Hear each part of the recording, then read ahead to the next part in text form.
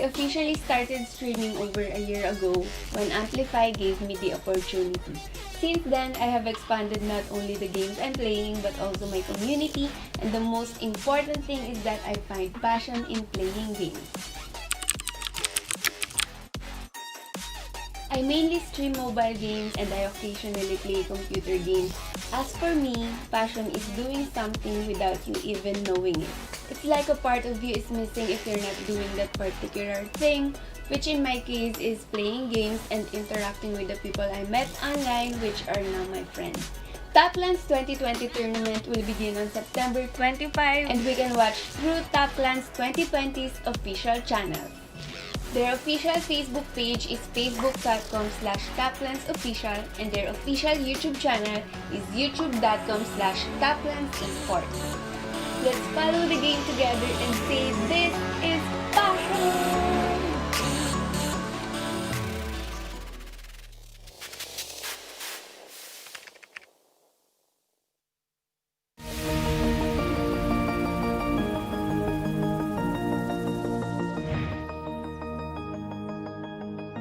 Hi everyone! It's me, your Ate Nikki from facebook.com/playwithnikki. I am a gamer, a streamer, a shoutcaster, and a host. Everyone, I'm Shir Tolentino Barnacha, also known as Cherizawa, and it is my great honor to be the Philippine Ambassadress of Taplands 2020. Hey guys, Azra here, and if you guys don't know who I am a professional shoutcaster, esports commentator, content creator, and streamer residing in the Philippines. Hai, salam semua. Saya Master Kokan. Saya berasa amat bangga kerana dapat menjadi duta Malaysia untuk Top Clan 2020. Hello everyone, I'm Rosdak AIG, also known as Madam Mayora. I'm the team manager of Team Rosdak. Halo semua, perkenalkan saya Vanji Eko Giovanni, dikenal sebagai polisi ganteng gamer. สวัสดีค่ะโนอี้ค่ะหรือว่าอีโวตโนอี้หนูรู้สึกเป็นเกียรติมากๆเลยที่ได้เป็น Thailand Ambassador ของ Top Can 2020 Hi, my name is Holler. I'm a caster, streamer, content creator, and you can find most of my work online at Holler TV. Hi everyone, my name is Bobby and I'm here at NetEase Games. I'm one of the community managers for Rules of Survival and Top Clans Esports. Hi everyone, my name is Arthur. I'm a caster, analyst, coach, and streamer from Malaysia for the game Dota 2. Hello everyone, I am Nam, Catcaster. I am shoutcaster of many games from Thailand. Hi everyone, I'm Clyde Lewis, player of Savage Gaming and player of one of the most trending games in PH, which is Ross. Hey everyone, I'm Pat, the marketing manager of Top Clans from NetEase Games. I'm from the Philippines and this is my home office. It's really sad that the COVID-19 pandemic has affected each and everyone, especially the esports scene, including me as a gamer, a shoutcaster, and a streamer. It has definitely affected me in a lot of ways. Gigs has been cancelled, LAN tournaments has been cancelled. The pandemic affected us in a way that some of our players were not able to practice and play because they don't have their own computer. And we're usually present and cheering for our teammates in person at events like this, but now we're not able to do that because of the pandemic. So this pandemic has definitely hit everybody hard, even those, working in the esports or gaming industry. People might think that, we all do our job at home, and some of the time we do, but some of the time we also do those big events, live events. The epidemic affected us in the ways that we can practice together because one of my teammates doesn't have own computer. But we still practicing and teaching him our new strategy during ECQ.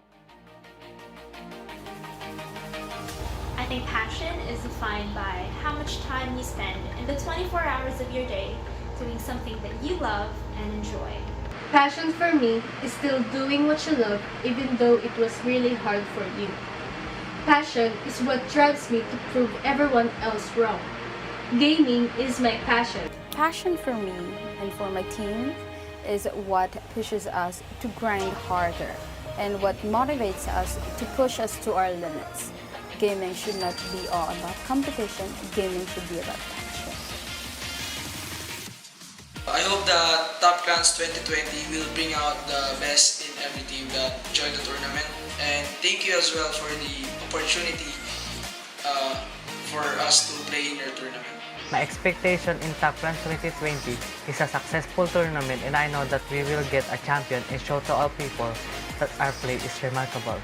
I hope that Top Clans 2020 will be fair and fun like last year, Top Clans Arena. We have been waiting for this, and I cannot wait to see the result. Top Clans returns this year to become the platform for gaming entertainment and to give an opportunity for competitive gamers to showcase their talents and be rewarded. So I hope you guys enjoy it. This is passion. This is passion. This is passion. This is passion. This is passion. It is passion. This is passion. This is passion. This is passion. This is passion. This is passion. This is passion. This is passion. This is passion. This is passion!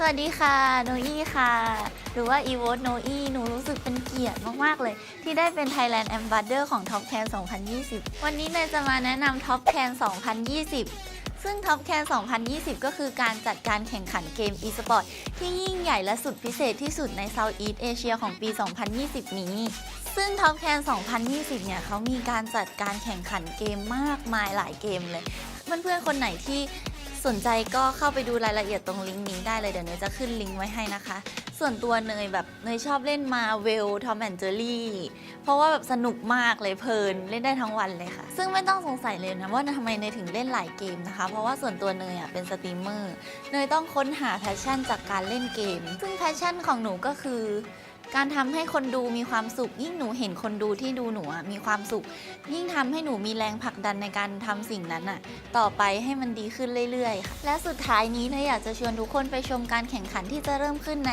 วันที่ 25 กันยายนนี้เป็นต้นไปได้ที่ Top Can 2020 Official Channel และอย่าลืมกดไลค์กดติดตามเป็นกำลังใจให้เนยด้วยนะคะเนยอยากให้ทุกคนมีความสุขและสนุกไปกับการแข่งขันนี้ This is passion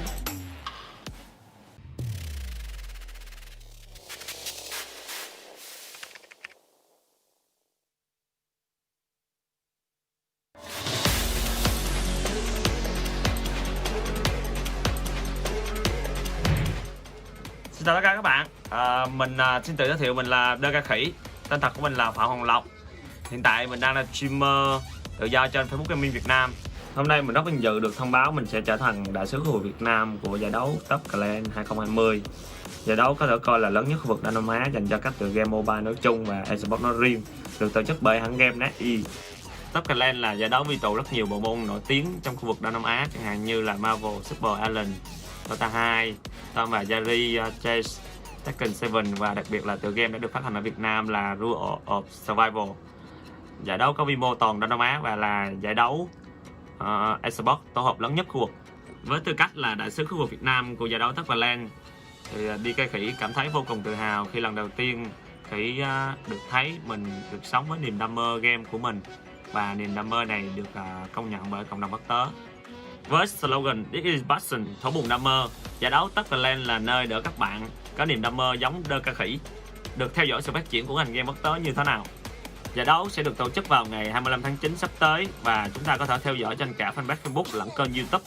Hãy truy cập fanpage Top Clans 2020 và kênh YouTube Top Clans Esports để theo dõi Đơ Ca Khỉ và giải đấu nhé. This is passion, thổi buồn đam mê. Các bạn hãy cùng Đơ Ca Khỉ chinh phục giải đấu Top Clans 2020 nhé.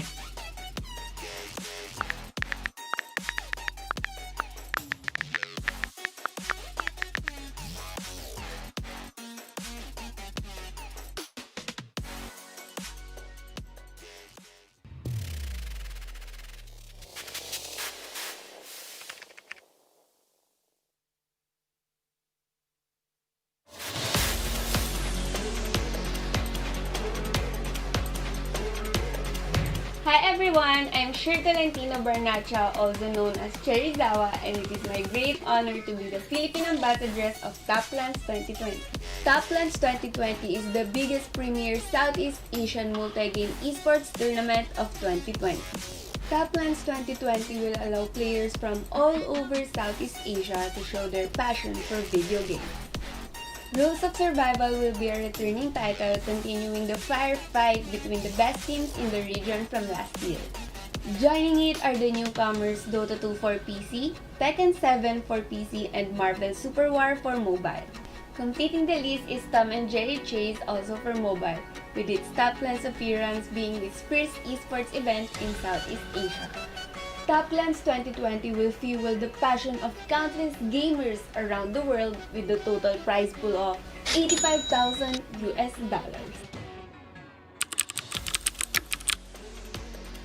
I am a gamer, creator, and Facebook streamer. I've been playing video games growing up, but never in my wildest dreams that I imagined doing it for a living. I officially started streaming over a year ago when Amplify gave me the opportunity. Since then, I have expanded not only the games I'm playing but also my community, and the most important thing is that I find passion in playing games. I mainly stream mobile games and I occasionally play computer games. As for me, passion is doing something without you even knowing it. It's like a part of you is missing if you're not doing that particular thing, which in my case is playing games and interacting with the people I met online, which are now my friends. Taplands 2020 tournament will begin on September 25 and we can watch through Taplands 2020's official channel. Their official Facebook page is facebook.com/taplandsofficial and their official YouTube channel is youtube.com/taplandsesports. Let's follow the game together and say this is passion!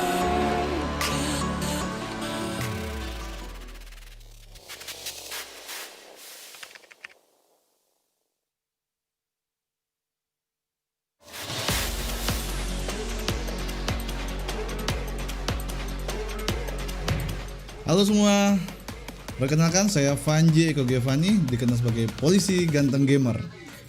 Sebuah kebanggaan bagi saya menjadi ambasador di Top Clans 2020 untuk Indonesia.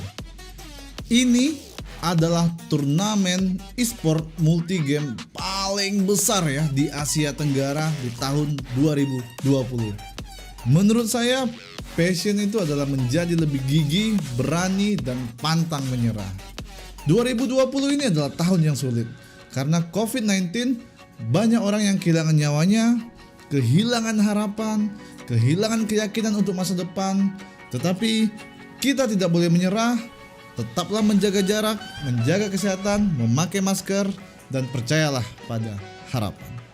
Turnamen ini akan dimulai tanggal 25 September 2020 dan kalian semua bisa menonton melalui channel-channel official dari Top Clans 2020.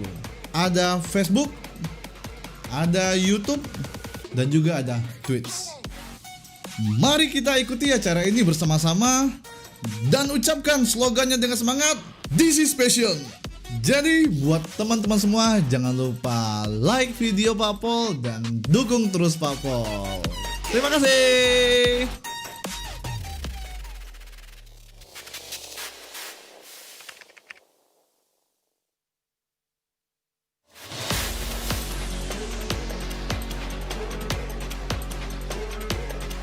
Hai, salam semua. Saya Master Kokan. Saya berasa amat bangga kerana dapat menjadi duta Malaysia untuk Top Clan 2020, iaitu acara terbesar untuk pertandingan SEA Multi Games Esport 2020. Top Clan akan mengadakan tournament terbesar mereka dengan hadiah yang terkumpul cukup lumayan bernilai $85,000 USD. Saya adalah seorang content creator dan juga saya seorang streamer. Perkara yang paling penting bagi saya adalah saya mendapatkan semangat dan juga kepuasan ketika bermain game. Bagi saya kepuasan itu adalah apabila ketika saya bermain game. Jika saya bermain game, saya berpeluang dapat berkenalan dengan kawan-kawan baru. Dan perkara yang paling penting sekali adalah saya dapat menjadi ahli gaming community di dunia ini. Itulah dia kepuasan kita. Pertandingan ini akan bermula pada 25 September ini dan kita boleh menyaksikan secara live di saluran rasmi Top Clan 2020, Facebook, YouTube dan juga Twitch. Marilah bersama-sama mengikuti permainan dan juga perlawanan ini dan tidak lupa untuk melaungkan slogan This is Passion! Peace!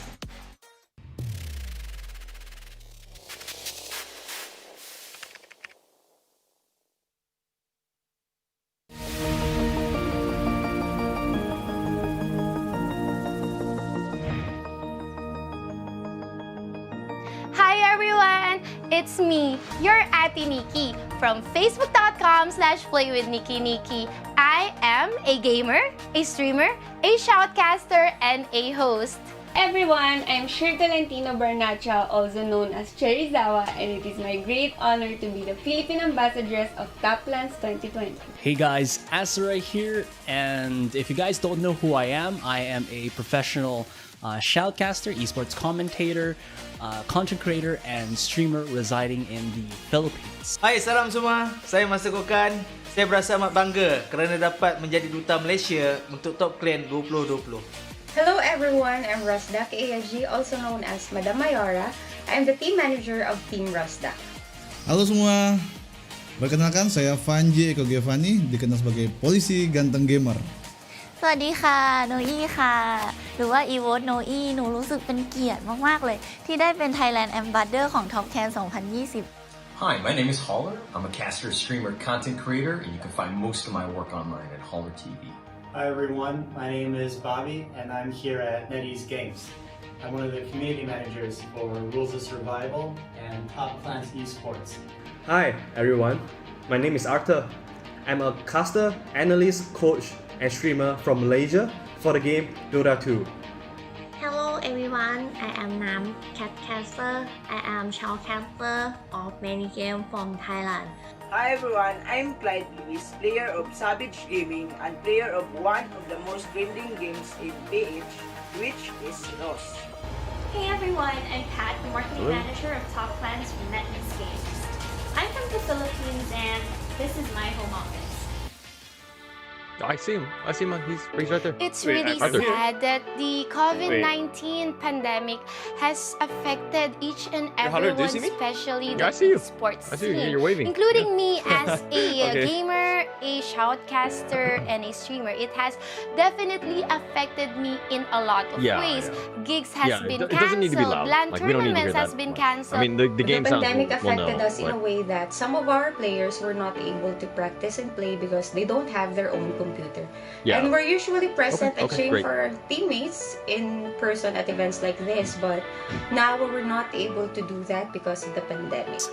So this pandemic has definitely hit everybody hard, even those, working in the esports or gaming industry. People might think that, we all do our job at home, and some of the time we do, but some of the time we also do those big events, live events. The epidemic affected us in the ways that we can practice together because one of my teammates doesn't have own computer.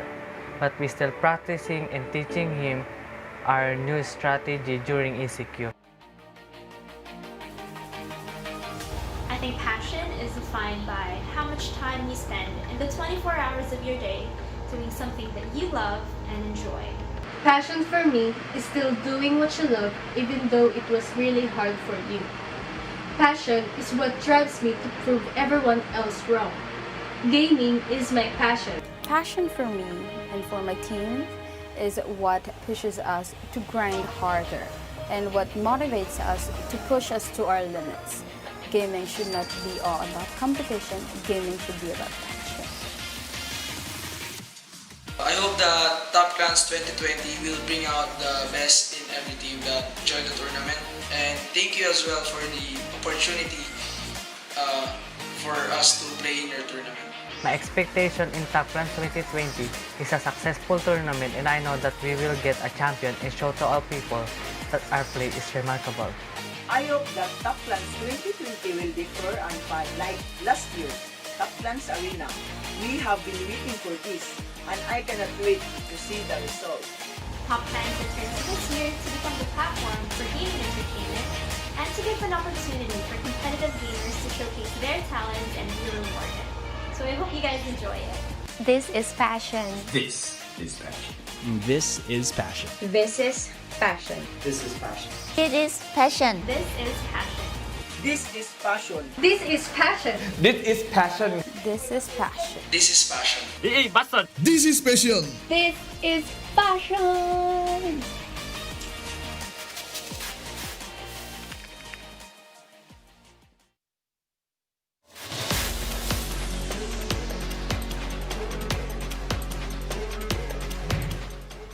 สวัสดีค่ะโนอี้ค่ะหรือว่าอีโวโนอี้หนูรู้สึกเป็นเกียรติมากๆเลยที่ได้เป็น Thailand Ambassador ของ Top 10 2020 วันนี้เนยจะมาแนะนำ Top 10 2020 ซึ่ง Top 10 2020 ก็คือการจัดการแข่งขันเกม e-sport ที่ยิ่งใหญ่และสุดพิเศษที่สุดใน Southeast Asia ของปี 2020 นี้ซึ่ง Top 10 2020 เนี่ยเขามีการจัดการแข่งขันเกมมากมายหลายเกมเลยเพื่อนๆคนไหนที่สนใจก็เข้าไปดูรายละเอียดตรงลิงก์นี้ได้เลยเดี๋ยวเนยจะขึ้นลิงก์ไว้ให้นะคะส่วนตัวเนยชอบเล่นมาเวลทอมแอนด์เจอรี่เพราะว่าแบบสนุกมากเลยเพลินเล่นได้ทั้งวันเลยค่ะซึ่งไม่ต้องสงสัยเลยนะว่าทำไมเนยถึงเล่นหลายเกมนะคะเพราะว่าส่วนตัวเนยเป็นสตรีมเมอร์เนยต้องค้นหาแพชชั่นจากการเล่นเกมซึ่งแพชชั่นของหนูก็คือการทำให้คนดูมีความสุขยิ่งหนูเห็นคนดูที่ดูหนูมีความสุขยิ่งทำให้หนูมีแรงผลักดันในการทำสิ่งนั้นต่อไปให้มันดีขึ้นเรื่อยๆค่ะและสุดท้ายนี้อยากจะชวนทุกคนไปชมการแข่งขันที่จะเริ่มขึ้นในวันที่ 25 กันยายนนี้เป็นต้นไปได้ที่ Top Can 2020 Official Channel และอย่าลืมกดไลค์กดติดตามเป็นกำลังใจให้เนยด้วยนะคะเนยอยากให้ทุกคนมีความสุขและสนุกไปกับการแข่งขันนี้ This is passion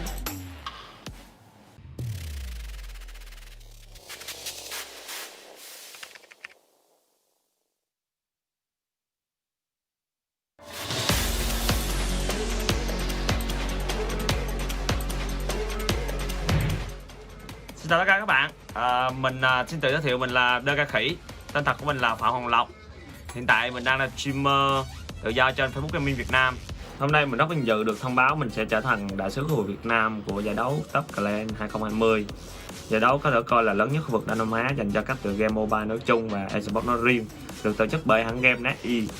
Top Clan là giải đấu quy tụ rất nhiều bộ môn nổi tiếng trong khu vực Đông Nam Á, chẳng hạn như là Marvel, Super Alien, Dota 2, Tom và Jerry, Chase, Tekken 7 và đặc biệt là tựa game đã được phát hành ở Việt Nam là Rule of Survival. Giải đấu có quy mô toàn Đông Nam Á và là giải đấu esports tổ hợp lớn nhất khu vực. Với tư cách là đại sứ khu vực Việt Nam của giải đấu Top Clan thì DK Khỉ cảm thấy vô cùng tự hào khi lần đầu tiên Khỉ được thấy mình được sống với niềm đam mê game của mình và niềm đam mê này được công nhận bởi cộng đồng quốc tế. Với slogan This is passion, thấu buồn đam mê, giải đấu Top Clan là nơi để các bạn có niềm đam mê giống Đơ Ca Khỉ được theo dõi sự phát triển của ngành game quốc tế như thế nào. Giải đấu sẽ được tổ chức vào ngày 25 tháng 9 sắp tới và chúng ta có thể theo dõi trên cả fanpage Facebook lẫn kênh YouTube. Hãy truy cập fanpage Top Clan 2020 và kênh YouTube Top Clan Esports để theo dõi Đơ Ca Khỉ và giải đấu nhé. This is passion, thổi buồn đam mê. Các bạn hãy cùng Đơ Ca Khỉ chinh phục giải đấu Top Clan 2020 nhé.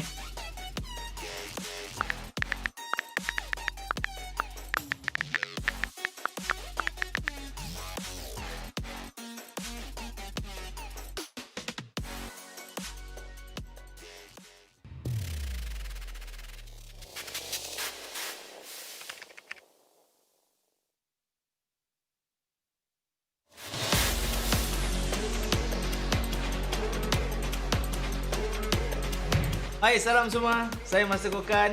Saya berasa amat bangga kerana dapat menjadi duta Malaysia untuk Top Clan 2020.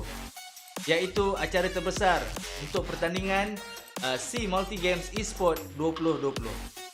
Top Clan akan mengadakan tournament terbesar mereka dengan hadiah yang terkumpul cukup lumayan bernilai $85,000 USD. Saya adalah seorang content creator dan juga saya seorang streamer. Perkara yang paling penting bagi saya adalah saya mendapatkan semangat dan juga kepuasan ketika bermain game. Bagi saya kepuasan itu adalah apabila ketika saya bermain game. Ketika saya bermain game, saya berpeluang dapat berkenalan dengan kawan-kawan baru. Dan perkara yang paling penting sekali adalah saya dapat menjadi ahli gaming community di dunia ini. Itulah dia kepuasan kita. Pertandingan ini akan bermula pada 25 September ini dan kita boleh menyaksikan secara live di saluran rasmi Top Clan 2020, Facebook, YouTube dan juga Twitch. Marilah bersama-sama mengikuti permainan dan juga perlawanan ini dan tidak lupa untuk melaungkan slogan This is Passion! Peace!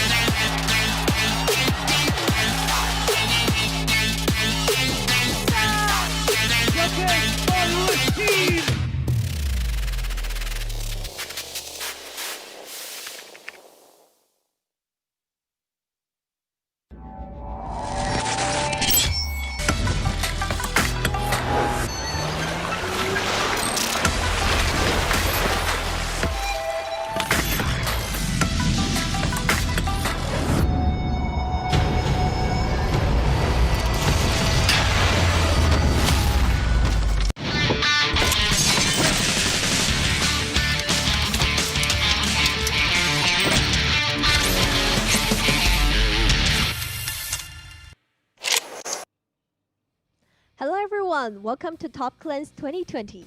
As the biggest multi-games tournament in Southeast Asia region, we aim to become the digital esport platform that services all players, brands, and game developers to have everyone come to embrace our love for game and esports. This year, we have 5 game titles join Top Clans. A total of 28 days of tournaments will be live streamed in English, Thai, Malay, and Vietnamese, hoping to bring you guys the best esport experience. Today we'll present to you Dota 2 of Top Clans 2020. Before we get started, we would like to thank the support from our TV partner, EGG Network, and AIS Play.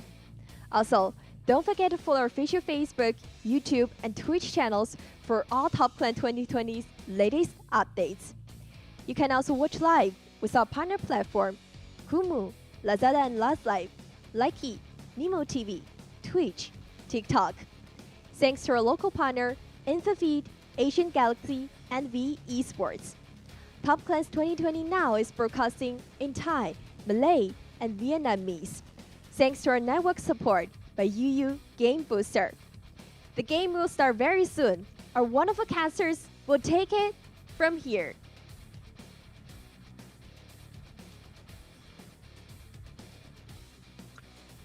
Hello everyone and welcome to Top Clans 2020 Dota 2 SCA Invitational. We are in the playoff stage. My name is Holler and I'm with Arthur. How are you doing today?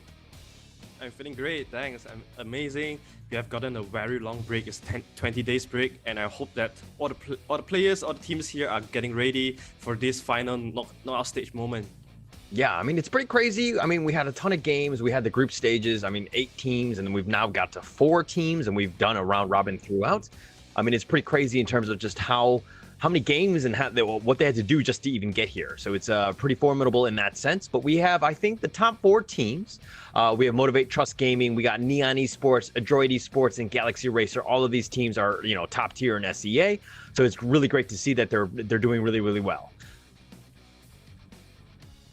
Yeah, okay, after this, we'll jump into the introduction for the teams, and we'll take a look at how all those players look like in person. Yeah. I mean, it's kind of cool to see the pictures of everybody because they're kind of going into that. But let's go a little bit more into the details of what we've done in terms of the teams and how they got here. We had the group stages that we talked about where they had a round robin. We split them up into 2 different groups. We've got the knockout stage, which is going to be right now. It's going to be 28th, obviously, that's today. And then the 29th, as well as the grand finals, which is the 30th. So we're going to have 3 days of action-packed Dota 2. We're going to have that throughout. And what are these teams playing for? Of course, prize money in the sense of 1 through 4 that they're guaranteed all of that. So $7,000 for the first place, all the way down to $2,000 for the 4th place team. So here's Motivate Trust Gaming. This is all of the players in their cool little esports. I would say that's the form that they need to kind of place them through. But who do you like on this MTG team? Who there? Like I definitely like I like Jackie and Q simply because damn their hair look nice. With the gray hair, that looks really swaggy, fashionable. And of course, next up we have Neon Esports, and look at all those like the classic esport posts as well. I believe everyone is posting like that. If you want to be an esport professional, you need to start practicing this kind of posts because you are gonna need it a lot. So it's pretty much if you're gonna go to the gym, you're just gonna work out just the arms. Is that what it is? Just show out those biceps. But we've got Galaxy Racer here. This is a somewhat newly formed team. They're kind of just getting into it in terms of like the whole gelling, and then they have it throughout. But I mean, we know KYXY Alacrity's one of the new joiners. We have Ghost.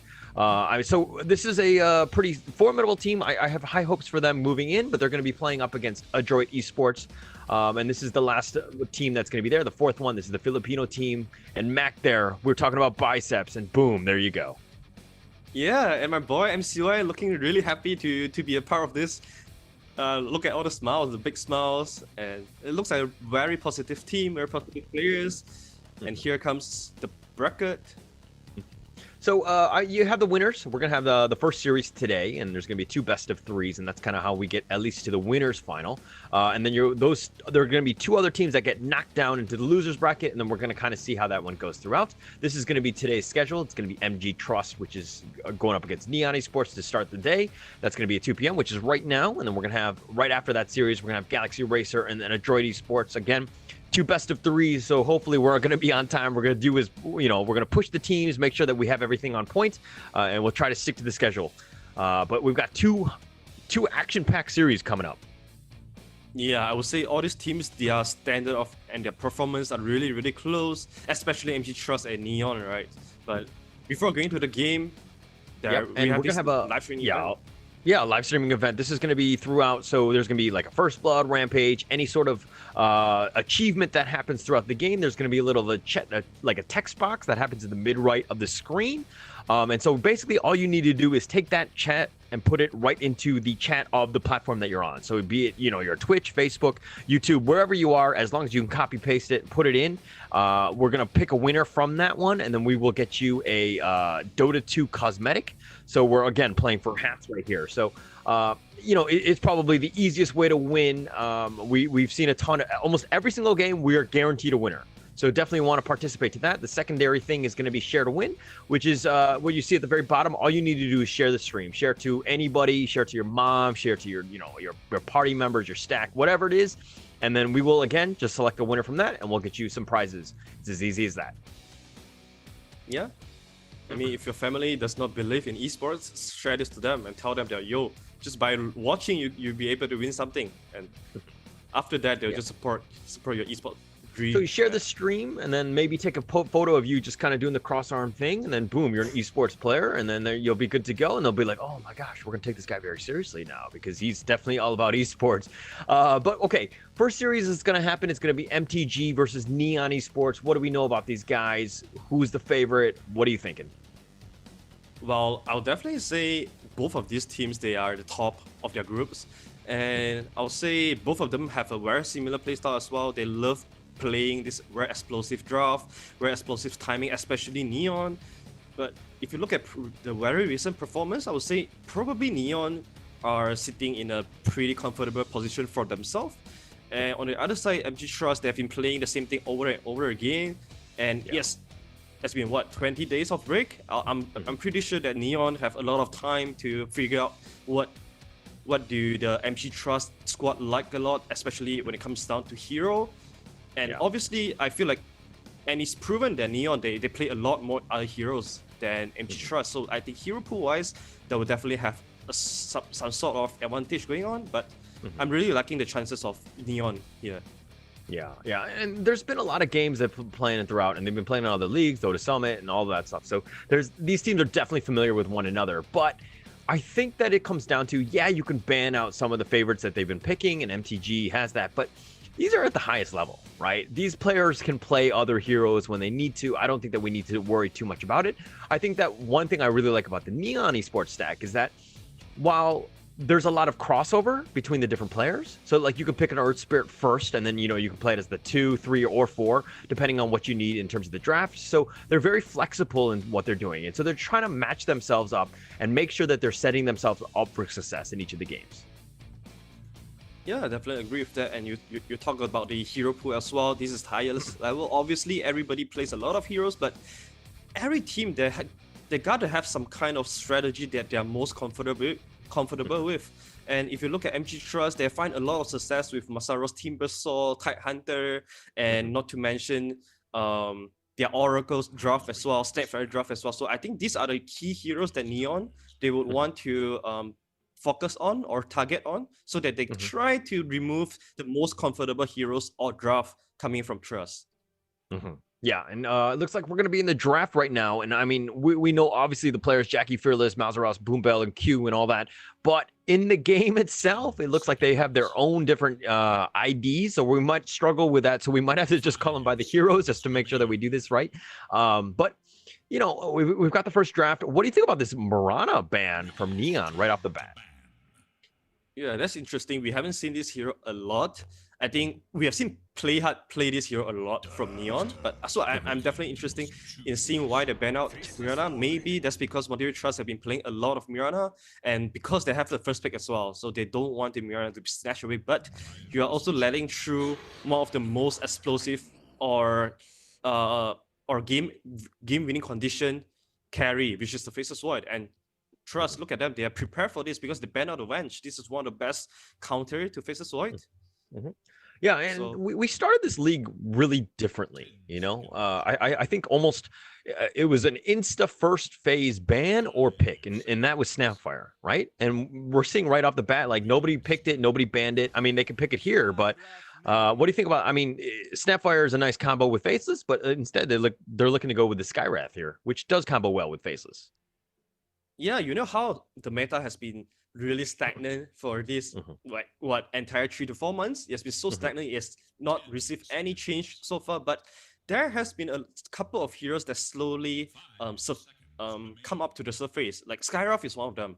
So I think Skywrath, heroes like the Spirit Breaker or Mars, this hero, like he has been quiet for a little bit, but recently is starting to see more of their appearance in pop games, especially Skywrath Mage. And this hero just offers so much burst damage, and this patch we prioritize a lot on the laning phase, and Skywrath is one of the lane winner. So I like this Skywrath Mage pick, and it also combos well with the Faceless Void as well.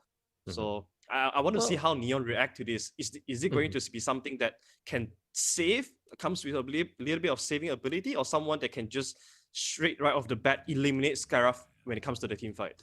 Yeah, and okay, and Neon respond with the Earth Spirit in kind. Just once that guy's once he's silent, Skywrath Mage is pretty much a range creep at that point. So a little bit of combo there, but I want to talk more about the Undying here. I think it's a great position 5, and you talked about lane domination. It definitely does that. It's very, very strong, but do you think it's meta picking where you first pick it, in the first phase? Yeah, I agree with you that this hero is super strong, but it is strong under some certain circumstances. Like this hero is never kind of the best first pick hero ever, simply because this hero, the strength of it is so obvious, right? It's very good against a lot of the strength mini heroes. But if you don't pick strength mini heroes to Undying, all of a sudden this hero doesn't seem super strong at all. So I definitely am very skeptical towards this first pick Undying. I feel like Motivate Trust would pick a lot of better heroes to counter this Undying and make sure that Undying does not have the kind of lane domination going into the lane. So if you are able to avoid that, suddenly Undying doesn't seem so strong at all, and everything just comes down to the tombstone when it comes to mid game. And all you have to do is simply pick a couple of heroes that can kill tombstone really quick, and suddenly Undying feels like a non-factor in the mid game. Okay. I mean, but Sky kind of doesn't really do that. So probably MTG, when they're looking to pick heroes, you want something that, like a Lina, just anything that can quickly take down the tombstone. I think that that's going to be there. But also you want to make sure that you're kind of ranged and you're not kind of picking all melee heroes into it. Yeah, that's true. I think that also explains why they first banned the Mirana, right? Because Mirana with the leap extra attack speed can easily kill the tombstone, and it's also one of the heroes that doesn't care about Undying as well. So maybe that Mirana means something since they are first picking Undying. But I also like, on the other hand, I also like Undying versus Skywrath Mage though, because if Skywrath Mage comes into the team fight with Mystic Flare comboing anyone else, Undying simply have to use the Soul Rip on that guy, and he will most likely be able to save that guy with that insane amount of burst heal. So I'm a little bit 50-50 with this Undying here, Smith, because it's not great as a first picker, but he picks it into Skywrath Mage. So I think that's fine. Okay. And we kind of talked about the Snapfire. Maybe this one just snuck through, but now it is in the phase 2. It does I mean, it comboed well with Faceless Void. So I think MTG were kind of a little disappointed that they weren't able to snatch it up themselves. But Snapfire here, is this going to be a position 3 snap or maybe Undying 3? Or like, what do you like? To be honest, like Neon, this is their specialty, right? Like every time they open with a draft, all the heroes just look so flexible. Even if you think that Undying is a traditional post 5, it might not be if it is Neon picking them. It could be very well a post 3 Undying. It could be still a post 4 or 5, but I think we need a lot more information to tell. Probably in this pick we'll see. I think Snapfire can be a 3 or a 1 here, but you don't want to count out the chances that Snapfire will be a support too. But personally, I like Snapfire on the core more simply because the Aghanim's timing is just so OP right now in this current meta, and we talk about heroes that can just straight up eliminate the backline. I think Snapfire with Aghanims is one of the best heroes to do that, especially you have a Spirit as a partner. It's so good. And MTG here, they picked up the Elder Titan. I hope this isn't like an OG mid one type of Elder Titan here, but I think that it has ways to kind of, you get the Spirit out. Maybe you can kind of lock down the Snapfire when she's using Mortimer Kisses. So there are definitely ways to do that. But is that reliable enough to kind of, lock him down? Well, reliable enough or not, I think you always have the Faceless Void Chronosphere to back up with, But a lot of these setups lies under the shoulder of Faceless Void. He has to make sure that he pulls out a very good Chrono, because all of the spells rely on the Chrono. You need to hit the Mystic Flare. You also need to hit the Elder Titan out onto the Chronosphere. So I don't like this idea too much. I'm not a big fan because everything just falls under Faceless Void's shoulder, and I think there's too much pressure for him to put out a good Chronosphere, and that is only available every 160 seconds. I think that's way too slow for Motivate Trust. But and especially right now, they are most likely going to pick Faceless Void as a 3. So I like to see something that offers more setup potential from Fearless here on the mid lane. What do you think about like MTG? Like, if you're going to do a Faceless Void off and then Lifestealer 1, which is almost guaranteed at this point, but the Lifestealer into like as using the Faceless Void as a vehicle just seems bad. You time walk in, you can't Chrono, you can't do, you know what I mean? Like, it doesn't really work. So they need to kind of round out this draft with somebody who can kind of, make sure that the Uber is properly available for this Lifestealer. Yeah, I think Faceless Void and Lifestealer should always be playing separately when it comes to team fight. You'd never want to Chrono anyone that is being hit by the Lifestealer unless you can do a beautiful Edge Chrono. Otherwise, you shouldn't be even thinking about that. But I also like the idea of Lifestealer here because it mitigates almost everything coming out from Neon. Like, look at all the spells from Neon's side. It could be mitigated by the Rage itself. And this is one of the best heroes to take down the Tombstone as well. So I really like Lifestealer as a hero here. But if you talk about team synergy-wise, there really is not a lot of synergy here. The best weaker on the mid lane for Lifestealer is arguably the Storm Spirit, and it's getting banned by Neon because Neon know that Motivate Trust, they are lacking of a playmaker hero, and of course, when all the Spirit heroes are banned, the one last hero that is not banned is Ember Spirit. So not a Okay, surprise at all. No, there's your vehicle and the Ember Spirit there, but they've kind of gone all in with this whole melee thing. I mean, yeah, you have the Skywrath Mage, but is this, working or playing into Neon Esports' hands of the fact that like the Undying Tombstone, I could see like it doing a lot of work. I mean, yeah, you have the Life Stealer who can kind of work around it, but they all have to rush in onto it. You know what I mean? And it could potentially be an issue, especially with Earth Spirit and Pango providing all that control.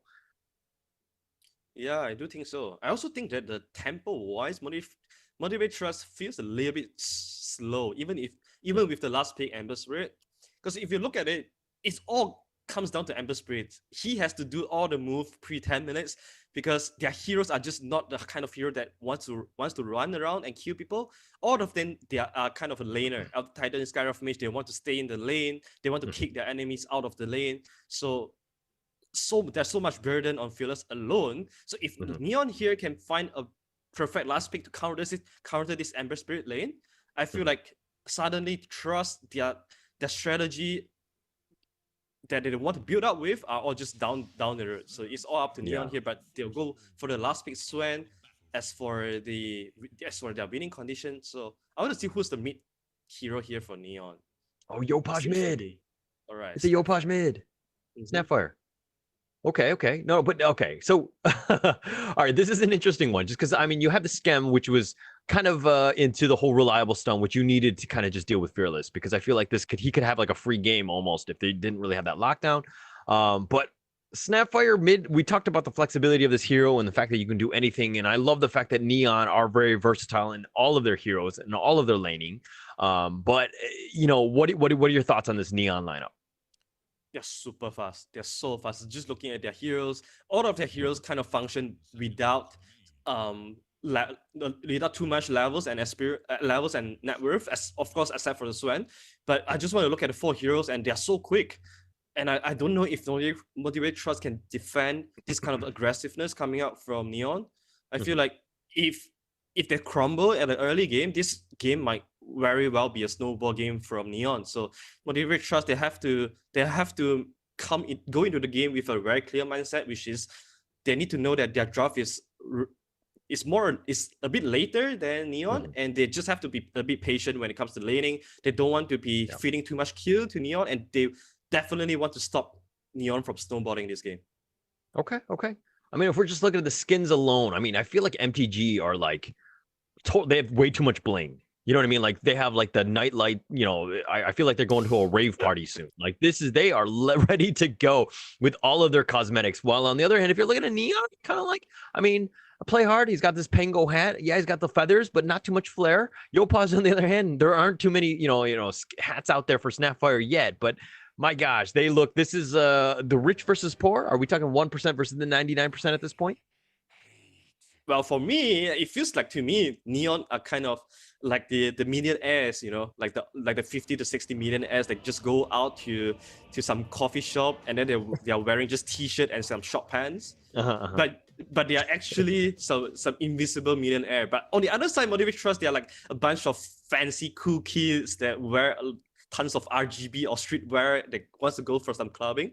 It feels like that to me, to be honest. Is that the next evolution of gamer? I mean, you had the fact that you were like, how you have RGB for everything, keyboard, mouse, you know what I mean? Like you're seeing everything, and then now all of a sudden, you have to wear RGB clothing. Is that the next thing? I mean, Revolution is something very interesting, right?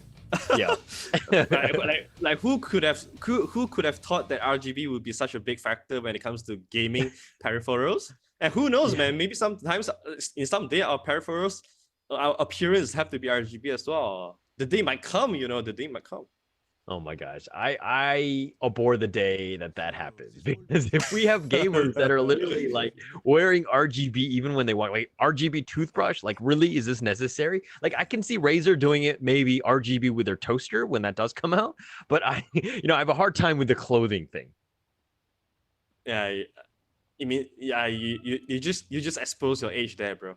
I'm definitely cool because I'm a cool kid. Okay, I want to be a cool kid. Whoa! How dare you? How dare you? I'm the same age as you. In spirit, right? That's all that matters. All right, so we're gonna get into the game. We'll have a little bit of I think there's a little bit of lag just to kind of start things out. But all right, okay. We talked about the strengths of each of the different lineups and everything, but okay. Obviously, this is being a best of three. First game being super important. Just kind of it dictates the tempo and everything. But we know this lineup. We know your rough thoughts. But like, who do you think is gonna win this series? Honestly, I'll give you the answer after this game, but honestly, if you just look at the team right now without looking at the draft, I would say Neon. That's me because I've watched a ton of Neon game, and I feel like Neon, they just, when they have their draft, right, when they get the kind of playstyle that they want, they'll most likely be able to control how the game goes. And when they are able to do that, I think they are at the best form to win the game. As for Motivate Trust team, they are a little bit slower but also explosive. A lot of things falls under Jackie. Most of the time, if you see Jackie have a pretty good laning phase, you know that this guy can be able to carry the game by himself. So I would say that shutting down Jackie is one of the most important tasks for Neon to do here. Okay. All right. So I like it how you're like, oh, we're just gonna wait for the first game to happen and then I will make my prediction. But no, you need to just predict the team. Which do you think is gonna win this series? Yeah, go with Neon, to be honest. Okay, Neon. All right. Just to make this fun, I'm gonna stick with the Thai team and MTG. And we're gonna go and we're gonna win and we're gonna embarrass you on stream. So awesome. We're gonna start things off with a blast. And here we go. The teams are ready to go. But okay, Fearless. This Snapfire versus I don't see a whole lot of Snapfire mid. I have seen it, but what do you think about this matchup versus Ember? Oh, this is definitely favorable for Snapfire. I think Snapfire will be able to just constantly spam out the Scatter Blast and then just forcing Ember Spirit to burn out his regens. Bottom lane. Okay, a little bit of a skirmish here. Oh, the Stormhammer does connect onto 2. And he's just going to fight for that rune here. But Q should just be able to just fly away. Oh, but the Pengo coming out of nowhere. A little bit of a Skywrath is trying to use the chicken dance. And he does go down. Play hard, draws first blood. Well, this is literally coming out from nowhere. Like player just constantly, just all of a sudden coming up with the swashbuckle, and that was a very nice first split by Pangolier. Now he'll be able to get to his boost of speed faster or the out of venom as well. So he'll be able to do some really great harassment to the Nikes. Oh, but that courier almost died there from Yopaj. Fearless going a little bit deep for that, but I mean, he's got Flame Guard to start, so is just a slow burn, I guess you could say, just to kind of start things off. Yeah, I don't know if you want to max Flame Guard on this lane though at pre-level, before level 3. Getting super low. The Fairy Fire Snapfire Cookie. He goes under tower. Okay, Fearless is just trying to bait him, I guess. Yeah, this is why Snapfire is such a good hero against Ember Spirit because of the constant harassment. You'll be able to force Ember Spirit to put most of his gold onto the regeneration. So that's definitely one way of shutting down Ember Spirit. You don't necessarily have to kill him, but just winning the economic war is also the big win. But Ember Spirit should be fine as long as he hits the level 6 timing or level 7 timing. He will be able to either roam or to make some movement or just to retreat to the jungle with more levels on Flame Guard. So it should be fine for him. All right, a little bit of zoning here. Boombell is position 5. Just, his staple gun just doing a lot of work here. Just kind of tossing him out. But JG, this is a little bit of a struggle, especially since Playhard can't even get to the creeps right there. Yeah, this is Elder Titan versus 2 mini heroes. This is like a dream lane for him. Oh, but Boombell, he's getting slow. The roll is going to miss. JG's a little off the mark. You got to warm up for these games, and it being a first game of the series, you're going to miss some rolls. Yeah, you can clearly tell that maybe this is the first game of their day as well. It started from the career, it was a little bit of careless, and here as well, the missed roll. So they definitely have to take a little bit of time to warm up a little bit. But Boombell, he gets disarmed. He's got the spirit, and he does go down. Play hard really deep. I mean, he swashbuckled in, made sure he secured that, and Elder Titan goes right into the ground. The armor reduction coming out from Lucky Shot plays a big part as well, just to get the one last hit. And this is 2 kills for Playhard already. And we always know we know that Playhard is one of the biggest playmaker in Neon side. So if Playhard have a good timing, I think Motivate Trust they are going to have a lot of troubles going into the mid game because a fat Pangolier is very annoying to deal with. Yeah, he's just so elusive, just a very difficult hero, and he can just kind of, he just does so much work, right? Like provides control, he's got damage. Oh, Snapfire Cookie and Yopaj, wow, with the outplay, gets fearless, and now comes a TP from Sky. A little late, Q is here, does get the Arcane Blast, but he's gonna slowly just kind of, I mean, he's like a range creep at this point, right?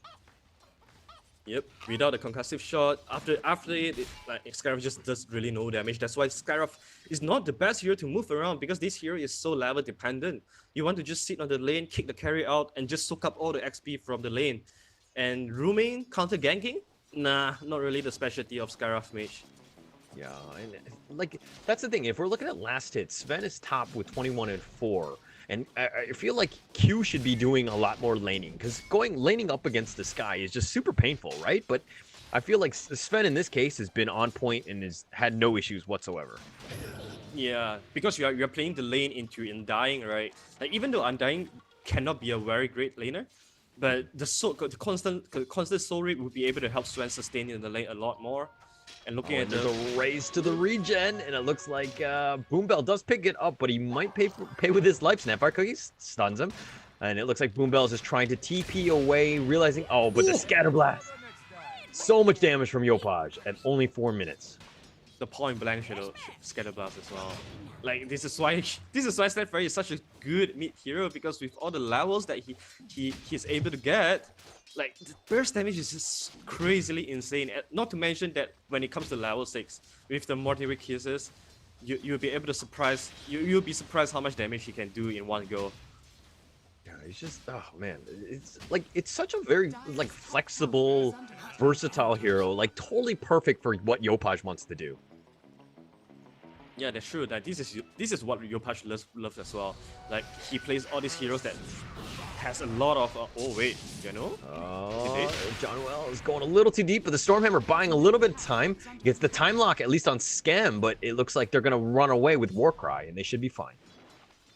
Wow, really early Facebook pickup coming out from Sven. I think he really wants to stay on the lane much more, so Facebook will be able to give you more armor to play against the Faceless Void that is constantly right-clicking you.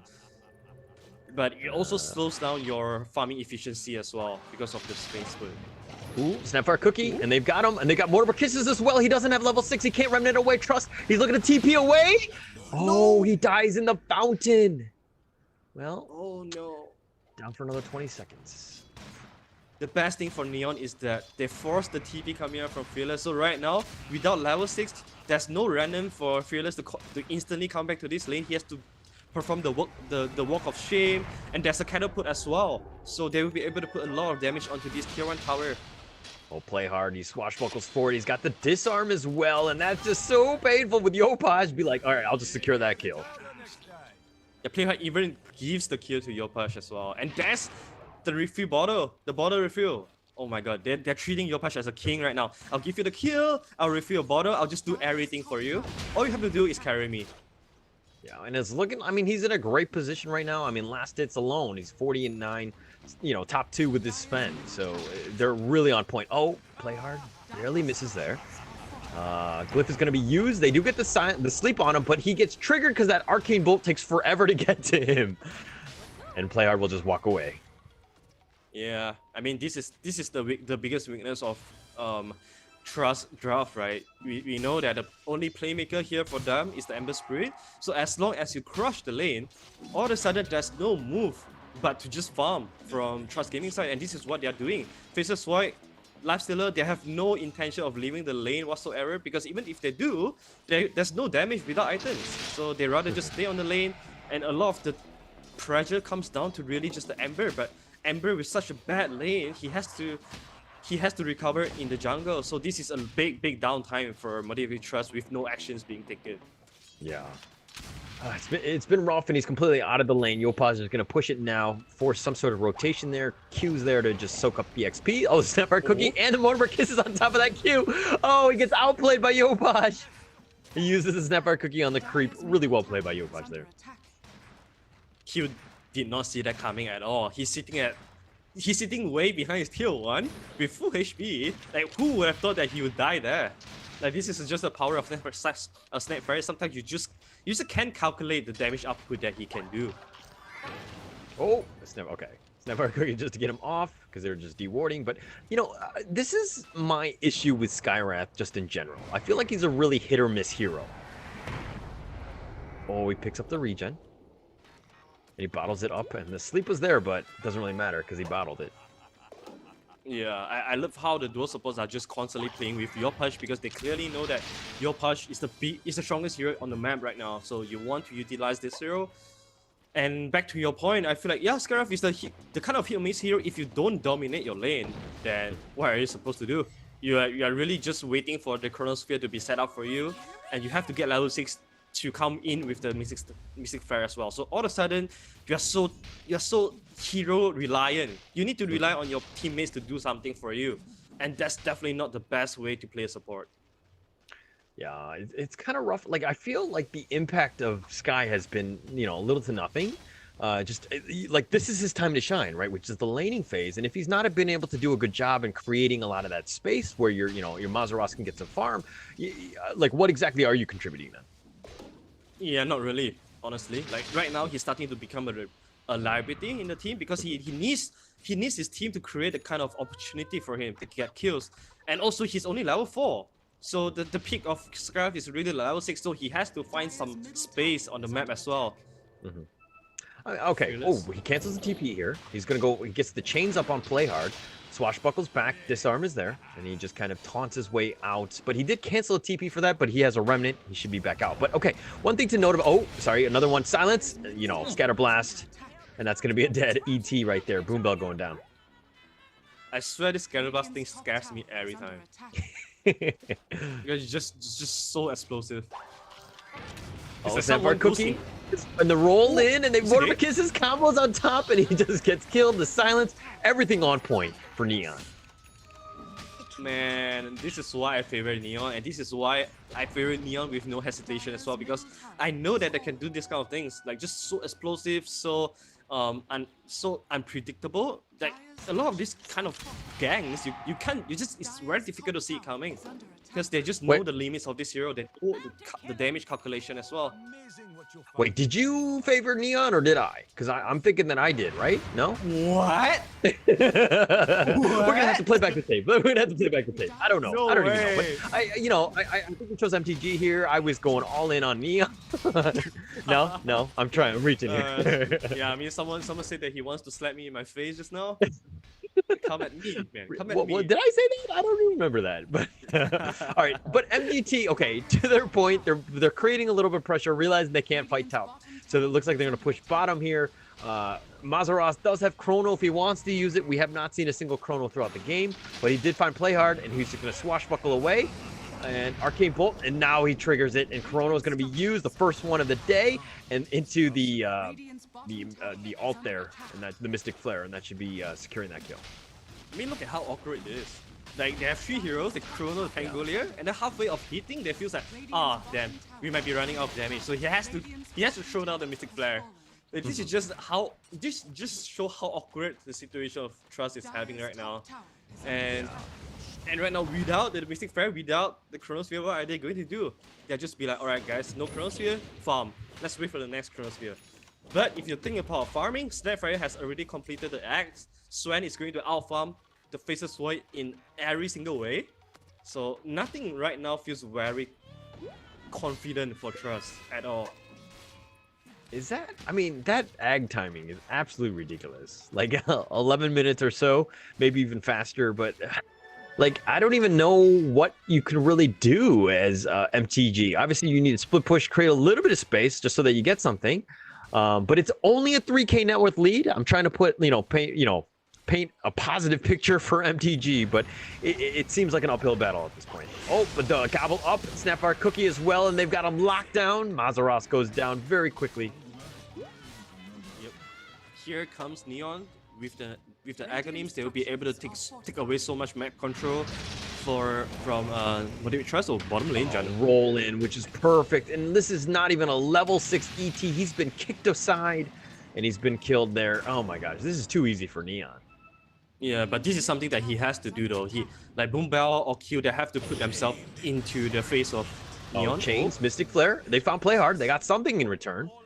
Oh, there's one little nice combo there. Fearless and JG just kind of trading shots here, but the Remnant back. Oh, the Gobble tried to do it, but he goes in, and Jackie's 1v4. What are you doing? He rages back, and he just taunts away. But that was a little over-aggressive there. Yeah, but that was a nice dodge on the Fearless. Not gonna lie. Snapfire, but with this though, they mess up one small skirmish, but it's okay because they have all the spells to come at you all the time. All their spells are super low cooldown except for the God Strength, but they are not going to involve Sven anyways. So this 4-man unit of Neon can just keep going on, keep taking away the map control coming out from Moderate Trust, because if anyone just misstep a little bit, they will be punished. Oh, Gobble, JG, they got the nice silence into the Mortar Kisses and the roll. And JG secures that kill on Fearless, and they're like, okay, yeah, they have vision here. They did not have vision actually. That was blind? Oh, they don't. Yeah, that was a blind one. I think they just read the movement of Fearless. They probably saw that Fearless was moving towards the camp, and they know that Fearless would be farming there. That's why they just attempt on the kill, but they did that. So this is the power of Aghalim's on Snapfire, the power of punishing opponents. They are alone or out of position.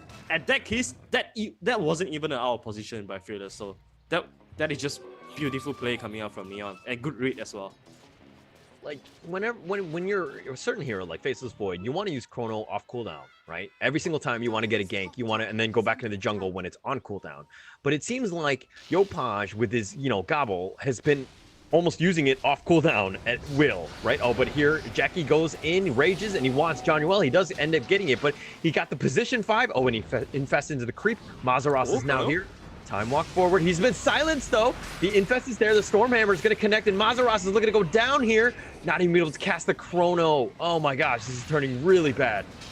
And they want more. They got the silence as well. They got Play Hard, so they get something in return. They got the ET, but he does get the Earth Splitter, but it's not going to connect onto anything. They got a 2 for 2, but you lost your Faceless Void, which is pretty massive at this point. Yeah, I think that there was a little bit of hesitance coming from Masaros. I think he had a chance because he showed up in the mid lane, but he hesitated 1 second or 2. He time walked in towards the tier 1 and got instant silenced by JG. So that was definitely a very nice play coming out from the Earth Spirit, and maybe a little bit too much hesitant coming out from Masaros. Yeah.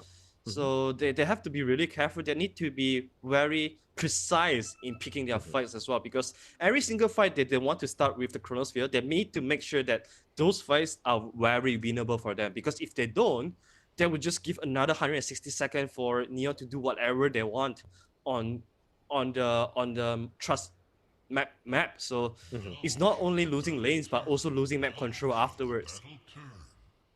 Yeah, just a little bit of positioning, I think, in that mid lane. I feel like the ET was a little over-aggressive, just kind of got caught out. But this is the power of Neon Esports, where literally all of your heroes, like you have the Gobble up, you've got the roll in from, the Earth Spirit and the Pango, who could be almost anywhere at any moment.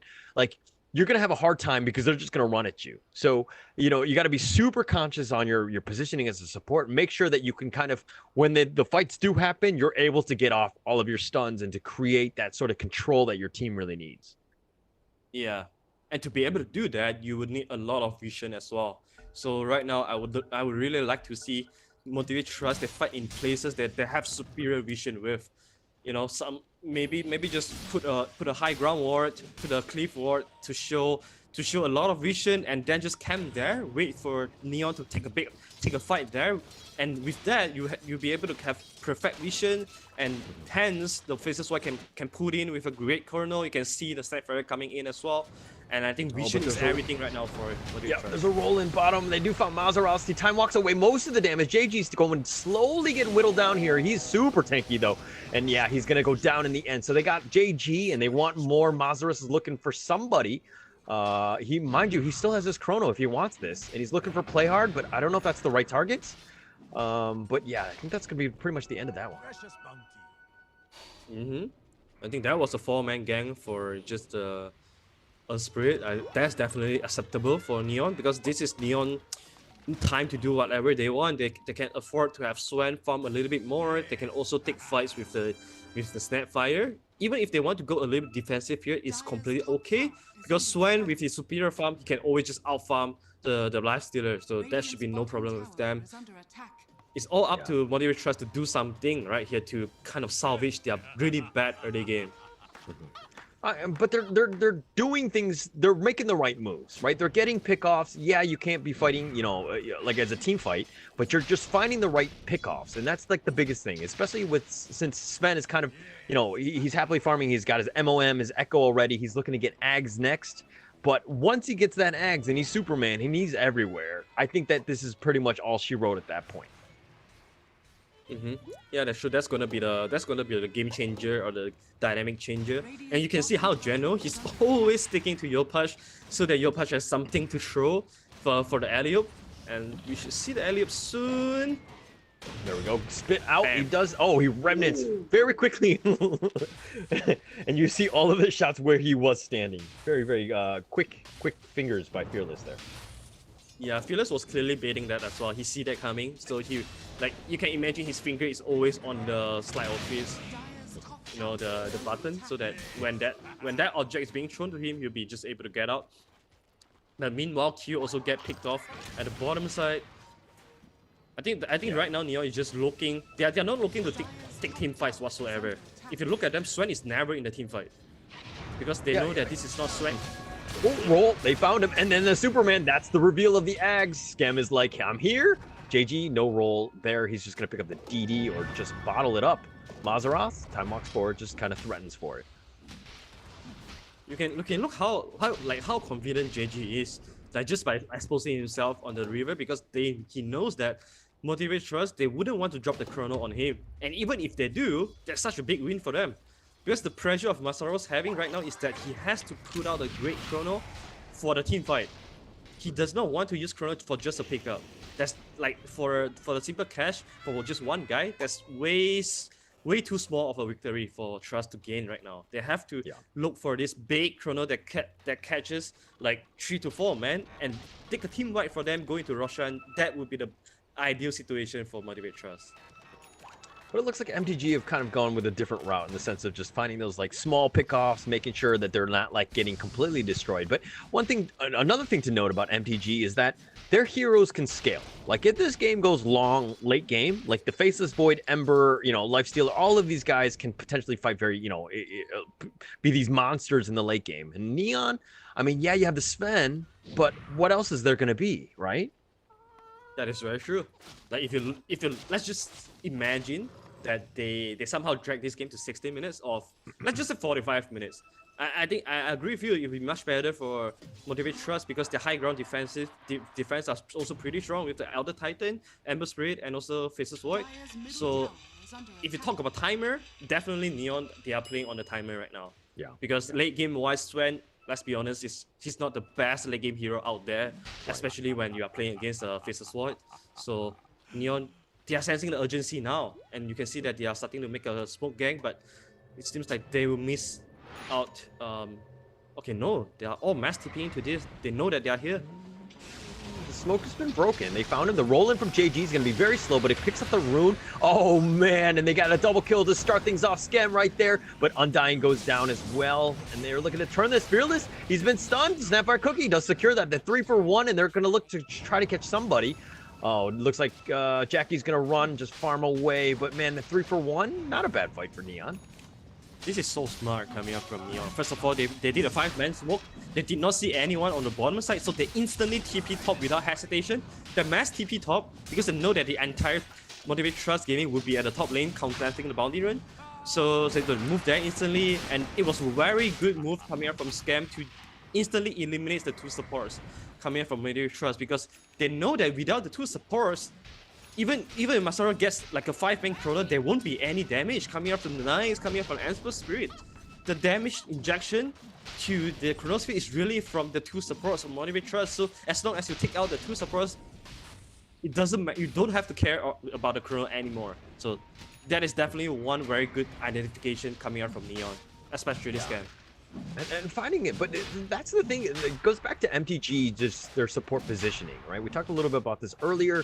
I think they need to be really hidden in the back and just come out and just make sure that you save people. Like, you got to let the cores bait out something, because they do have their own get out of jail free cards, you know, like the Remnant, the Time Walk. You have ways to get out, right? But the supports don't have that luxury. So they need to be super safe and make sure that, you know, if the fights do happen, that they survive throughout that fight. Yeah, I'll say it's gonna be super risky for Ember Spirit to be the one baiting out skills. Maybe Knights in this case is your hero here to just start the fight with, to just be the masturbator. But I don't want to see. You said masturbator. I'm sorry. Sorry, go on. Yeah, I mean, Faceless Sword is really not the target, you know, because you want Faceless Sword to be able to just time walk in and get a chrono. If Faceless Sword is the one being initiated on, like this, he most likely is going to be dead. Right, Sven is but not the here. Superman hero, he going really deep for this Q. He's looking at getting the silence, and here we go. The Mystic Flare is on top of that. He's been silenced. The Earth Splitter does block him back, and Sven is down. This is what we talked about. JG's running for his life now. He's got it roll. He does get away. John Wells looking to taunt, just back the Remnant forward. Ember wants more, and he's looking to fight this. John Wells running away. The Flesh Golem is survived right now by the Snapfire Cookie. Mazaras, oh, they get the chains on him, and it looks like Johnny Well full pay for that. He's gonna slow down, soul rip, heal as much as he can. He's been disarmed, fearless that is, but Johnny Well getting body blocked by Mazaras. And the chains, and here we go. And that's 2-0. Is that the start of a comeback? I think it is, because this also leads into the Roshan as well. So if you have Jackie holding the Roshan, the Aegis, this will be so good, because look at Neon, all their damage explosiveness come from one go. So if you are able to survive their first burst, you will be able to outsustain them in the team fight. So having an Aegis is always going to be feels good for Motivate Trust. And also you were able to kill the Swan as well before going to the Aegis. So this is definitely a very feel good moment for Motivate Trust. This is the moment where Scam was like, "Oh, Stormhammer, I'll get up on him." And the Remnant, you know, he went for the Ember Spirit. Oh, but roll in here, Stormhammer, and they're gonna end up killing Bluebell. He's got nowhere to go, no way to stop that. But you know, Scam Stormhammering, you know, with the Ags, the Superman punch all the way to the T2, and like his team is so far behind, he was like isolated. And he's like, "Oh, now I gotta run. I don't have BKB. Now I'm in a terrible position." And you kind of saw what happened with that. Yeah, this is why, you know, Blink Dagger has been one of the best items to counter the Swan. I mean, Blink can easily dodge the Superman stun, but also if you have the ability like a Time Walk or a Random, you'll be able to bait the Superman stun and then bait the Swan into a very disadvantageous positioning, like what happened just now. So Swan gotta be really careful if his target is the Ember Spirit or the Faceless Void, because these kind of things will happen again. So you really need to make sure that your teammates are there to provide you the necessary chain stun. Ooh, gobble up. They found him. Fearless. Oh no, he's gonna Remnant away. The silence, for some reason. No. Yeah, that was weird. I think he messed up his combination a little bit. I think you have to silence first. Yeah. But oh wait, Scam, he's dead mid to the Chrono. Okay. That's a good use of Chrono there, and that's pretty much what they needed to do, right? And again, if you're targeting the Scam, and they're going to lose a Tombstone as well, so more gold going the way of MGT. Soul Rift doesn't, yeah, it's going to heal, but Fearless is looking to fight this one-on-one with JG. Now he gets the silence, the roll-in, all that for just the rune, and JG just will get chained back. This is like a one-on-one fight. This is a better love story than Twilight at this point, but okay, here we go. And now the teammates are coming. JG just rolls away. And Boombell's trying to run at him. JG on his surfboard. Oh, and the tomato got thrown from the spit out and the gobble up, that is. And the Remnant forward, the BKB, and JG's just trying to... Oh, he gets time locked there. And he doesn't have any mana. Oh, he has a little bit now with the Greaves, but yeah, it looks like he's going to go down. Oh, the mech and the Arcane Boots, that is. Well, things are starting to go south for Neon here. I think 2 deaths from Swen. That was just so costly. First, you give away the Roshan you give away the Aegis to Motivate Trust, and then right here they fed a little bit. Another death leads to another T2 being taken down by Jackie. So Swen has to be really careful with his movements from now on, because every single death, you know, is going to be super long respawn time, and Motivate Trust will be able to do so much on the map, while Sven is not on in the map. So, and this is a lot why of I chose burden comes MPG down to win the Scam. series, right?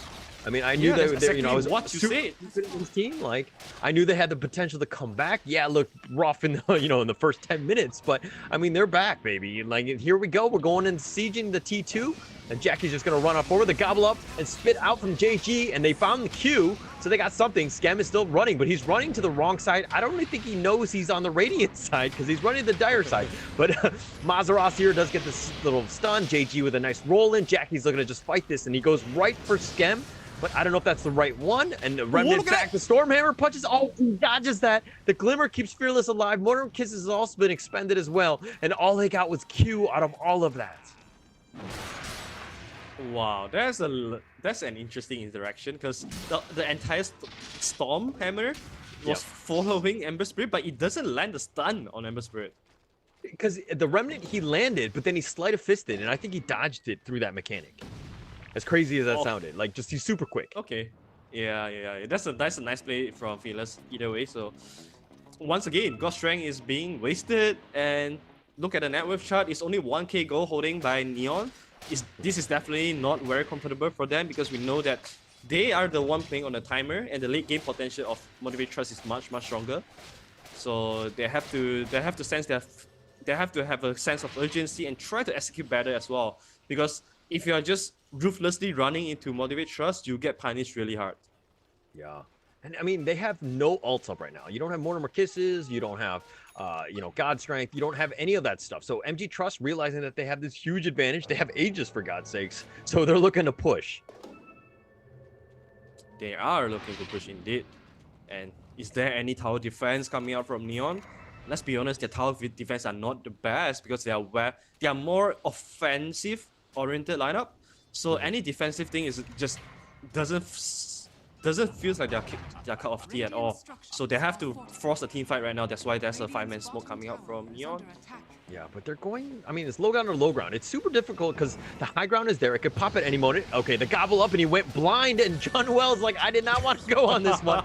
Oh, and the Chrono catches out Snapfire. Yopaj is getting done, but Masarat doesn't really have the damage, and now the Mystic Flare Earth Splitter. Snapfire Cookie keeps him alive. He's a little bit in the back, and he's been kicked, but he's kicked backwards, and he tried to save his teammate. Yopaj running for his life. Skem is now here. He does have the BKB, and he's looking to just fight Jackie, but Jackie's outmanning him, and he's looking to just fight this. JG rolls up, but he gets bashed. And Jackie's looks to just slow him down, and they've gotten 3 for nothing so far. And this is looking really bad for Neon Esports. Like right now, Jackie, with all the items up already, especially with the Aegis, he will be able to just manify the Swan with no problem at all. And Swan doesn't want to just pop the MOM to manify against the Knights, because if you pop the MOM, it just means that you'll not be able to spam your stuns anymore. So this comes down to a very awkward situation for Swan. No one on Neon's side can deal with the Knights right now. And this is why we all favorite the Knights pick, regardless of the synergy with their team, because Knights, this hero against Neon's draft is just the perfect hero. Yeah, it's super good. Like, you can't control him. Like, this is a beast that nobody really wants to fight. So as long as Jackie's alive, they have a chance to win a team fight. And at this point, Neon have kind of gone into this, like, guerrilla warfare where they're just, like, pushing out, split pushing, trying to get, just create a little bit of space. But, is Neon's window to win this game, is it closing? It is definitely closing. This is why your part. He sensed the urge to be able to carry this game. That's why he went for the Monkey King bar that we don't really see on Snapfire at all.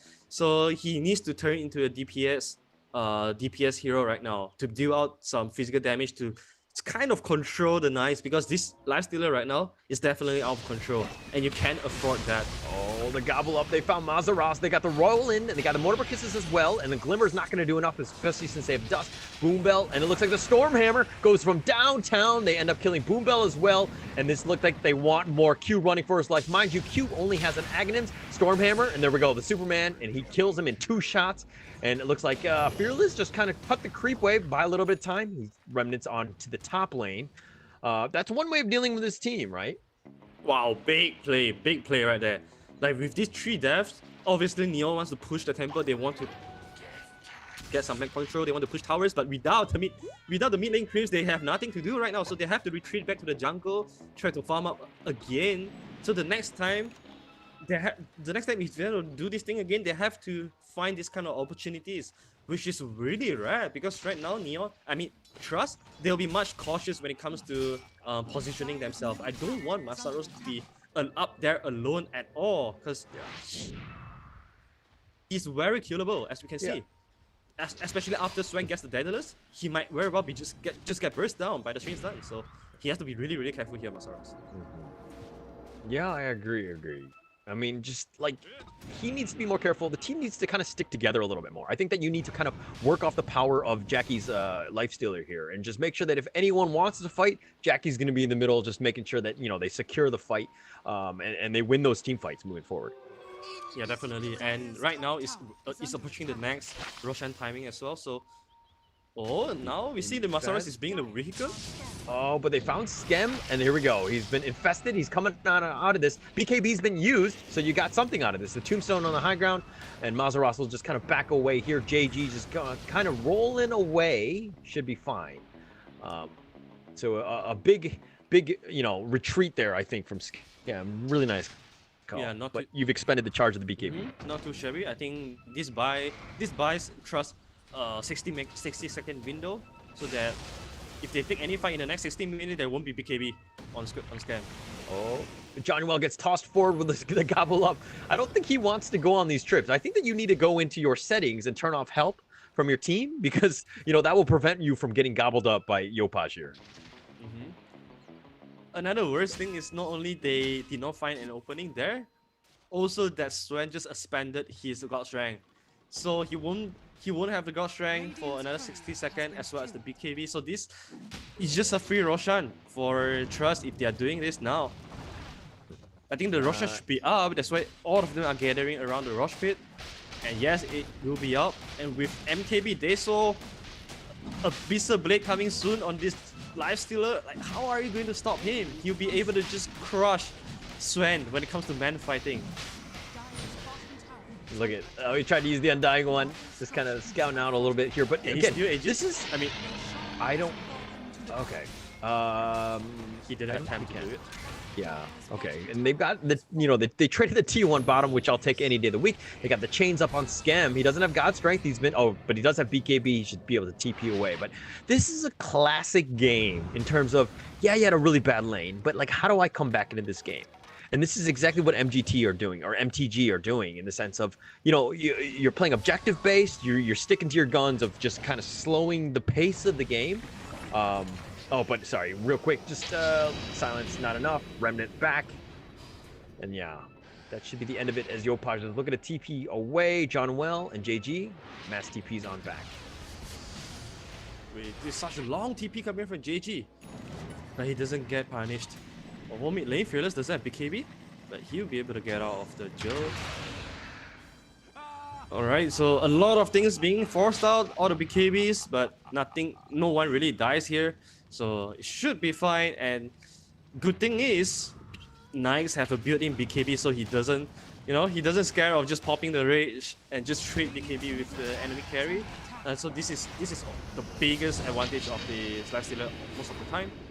Oh, they're trying to find JG, and the Aghanim from the Ember Spear just being able to keep up pace. He's got the chains, and the Lotus is, or sorry, the Lincoln has been popped. The silence on him as well, and the Arcane Bolt will kind of just scout him out. He looks to surfboard away, but I don't know if he's gonna run out of remnants at some point. JG all the way, and this is a high-speed chase. I feel like the police should be involved here, but JG just, I think he's gotten away.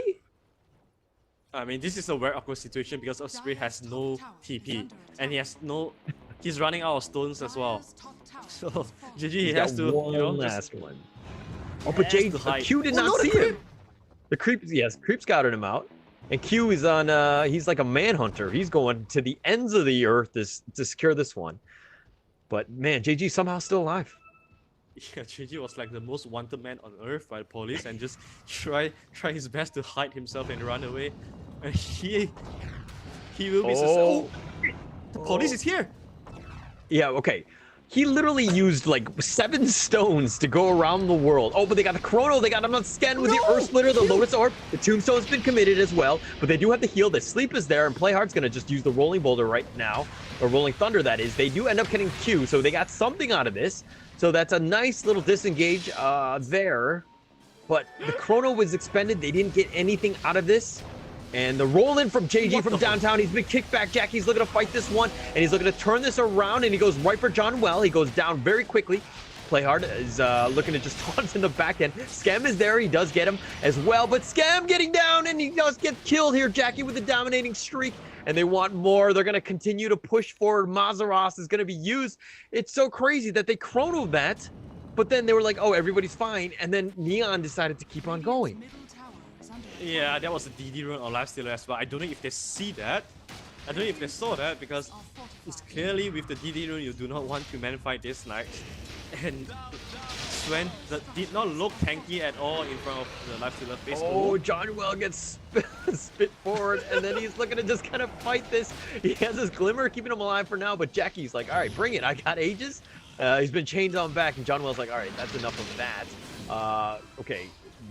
Swashbuckle forward, but I mean, just the disarm. But that's just going to slow things down. Wait for the next creep wave, which is coming up right now. Yeah, also, did you see what happened with the Chrono just now? The reason why Swen did not die was because Q jumped into the Chrono. That's why the Mystic Flare did not connect. So Q has to be really careful with that. Roll in. They found Mazaros. He's getting low. They do get something. That's 70 seconds. No buyback. And it looks like they're going to just retreat here. Oh, the clumsy net is going to keep him Fearless in. They do have him bouncing around, but oh, play hard. Now he's got Lotus Orb. He's going to back up here, and they're going to continue on these Raxes. They don't care that Mazaros is down. But Jackie blinks forward. He's got the Abaddon, or the Abyssal Blade, and John Well gets tossed one more time. Oh my God. Fearless goes down. They got something, and that was for the cause of John Well. Nice sacrifice there. That's a trade that you'll take. JG blink, or boulders forward, kicks him back, but Jackie no mana. And it looks like they've gotten the 2 cores, which is pretty massive. And Scam is coming alive. So MTG decide to run. Alright, ladies and gentlemen, we have got a new carry in town. The name is Snapfire. Like, with this MKB plus Daedalus pickup and also the Orb Destruction. Did you see how quick? Did you see how he just burst down the Ember Spirit with 6 hits on the Little Shadow? That was insane, man. That was crazy. That was insane. Yeah. That was so much damage, and they do need to worry about that. But man, like, okay, as John Well, are you okay just being kind of constantly gobbled up? Is that the one you want? You know what I mean? Like, I feel like you should be throwing somebody else in, you know. But all right, I guess, you know. I mean, sometimes it's weird, you know, because you're obviously looking for the best opportunity to show, and sometimes you can't communicate that. Sometimes you saw that opening and you have to instantly react on that. So maybe. I think the ideal one to be thrown in would be the maybe not the Swan, maybe the Elf Spirit, so that he can just follows up that with the silence. But sometimes Elf Spirit is not around Snapfire, so General be the sacrificial lamb. But you can clearly see that General is not happy with that, because every single time he was thrown, he would instantly just walk back without throwing any spells.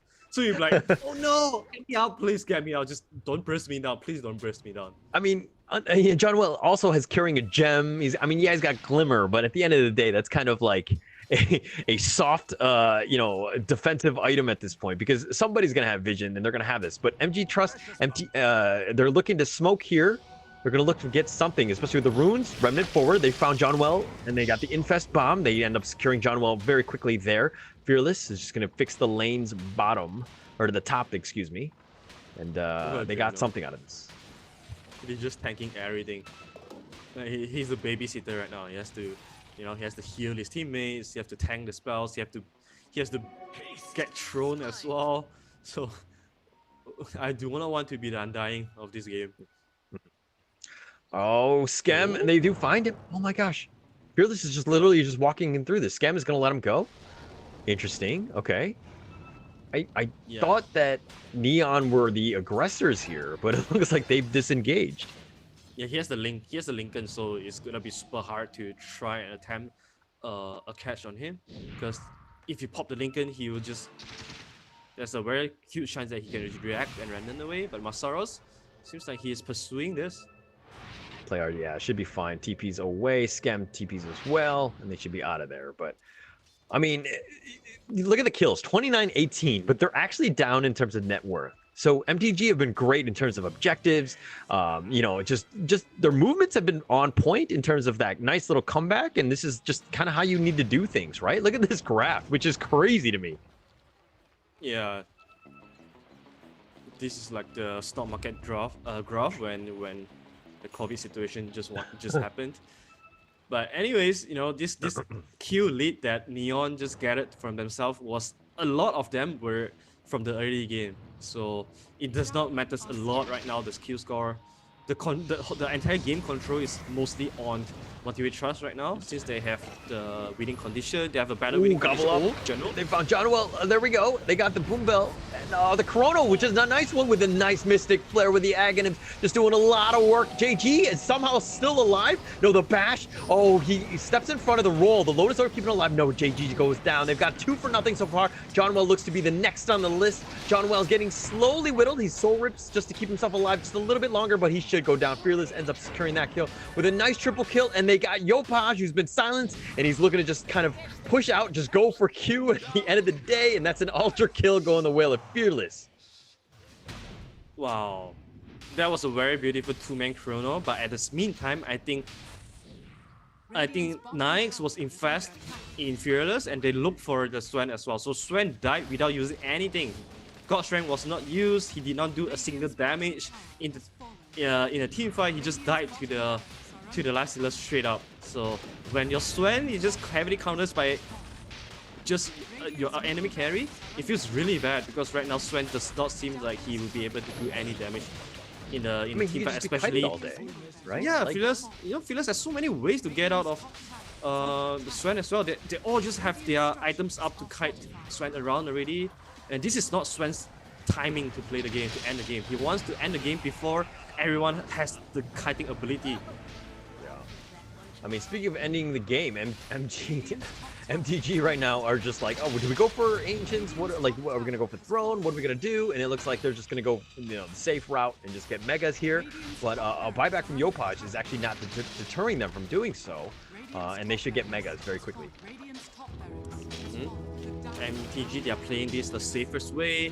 You can see how much they want to win this game, because they obviously come back from a very tough situation.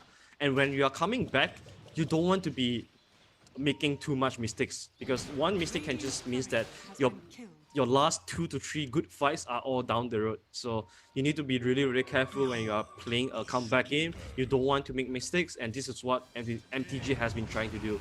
They have been avoiding mistakes. They have been sticking together for a long time. Jackie though. But they need to get one sort of pick off, and it looks like they're just kind of backing up MTG, that is, and just kind of secure the next Roche, which is up, but they've smoked, both teams have smoked, that is. Yeah, Trust knows that Neon is smoking right now, because there's no one defending the mid tower. There's the entire creep wave going in, but no one is there, so you can clearly tell Neon is smoked up. They are just finding the best high ground. It's Stormhammer. He goes on the illusion, though. The BKB's been committed. Jackie's looking to just fight this one. More of a kisses, just one shot, and it looks like Yopaj just is going forward. And Scam is getting slowly whittled down, and he gets bursted, and he gets killed Mystic Flare, and that kills Yopaj as well. And it looks like JG just trying to stun out, control them all in, and it looks like GG's been called, but that's an aggressive one. I don't think that's going to be it. But the Chrono, which is really nice, does connect on the 2, and GG's been called. Apologies, as GG was called, but I was not able to see the chat. But MTG with that game 1, I want to be very professional with this, Arthur. I understand that, we picked our favorite horses as we were going into this game, but all I can really say is, haha. What? How can you say this without shame? Come on, everyone can clearly tell that you jump ship in the early game. What? No, I was a little confused. I just had like a momentary brain fart. It comes with the age and everything. But I knew MTG all the way. I knew that they had it. Their heroes were late game and they were going to go in. Very strong. Well played by MTG. I would pat them on the back, but I can't. But I will do it, digitally. Yeah, but I mean, I think Neon was like the perfect team to play an explosive early game. But I feel like they always lack, like a lot of the games that they lost, they always lose in the same way. They achieve this crazy amount of lead early game, and then just a little bit of mistake in the mid game, and then they just threw it all the way. Like what happened there, Scam, he just messed up one kill. He just gave one kill away to Trust, and all of a sudden he lost the Aegis. So he has to be really careful with the decision making, and discipline is something that's stopping Neon to be the really tier 1 team so far. So they really have to just be a little bit patient with that. Yep. And so actually that was a quick highlight. That was when Q got run down as Skywrath Mage. They gave up first blood. That was going to be the first chat we had that. So I know that some of the viewers were actually just kind of copying and pasting that and putting that in the platform. And that's how you win, as simple as that. But viewer's going to be JZK, Makakit, Yuv. I'm pretty sure he won a previous one. We're going to have to check that one in the system. He's won a couple of them, I believe. Yeah, I do remember that name. So that's the easiest way to win your Dota 2 cosmetics. Just pay attention, all you need to do, and those, the achievements kind of come up so very quickly there. But yeah, I agree with your points in terms of how Neon have kind of thrown the game a little bit. But for me, it tends to be a draft issue, because I feel like some of the heroes they chose were really not set up for that late game. Like, if you're not going to play perfectly and just end the game, because any sort of mistake, and we saw exactly what happened, MTG was able to just kind of come back from that game because of the fact that they were making mistakes, right? We're only human. Dota players do this as well. But you know what I mean? Like, if you set yourself up with that late game hero to make sure that, you don't have that issue, I mean, is a little bit more forgivable, I would say. You should be in a better spot. And Neon, hopefully they go back to the drawing board and they have something, drawn up for game 2. We'll find out what they have to do in that one. But let's take a quick little 5-minute or so break into game 2 before we go into that one, and we'll be right back. Okay, but who do you think was actually, sorry, before we go into that, who do you think was the MVP of that game? Well, for me, to be honest, I feel like comeback game are always the team effort, but if you talk that who really nailed the coffin, I would say it's definitely Jackie. The life stealer was, he was given all the space, and he was the one that eventually end the game for his team. He was the one that is killing the Swan, so I'll definitely say life stealer is the MVP of this game. Okay, all right, but let's see what the voters happened, and they agree in the sense of Jackie, 9-1 and 9, 69% of the kills participated in, and that's going to be a true stat for an MVP there. So congratulations, Jackie, for that one. But okay, I think that we people are in agreement with what you thought in terms of how we were going to do. Let's take a quick little break before we go into game 2. Hopefully Neon Esports can draw something up for that game, and we'll be right back.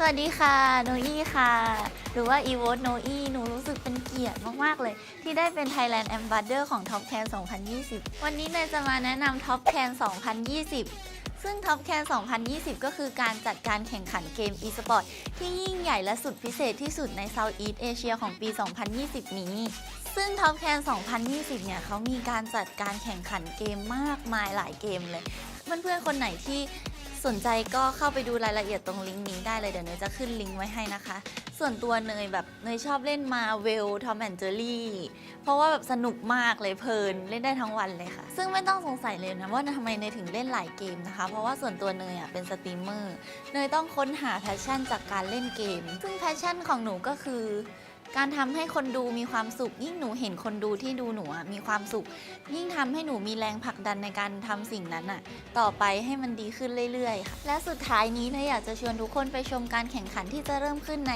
วันที่ 25 กันยายนนี้เป็นต้นไปได้ที่ Top Can 2020 Official Channel และอย่าลืมกดไลค์กดติดตามเป็นกำลังใจให้เนยด้วยนะคะเนยอยากให้ทุกคนมีความสุขและสนุกไปกับการแข่งขันนี้ This is passion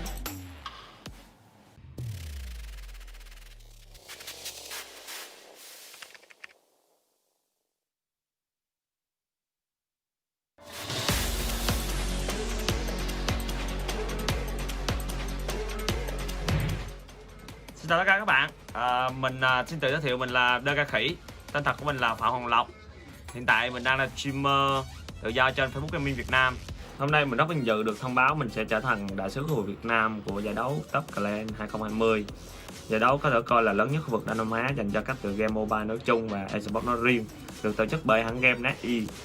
Top Clan là giải đấu vi tụ rất nhiều bộ môn nổi tiếng trong khu vực Đông Nam Á, chẳng hạn như là Marvel Super Alien, Dota 2, Tom và Jerry Chase, Tekken 7 và đặc biệt là tựa game đã được phát hành ở Việt Nam là Rule of Survival. Giải đấu có quy mô toàn Đông Nam Á và là giải đấu esports tổ hợp lớn nhất khu vực. Với tư cách là đại sứ khu vực Việt Nam của giải đấu Top Clan thì DK Khỉ cảm thấy vô cùng tự hào khi lần đầu tiên Khỉ được thấy mình được sống với niềm đam mê game của mình, và niềm đam mê này được công nhận bởi cộng đồng quốc tế. Với slogan This is passion, thấu buồn đam mê, giải đấu Top Clan là nơi để các bạn có niềm đam mê giống DK Khỉ được theo dõi sự phát triển của ngành game quốc tế như thế nào. Giải đấu sẽ được tổ chức vào ngày 25 tháng 9 sắp tới và chúng ta có thể theo dõi trên cả fanpage Facebook lẫn kênh YouTube.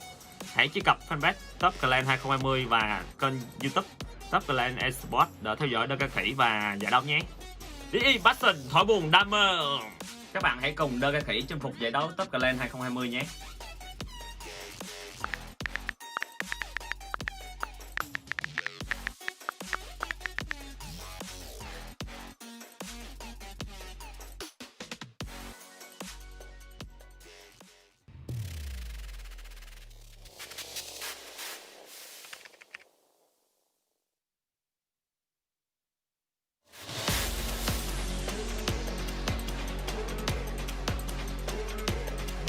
Hai, salam semua. Saya Mas Tegukan. Saya berasa amat bangga kerana dapat menjadi duta Malaysia untuk Top Clan 2020. Iaitu acara terbesar untuk pertandingan C Multi Games Esport 2020. Top Clan akan mengadakan tournament terbesar mereka dengan hadiah yang terkumpul cukup lumayan bernilai $85,000 USD. Saya adalah seorang content creator dan juga saya seorang streamer. Perkara yang paling penting bagi saya adalah saya mendapatkan semangat dan juga kepuasan ketika bermain game. Bagi saya kepuasan itu adalah apabila ketika saya bermain game.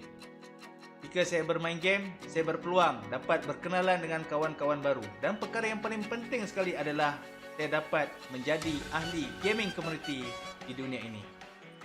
Itulah dia kepuasan kita. Pertandingan ini akan bermula pada 25 September ini. Dan kita boleh menyaksikan secara live di saluran rasmi Top Clan 2020, Facebook, YouTube dan juga Twitch. Marilah bersama-sama mengikuti permainan dan juga perlawanan ini. Dan tidak lupa untuk melaungkan slogan This is passion! Peace!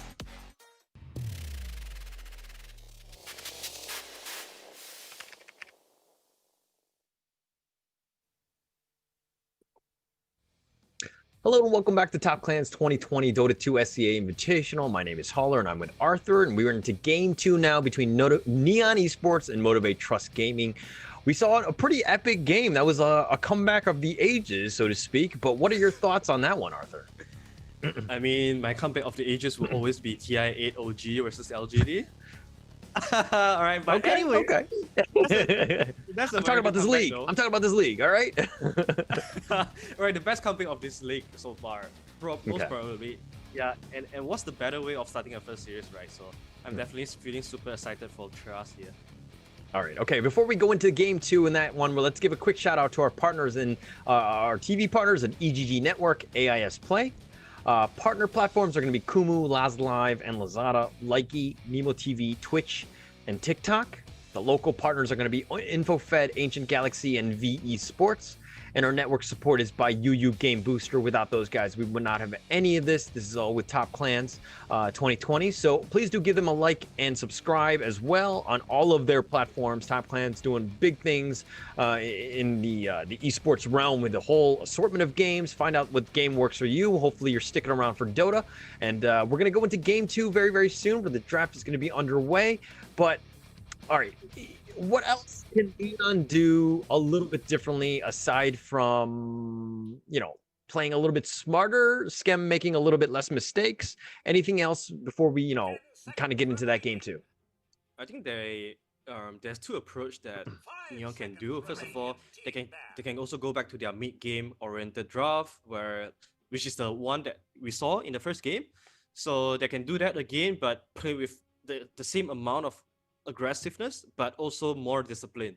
I think that will work for them as well, but that's also very risky. But because being disciplined is their biggest weakness, another approach is what you suggested, right? To pick something that has more late game potential. So if early game or mid game goes wrong, you can always just force back to the late game. I think that should be another more a safer approach, but probably not the best strength of Neon. So they really have to just play around with these two. As for Motivate Trust Gaming, they can just keep doing what they do the best. Just even if you lose your early game, just stay, keep your composure and try to come back, because it seems like they are pretty comfortable with coming back, because they didn't crumble, and that's a big fact statement for them, I believe. I mean, we saw it in like the first 10 minutes was just miserable for MTG, right? There were MTG fans that were literally jumping off the ship just very quickly, right? And so, just the fact that they were able to just stay mentally strong and just kind of survive this game, which is like the biggest thing about Dota, because you're going to have your ups and downs. But into the draft now, we're going to see Neon Esports. They started with their tried and true bands of Marana and Tiny, just like last game. They did not change anything up here. Your thoughts on that? I mean, whatever that's not broken, you don't have to fix it, right? So also, Faceless Void is one of the strongest hero right now, be it on carry or offlane. I think offlane it requires some special circumstances, but Motivate Trust, it feels like they're pretty confident with this hero as well. So I like this Faceless Void combo. And also you can pair this with the Mr. Scaraf again, Elder Titan again. It's up to Motivate Trust, but aside from these two heroes, you can also pair a lot other heroes with Faceless Void. So this is like a wrench to me, you just open up so much possibility and potential synergy to your team. Okay. And Neon Esports going with their tried and true Snapfire here. Again, they can play it almost any lane, probably not the one, but just very flexible, and it takes away from what MTG want, because it combos really well with Faces Void right there. But the Oracle pickup here, very strong position 5. What do you think about this one? Yeah, right now it's like playing a chess. It's like Queen's Gambit right now. It feels like Neon, they have to snatch the Snapfire away, because they cannot afford to give Snapfire towards Motivate Trust for the Chrono plus Motivate Cases combo. So they have to snatch it, but Motivate Trust, they themselves they have the best hero to counter this Snapfire. I've seen them do this countless of time, which is Oracle, because Fate's Edict can just totally mitigate all of the damage of Monomer Cases.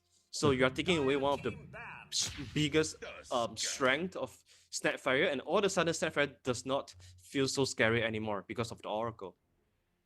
Okay, and they've gone with the Tusk. And Neon Esports, their play style is just pretty much run at you. We're going to dominate the early to mid game, and we're going to just see how this one goes on. But Tusk here, I've seen it more of as a position 4, but at times it's been a position 5. Is this the nice combo or nice counter to the Oracle pick? Yeah, I believe so. Tusk is one of the best hero to eliminate the backline squishy hero like the Oracle, AA. These are the heroes that you want to play Tusk into. And also you have Snapfire, right? So instead of throwing Undying all the time into the team fight and Undying just back off instantly, you have this Tusk now to just bam, go in and just worst punch someone and hope to get rid of the Oracle instantly. So I definitely like this approach right now. And for Trust Gaming side, I wish to see another hero that can provide some sort of protection to the Oracle as well. So it makes Neon's job a little bit more harder to do. Okay. All right. Let's see how this one goes out and played. But they banned the Lifestealer Troll, just attacking pretty much the carry position at this point. But at the same time, MTG have gone with a Drow Spectre PA. Are there any carries left in this game? Well, Terrorblade is still in the pool, but the biggest strength of Monoid Trust is that if all the carries are out of the pool, they can still put Faceless Void to the carry.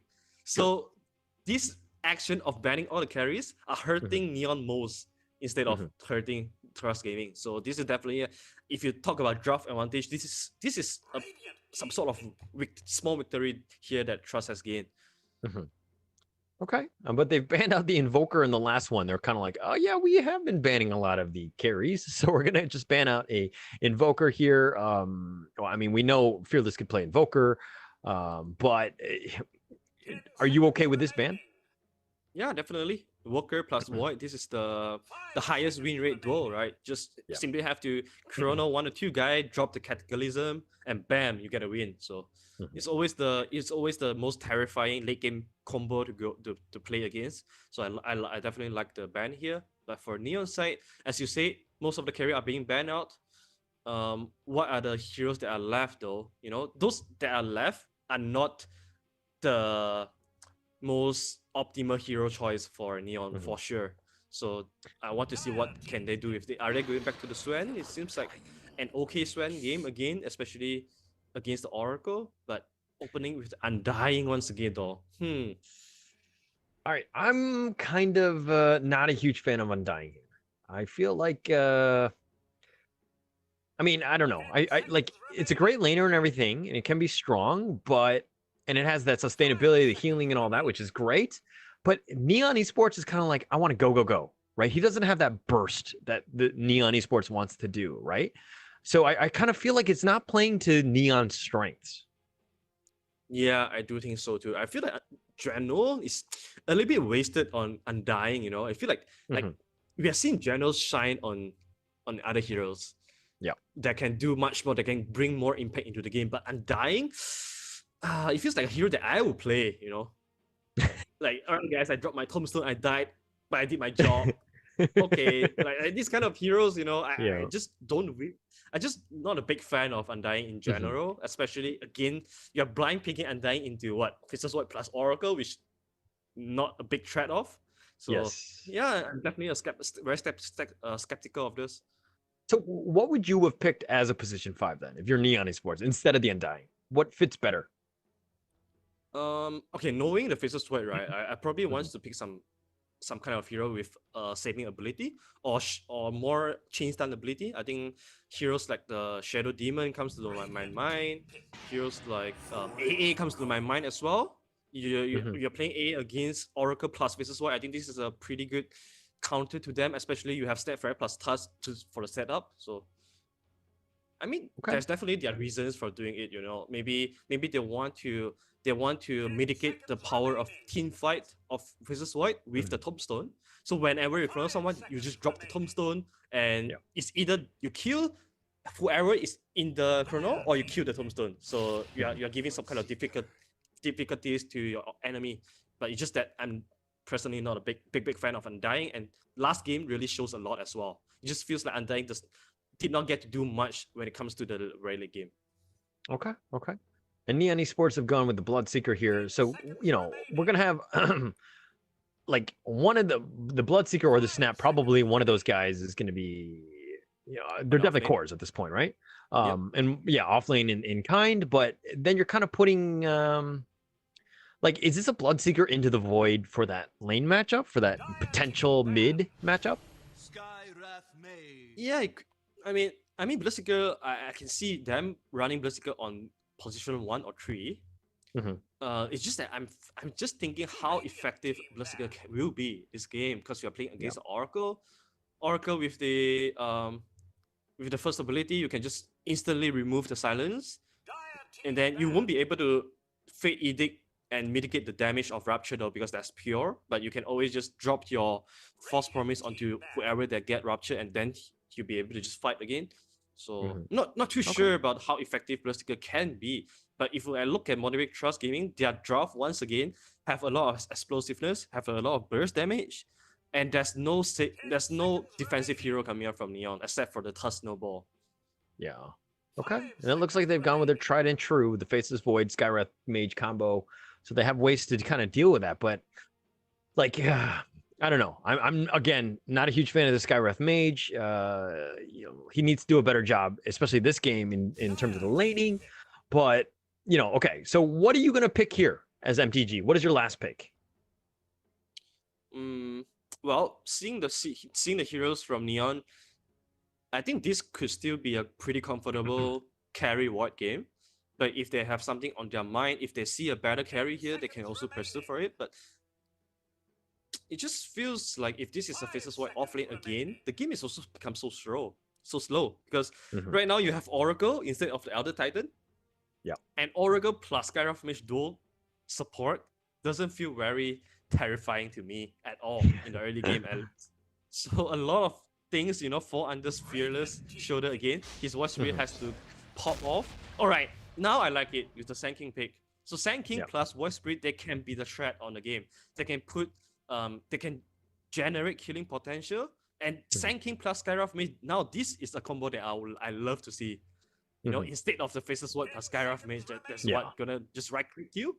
No, you're not gonna die to that, right? But Sand King stun into concussive, into spells being thrown at someone. Now that is more of an offensive combo that I would like. A little bit of control, a little bit of team fight. You got a little bit of everything in terms of the Sand King. So again, really liking that pick. But then we're gonna go with the TA mid. So it's probably gonna be a Fearless Void Spirit into the Yopaj TA there. But Skem Bloodseeker, your thoughts on this? I've seen Skem play Bloodseeker, way back I think around July at one esports league. He's super comfortable, and this is one of his best style of playing, because that Neon, they are so aggressive, like they want to fight all the time, and Bloodseeker is perfectly picked to do that, just to fight all the time. It's just that once again, it's the same problem as last game. They don't have a late game potential, so it's either they snowball this game and end the game around 30 minutes with the second Aegis, or 35 minutes, or you just force off and then just lose out to the late game potential of Monetary Trust. Because looking at the late game, Trust late game is super terrifying, especially if the Chrono plus Oracle. Because Oracle, the later it goes, the stronger Oracle can be. Because when he hits level 20, you have the False Promise invisibility talent, and that's gonna be super annoying to deal with. Okay. So yeah. Okay. All right, so we know that the players, the heroes that they're going to play with, but who do you think from Neon has to be MVP of this game for them to get back into this series? I would say Yopaj. Yopaj. TA, he has to pop off. They are playing a very clear, very one-dimensional draft. It's clearly that TA is the position 1. Bloodseeker would be the position 2 in this case, to just run around and create space for TA to get his timing, to get the Blink Dagger, the Blink Deso BKB timing, and that's where they want to start advancing themselves and take Roshan, take towers, get kills, and eventually end the game. So Yopaj, he has to protect his own timing. He doesn't want to join bad fights at all, because if he dies a couple of times, this hero will just fall off. Like, he is the kind of hero that it feels like if you die more than twice, the game is not good at all for you anymore. Yeah. Okay. All right. So let's see, how things turn out. Obviously, these are best of 3, so we want to see these games go to the distance. But it's going to be really up to this. I think MTG, on the other hand, Jackie's Faceless Void. Like, we could see a potential of a very quick game, maybe, or maybe just because Jackie gets his farm, he ends up ending the game in his own pace, kind of thing. But what do you think about MTG's lineup? I think aside from the Skyrim Mage plus Oracle dual support, I think they have gotten a pretty balanced draft. You have Sand King with initiation, you have the secondary initiation from Faceless Void as well. I think this is super crucial, because you never want the Faceless Void to be the initial, to be the sole initiator, because that's just bad. It's just so obvious that this white guy want to come in and chrono you. But when you have Sand King initiating the fight for you, suddenly the fight becomes so messy, and it creates so much space for Faceless to go in and drop the perfect chrono. So I like this a lot. You also have Fearless to just constantly run in to do stuff as well, to just absorb the firepower from someone else, so that chrono can always be most optimal. So I think Jackie is set up to have a very good game here, and yeah, I think if they are able to not get snowball, avoid getting snowball, they will be able to finish this game pretty well. I would say I like their chances here. Okay, so you're going with MTG in this game, even though your main prediction was Neon for the series. Yeah, one of the ways for us to be a winner is to adjust, right? We have to learn how to adjust. So look, after the first game, I feel like MTG, they might think to themselves that they are an underdog going to this series, but they come with a super big win. That's a big statement for both teams, because it shows that Motivate Trust has what it takes to win games against such a strong opponent, and they also have the ability to come back as well. So I think this is that first game comeback victory will be such a big confidence boost for Trust Gaming, and I feel like with that kind of momentum, they will be able to go into this game with more of a correct mindset and strong mindset.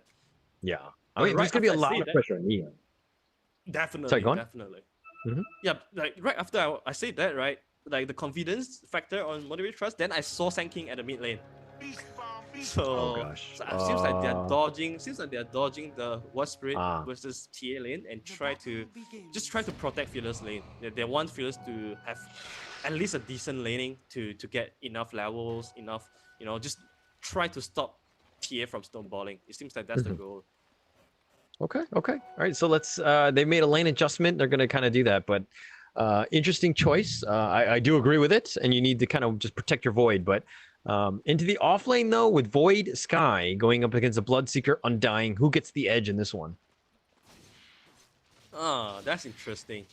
I think there's a lot of regen and sustain coming out from Bloodseeker plus Undying, so they should be fine. And Wasp Spirit plus Skyrock, they are a bit squishy. They are not the best killing lanes, killing partners. So I think Bloodseeker should be very much happy with that lane adjustment. Okay. All right, Mazaros here is gonna just take Sandstorm to kind of start things off. Does need to be a little bit careful because the, but yeah. I mean, lane Mazaros with the level 1 Sandstorm, it just doesn't feel very threatening. Yeah. But this is the thing that you have to accept with the Sand King versus TA. Okay. All right. I mean, just the last hits alone, 4-2 versus 3-3, so a bit of a wash there. But okay, now if we're gonna talk about the top lane, Faceless and Snapfire, Snapfire 3. Okay, but Broad Rider on the bottom. Doesn't be a little careful. Void Spirit getting very low. Fearless has been silenced as well, and that Decay is doing a lot of work. Doesn't be a little bit careful, but Johnwell actually doesn't have mana to continue. Yeah, I mean, Jenna will be able to just help Scam sustain through this lane. I feel like this bottom lane should be really, really pretty easy for Neon, to be honest. Like, they don't have the best killing potential, but at least they wouldn't die on this lane unless they try something crazy, which would happen knowing that they are Neon. So you definitely want to keep an eye on this bottom lane. Fearless dissimulates away. Okay, he dodges the Blood Right. But one thing I like about Neon is that, I mean, in the last game, their kind of drift fell off in the late game, but they do set themselves up for success, at least in the laning phase. That is true. Yeah. But laning phase is just where the very beginning part of the game. It all comes out to mid game though, because look at Motivate Trust Gaming. It's all about team fights. We got First Blood, play hard there. Nice little tag team with JG. I mean, it's like the slows are just kind of crazy with this Tusk and that Snapfire combination. Yeah, I mean, Boombell is a tough lane for Oracle because he has to be careful of his positioning, because there are two ways of closing the gap. You have the cookie plus the snowball. Also the ice shot to block you out as well. So anytime Boombell misposition himself a little bit, he's gonna get punished. So he has to be really, really careful. Yeah, it seems like most of the time when Neon game, right, the first player will go towards the way of play hard. So teams might want to be a little bit careful and not try to not enable play hard to get a very sweet early game, because this guy, his playmaking ability is insane. Oh, they've got the shards. He committed it. The Snapfire Cookie, and they've got a tag team, and they do have him locked in. Boombell, he's trying to shrug that off with the Fortune's End, and he does actually back up and let JG get that kill again. This is the thing about like positioning for post 5, whenever you're playing against a killing lane, like Tusk versus like Tusk plus Snapfire, you always want to try and right click and do some harassment behind your carry. Any time that you step forward of your carry, you just get punished, like what we have seen twice in a row. So Boombell has to be really, really careful here. It's not gonna be an easy lane for Oracle at all, because even if he wants to pull, the Tusk will always be there to interrupt him. So he has to accept that this lane is not going to be a big winning lane for their safe lane on Trust. Yeah, Boombo's gonna have a rough time, and it looks like he's just gonna back up and just kind of stack and pull, do what he can, just to kind of create a little bit of space, make it an easier time here. But Scam and John Noel, they're getting a little low, so they do need to be careful. Blood Right will kind of zone them away. The Soul Rip keeps Scam alive on for now, but Dissimulate away, and it looks like Void Spirit's top lane. Jackie. Yeah, like this combination, like once you get the Shard, Snowball, Tag Team, and JG with the Snapfires there, like, you know what I mean? It's super rough. Like, you just get bursted. Yeah, I feel like the off lane of Neon is just so skillful, you know. Once they notice that Oracle is, look at that, they're just getting all these kills when they should not be doing this. I think the way they get the kill on Faceless Void is because they notice that Oracle is pulling. So Oracle is not there to help out Jackie, so it immediately went on Jackie. And once Jackie dead, Oracle is there to soak up some ESP, and then JG killed Oracle once again. So it's just super high skill play coming out from Neon. Like, he's getting the stuns and just like, I don't know, JG's really been on point with this Snapfire, just making sure that he gets it. Like, look at this level discrepancy. 5-4, Jackie was in the lead. He was 4-3 versus, and then all of a sudden those, 3 or so kills, and JG's kind of, almost snowballing at this point. Yeah, I'll just say that Neon, they as a team are super. Time Walk has been committed. The Snapfire Cookie, and they got him with his shards. He's got nowhere to go. Perfect use of the fact that they knew the CD was down, and Jackie's looking to just fight this one. The Snowball as well, but Jackie's there. Oh, but Jackie does end up getting that one called. Boombell, excuse me, because they did have to call some TPs here, and Play Hard is going to back up now. Well, that's definitely not optimal for Trust, but it is acceptable since Faceless Void get the kill first before he falls. So they kind of make the best out of the worst situation there. But overall, I think Neon is definitely winning this early game. They're putting pressure. Yopaj, yes, he's up against a very weird matchup against the Sand King, but it's okay for Yopaj, because as a TA, all you want to do is to farm. Like, it's okay to finish the laning phase. Oh wait, Snapfire Cookie, they got the dust. They do find Mazaros, but he's going to Burrow Strike away. The TP coming. Oh, cancelled. But a 3-man rotation, and yeah, you forced a TP, a canceled TP, but that's pretty much the end of that. Yeah, it's all about buying space for Yopaj right now. Like, as long as Yopaj hit the dagger Deso timing, it's go time for them. So I think the question here we got to ask ourselves is, which item would Yopaj go first? Is it going to be the Deso to Umbel? Yeah. It's okay. Right, so the Snap though, not level 6 yet, but it's only 7 minutes. Jackie, on the other hand, is level 6. So he has at least Chrono if he wants to go, but probably just use that defensively, if anything. I mean, he doesn't have the partner to get kills on Chrono just yet.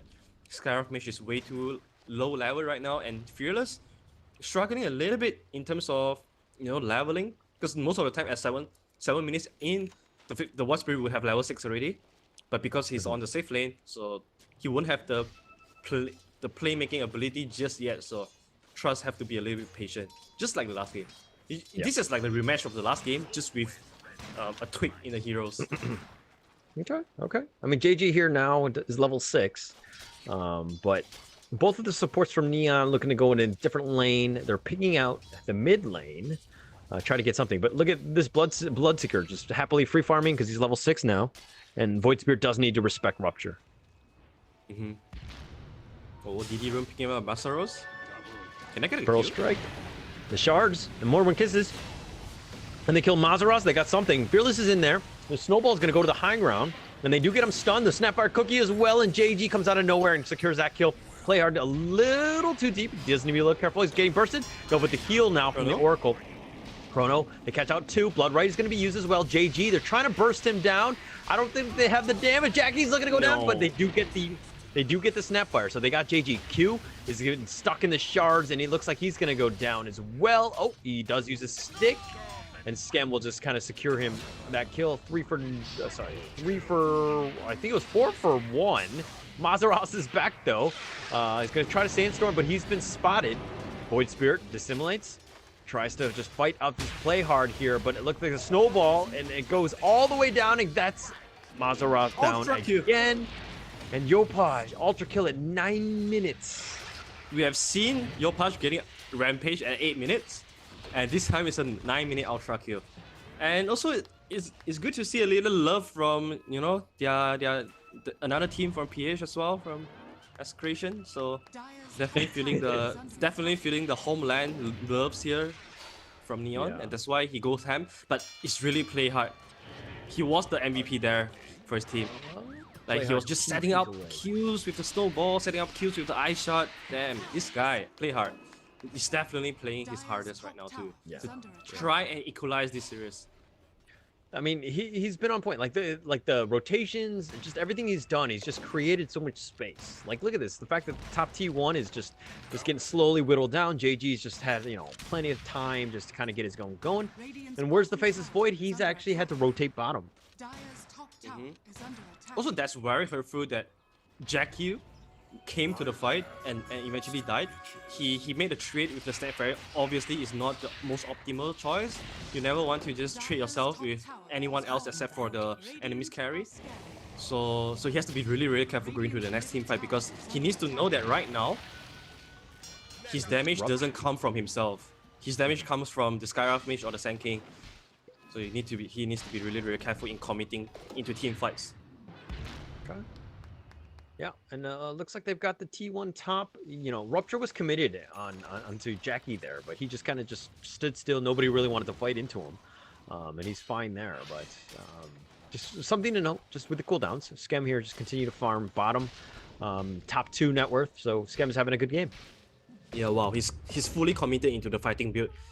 Drums rush into face boot, so there's nothing like the Maelstrom that we see a lot from either Jackie or Ghost. The items that can Burrow strike and the remnant back, but the Mortimer Kisses will cover at least the retreat, the snowball though, and it hits the creep of all things, and that's the nice targeting that he did. Slowed it down, and he play hard, should be fine.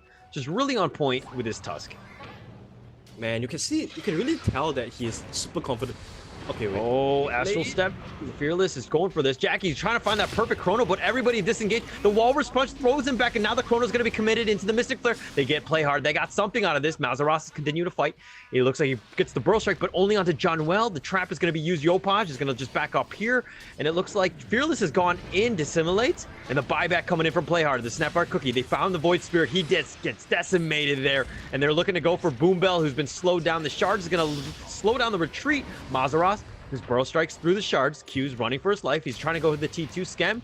Blood Rights gonna probably connect. No, he just barely misses Q, just barely running away the trap, but they're continuing to go in. Snapfire Cookie, and that's gonna be a triple kill going the way of Yopaj.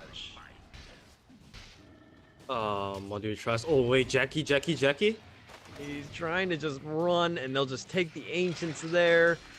A little bit of this is such a big win for Neon. Triple kill into Ancient Slacks. Could this go any way better than this, man? I think. Well, I mean, Neon... it did last game. I mean, it was kind of like the same, right? Yeah, it's kind of like the same. Yeah, it's very similar. Like again, Neon, they tend to be the laning warriors, right? They are amazing at the laning phase, but it's like, how do they close out games? Yeah, it feels like the Burrow strike into Mystic Flare, and that's gonna be the start of it. That's one thing, but a 2-man silence here, and the Walrus Punch deletes Void Spirit. The snowball forward, and Oracle's a little too close. Does need to be a little bit careful here. Jackie's continuing to just right click, and he wants to go for John Well, and he can't get a time lock. Burrow strike will stop JG. Snapfire Cookie, but the wrong way into a Blood Rights. That should silence at least somebody. No, it does not. Jackie dodges that. They've got 2 for 1 so far. They're continuing to run, but they didn't even take the T1. I don't know if this is the play. Oh, they do. The blink. Mazaroth, the Burrow strike. The Epicenter's being channeled, and he's got him stuck into the shards. And he does. Oh, he gets Snowball saved from the low ground. Skem still surviving. And play hard with the outplay with the Snowball, and he'll sacrifice his life for that. That's a really nice play there, and here we go. Burrow strike onto John Well, and that should be the end. Oh, but the Blood Right, and Jackie getting down as well. Q goes down as well. This has turned into a bad fight. Skem has completely turned this around. A double kill going the way of Yopaj. I was just gonna say, it feels like the more lead that Neon gain in the early game, it feels more dangerous for them. Because you know that they are going to make it feels like they're going to make a mistake somewhere, sometime in the game, and that is gonna feed back all the advantages that they gain. And then when I was about to say that, TA got jumped and he died immediately. So but because of how long the chase was from Trust, Yopash actually respawn and go and get back into the team fight and get double kill. So I don't know if that's like who came out on top as a winner for that last scrimmage, but it feels like Trust is feeling confident in coming back into the game because of the Sand King Blink Dagger pickup now. With that, they are able to just go into the team fight. You know, TA doesn't have Blink Dagger now, so you can still easily burst this guy down, but not until they get the Aegis on hand of your Purge, especially with the Blink Dagger timing too. And I mean, but it's a 14 minutes, almost 15 minutes at this point. The net worth lead, like with 18 kills, 18 to 7, you think that the net worth lead would be way higher than it is. Definitely. But man, play hard with that snowball save. That was play, man. That was a really nice play. That completely saved the team fight, allowing Skem to get back into the fight. Just a really nice play by Playhard. That was an instant redemption as well, right? First of all, he ice shot trying to save Scam and blocked him. And then he snowball saved him after that. Yeah. So that's a big redemption play. And interestingly, Bloodseeker has a Glimmer Cape. I like this a lot. The first time I seen Horus picked up a really early Glimmer Cape was Secret Nisha. He did it against OG. It was Kunkka. Nisha was on Kunkka, and then he picked up a super early, like a 15 or 18 minutes Glimmer Cape just to survive, and it paid off a lot. So I like the idea behind of this because there's so much burst coming out from MTG, and Blitzkrieg is not the best tanky hero. You know, he's not the tankiest hero. So having a Glimmer Cape not only protect yourself, also protect the TA as well. I mean, there's a ton of magic there. Burrow Strike, Mystic Flare, and that Glimmer did not save you there. The Chrono does catch up on Playhard. The Tombstone's on the back. The Mortimer Kiss is going to be expended. It's going to kind of rain terror on at least a couple of them. The Oracle goes down, but Playhard and Bloodseeker both going down. Those are the two biggest ones. Skem, you do not want him to die. Not a great fight for Neon. Yeah, not at all. Oh, they've got the epicenter and they've channeled it, and John Wells gets caught. All he wants to do is ward, and they're going to take down the sentry there. This is where the game turns, I guess. This happens so many times. It's like a script, you know. Every time Neon, when it's time for them to be aggressive, it's time for them to advance the game, and then suddenly they'll just drop a few guys here and there, and suddenly the game just changed. And mid lane, Shards, Snapper Cookie, Blood Right, and they got the Walrus Punch, and that should kill Mazaros there. And it looks like they're going to just push this one. Dust used for some reason. I think that was a misclick, and it looks like they're going to siege the T2.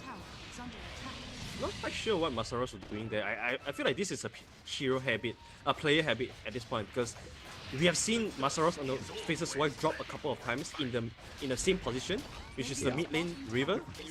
I think this is a habit that a lot of players does, you know, do have. Like they'll just try to autopilot. Sometimes players get autopilot a little bit and just try to push out the, and most of the time that's a perfect place to be caught.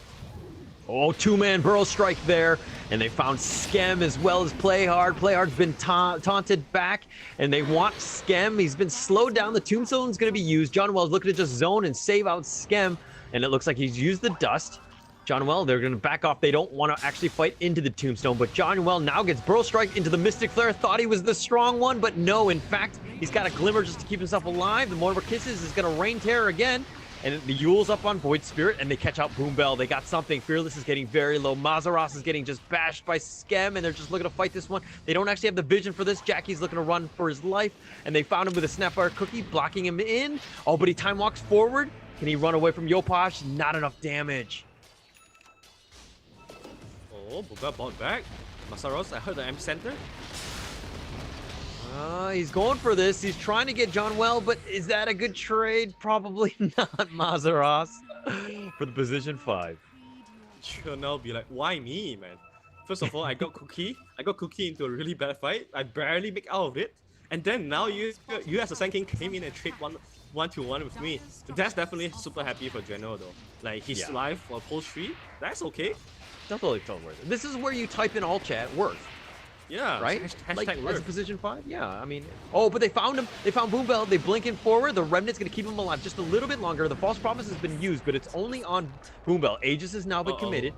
Jackie Chrono. hop in the Chrono, and he gets a nice 3-man Chrono into the Mystic Flare, and they're going for the TA. Yopaj gets destroyed here. Playhard just trying to run for his life. Time lock, no, the Snowball back, and they found him, but no, the Dissimulate will keep Fearless at least alive, blocking this stun. But Playhard has been glimmered, and Walrus Punch forward, the Remnant, he gets thrown back to Snapheart Cookie. They found Jackie, they do kill him. He does have buyback if he wants to use it. It's the 2-for-1. They found Boombell as well, who's getting shredded here. Scam is continue to run after him, does kill Boombell. Tombstone again on the high ground. John Wells slowing him down the blood right, and they got Q. So with 3 for 2, not a bad fight for Neon. This is like the best location for Undying to fight at, because you can just drop your Tombstone at the heel. So that you just be such a big nuisance to the team fight, and we have seen how strong the Tombstone can be. Also, Undying maxed it out as well, so the zombies are going to be super terrifying, especially against heroes like Oracle and Skywrath that don't really move super fast. You just get killed by the zombies. But yeah, TA though, great look. Oh, JG just kind of finding Mazaros. He bro strikes back. Mortimer kisses, trying to find Mazaros. They do with a snowball from downtown. Playhard coming out of nowhere. Ends up getting the help secure the kill for Yopaj. Wow, Masaros, he has to be really careful doing this again and again. Like, yes, I know Sanking is strong. Wait, Fearless? Ooh, Fearless just backs away. That was a, hey, I'm gonna use you up, but that's about it. I'm gonna run away. And Fearless just trying to delay as much as possible. Glyph has been committed. They do have the siege cart, but now that's been destroyed. But yeah, Mazaros, his positioning needs a little bit of work. Especially when you don't have your Oracle behind of you, you don't really want to do that. It's a fake back. The fake back. They backed up, they smoked up, they're gonna go in, snowball, here we go. It is found Boombell, the shards, and it has him there, but the Mystic Flare turns right onto Playhard, who's got Snapheart Cookie back. Oracle does get deleted. Yopaj blinks forward, and now is the BKB. Here we go. He's gonna look to turn this. He's focusing on Mazaros, who's trying to just slow him down. The blood rate is there, and Jackie's now in position as well. He's gonna BKB, but he gets Walrus punched forward, and the Tombstone is used, but Jackie's committing everything for Yopaj. He really wants to see Time Walks back. Snowball is there. They've lost JG, Scam, and now Playhard, and John Well as well, and Fearless with the triple kill into the Tombstone. That is not the fight Neon wanted. Yeah, despite Masaros, having some issues with the positioning and getting caught, but when it comes to team fight, he always delivers. Like the couple of the few man Burrow Strike and all that stuff really just set up the fight for Trust, and also Fearless, of course. This Sand King plus West Ray combined together just deal so much magical damage. So without BKB on Scam, he's not gonna survive that. So this is my worry, right? Like the Neon, they were balling. They were having a great laning phase. Yopaj got a pretty decent timing in Blink Deso and BKB, but that's just the first charge of BKB used. Like you would assume that a TA at this point would just be able to snowball and win the game, but the amount of control that MTG have just kind of thwarted pretty much this offense that Neon have had. Yeah, they have a great way to just drag out the BKB from TA as well. The Force Promise can always just screw up the BKB timing a little bit, because every time you put with BKB, you want to instantly kill people with your BKB. You don't want to be running away. But that was what he was doing with the BKB charges, because the Faceless Void was on him with BKB as well all the time. And he doesn't really want to just man fight Faceless Void. So because he obviously doesn't want to get bashed. So I feel like there's still a lot of good ways for Trust to just buy themselves time to get to the late game scenario. Because right now, looking at Bloodseeker, he's committing fully to the utility type. It almost feels like a position 3 Bloodseeker at this point, with the Gleamer Cape and Force Staff being picked up. So it's really everything on Yopaj. All the carrying, Yopaj is the one that has to do them. To be honest, the Bloodseeker, even the offlane, you're talking Veil, you're talking, just Blade Mail, that style, or maybe even more Pipe, Crimson, that level, right? He's gone Glimmer Force Staff. At this point, I'm like, Bloodseeker, are you a support? What is going on? Yeah, I mean, it feels like Bloodseeker is now like a jack of all trades, he has a little bit of everything, but those things are not good enough as well. So it definitely feels a little bit weird. I want to see how this really work well for them. Because at this point, right, until this point, Neon is the one having control of this game, but they're slowly losing it.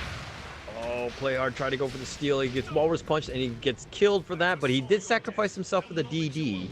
But yeah, that's pretty much the... Oh, they got found Skem as well, and he's been silenced. The Blood Right trying to do it, but Skem goes down as well. This is, like, if you're going all in and trying to get your Yopaj to just, the TA just to win these games, but I don't think that that's the right play. You need a late game hero to take you over the hump, so to speak.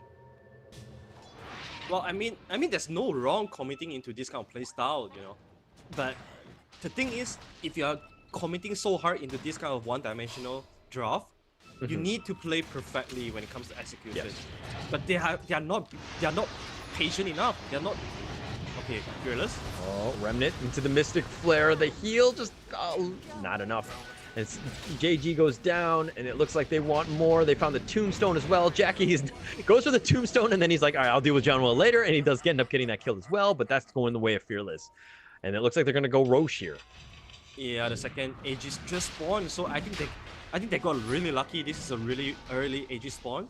And TA, you know that TA wants this, because without the second Aegis, this is the Aegis that TA needs to go high ground and end the game around 30 to 35 minutes.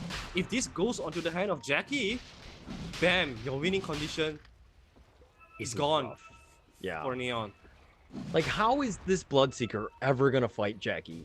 The faces. Oh, the Playhard just going in. He's been silenced. He gets deleted there. And they've gotten Skem as well. This is not how you do it. They thought they were gonna go Roche, and they thought they were being clever, but the perfect disengage by MTG, just, spacing it out and coming back in and just turning that ambush into an ambush of their own. I mean, teams, as time goes, teams are getting really, really smart when it comes to Roshan. Remember back when 2017, newbie was okay. Never mind. For that part, the Boombell. Mortimer kisses. They found Boombell. He's trying to keep himself alive for now. Fearless is going right after John Well. The Remnant does connect onto him, and he just goes down as well. And I feel like Neon at this point, those guys are just tilted. They are definitely lost right now. They're definitely lost because this is a very clear snowball game, and when you are, and when snowballing, you don't afford to make too much mistakes, and I feel like the maximum amount of times they can do mistake have already exceeded. So Jackie's been trapped to slowed him down. The Yules on play are the Remnant into him, and geez, Playhard just goes down as well. Like, to be honest, what do you do as Neon? Like, if you're the captain coach on this team, what do you tell them? They have to abandon this Roshan. They have to accept the fact that they are losing control of this game, and they need to start playing the comeback game already. Because you don't want to keep throwing bodies into this Roshan. This is what they have been doing for the past minute, and everyone just die one by one because they are so confused. I think this is the slowest Roshan ever. They found Skem, but the Glimmer's keeping him alive. The Tombstone on the high ground, but they found John Well with the Mystic Flare, who's taking a ton of damage. The Blood Right, and then False Promise has been committed, and Jackie turns this around with a nice chrono. He goes directly for Yopaj, and the heal, the Soul Rip is there, and they do have this, and they're going to try to fight this one out. The Snowball is going to be committed. Walrus Punch just buying Jackie a little bit of time, but Yopaj goes down as well as Skem, and they have no cores. And Playhard is running for his life. John Wells just like, Tombstone, please, zombies, help me out. And they're running away, and they've got the Yules on John Well. They found him. The nice two-man burrow strike from Mazaros, and Playhard goes down, and this is looking to be a team wipe. What a great fight by MTG. MTG is so smart when it comes to the Roshan maneuver, because you can clearly tell that their intention was really never the Roshan. They're just trying to bait Neon to contest this, and when they see Neon coming, they immediately abandon the idea of doing Roshan and look to take the fight against Neon, because they know that with their superior teamfight ability right now, they dominate Neon when it comes to teamfight. So they're just baiting. All they were doing was just baiting, and Neon keep getting baited. Like, they have to abandon this Roshan idea. They need to get the hacks. They have to find chance to pick off one or two before starting the team fight. If you're going into the team fight with 5 versus 5, you are not going to have an advantage because of your item choices on the Bloodseeker. it's suspect. You know, if there's ever gonna be a like a Suspicious? sus play, right? Like this Bloodseeker, like Glimmer, 4-staff drums, like, I mean, mate, if you're gonna be the position 1 and this guy was on your team, like in any pub, you'd be like, hey, dude, we gotta report this guy, right? I mean, to be honest, to defend Scam a little bit, this is not wrong. He's trying to be the enabler because he knows that TA is the position 1 player here. He has to enable PA to just help him end the game. But I feel like a little bit of tweak can be done in the itemization.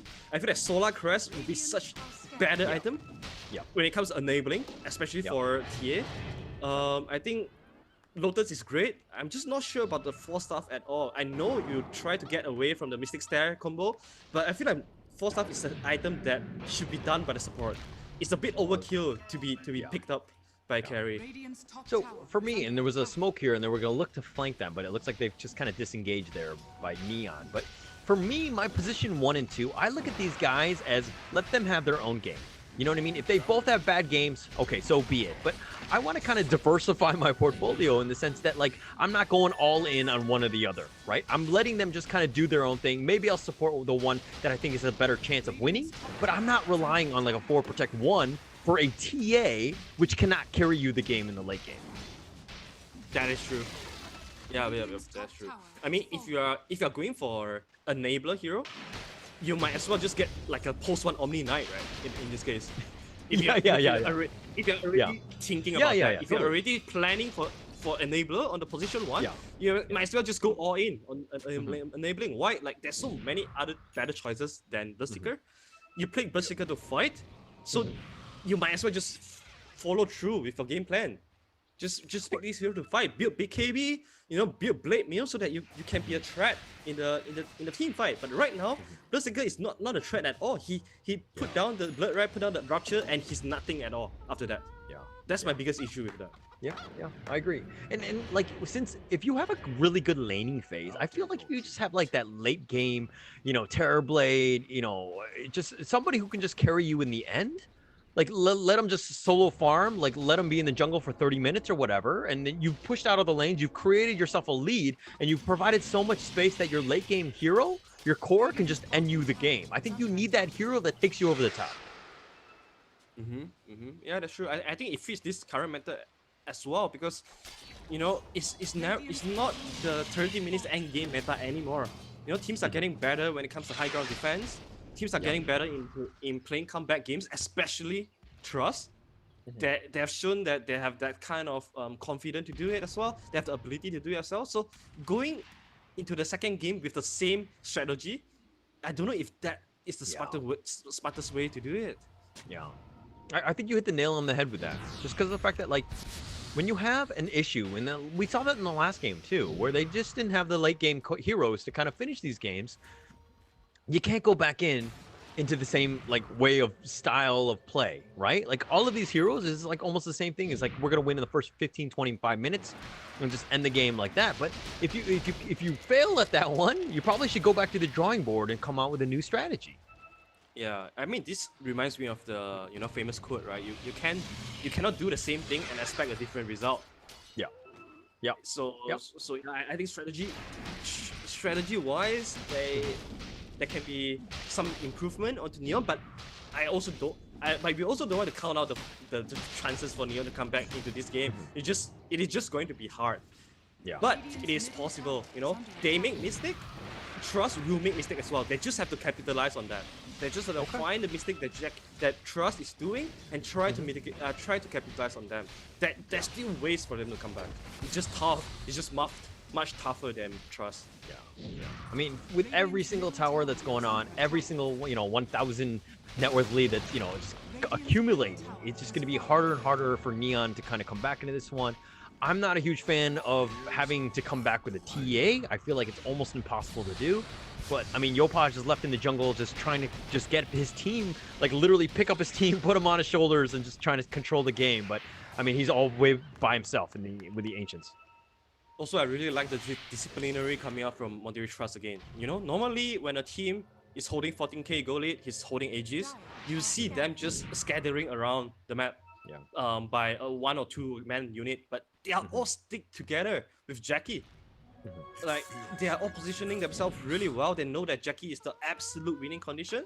So there's no hero play at all. That you don't see Skyraf just running around trying to find a solo kill.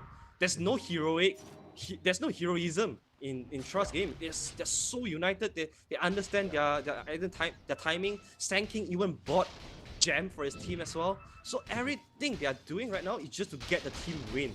There's no one guy trying to show off their individual skills. This is something that I really like from Trust, and I feel like this is the specialty of the Thailand team. Like most of the Thailand team that I watch, right? They have this similar kind of unity in their team play.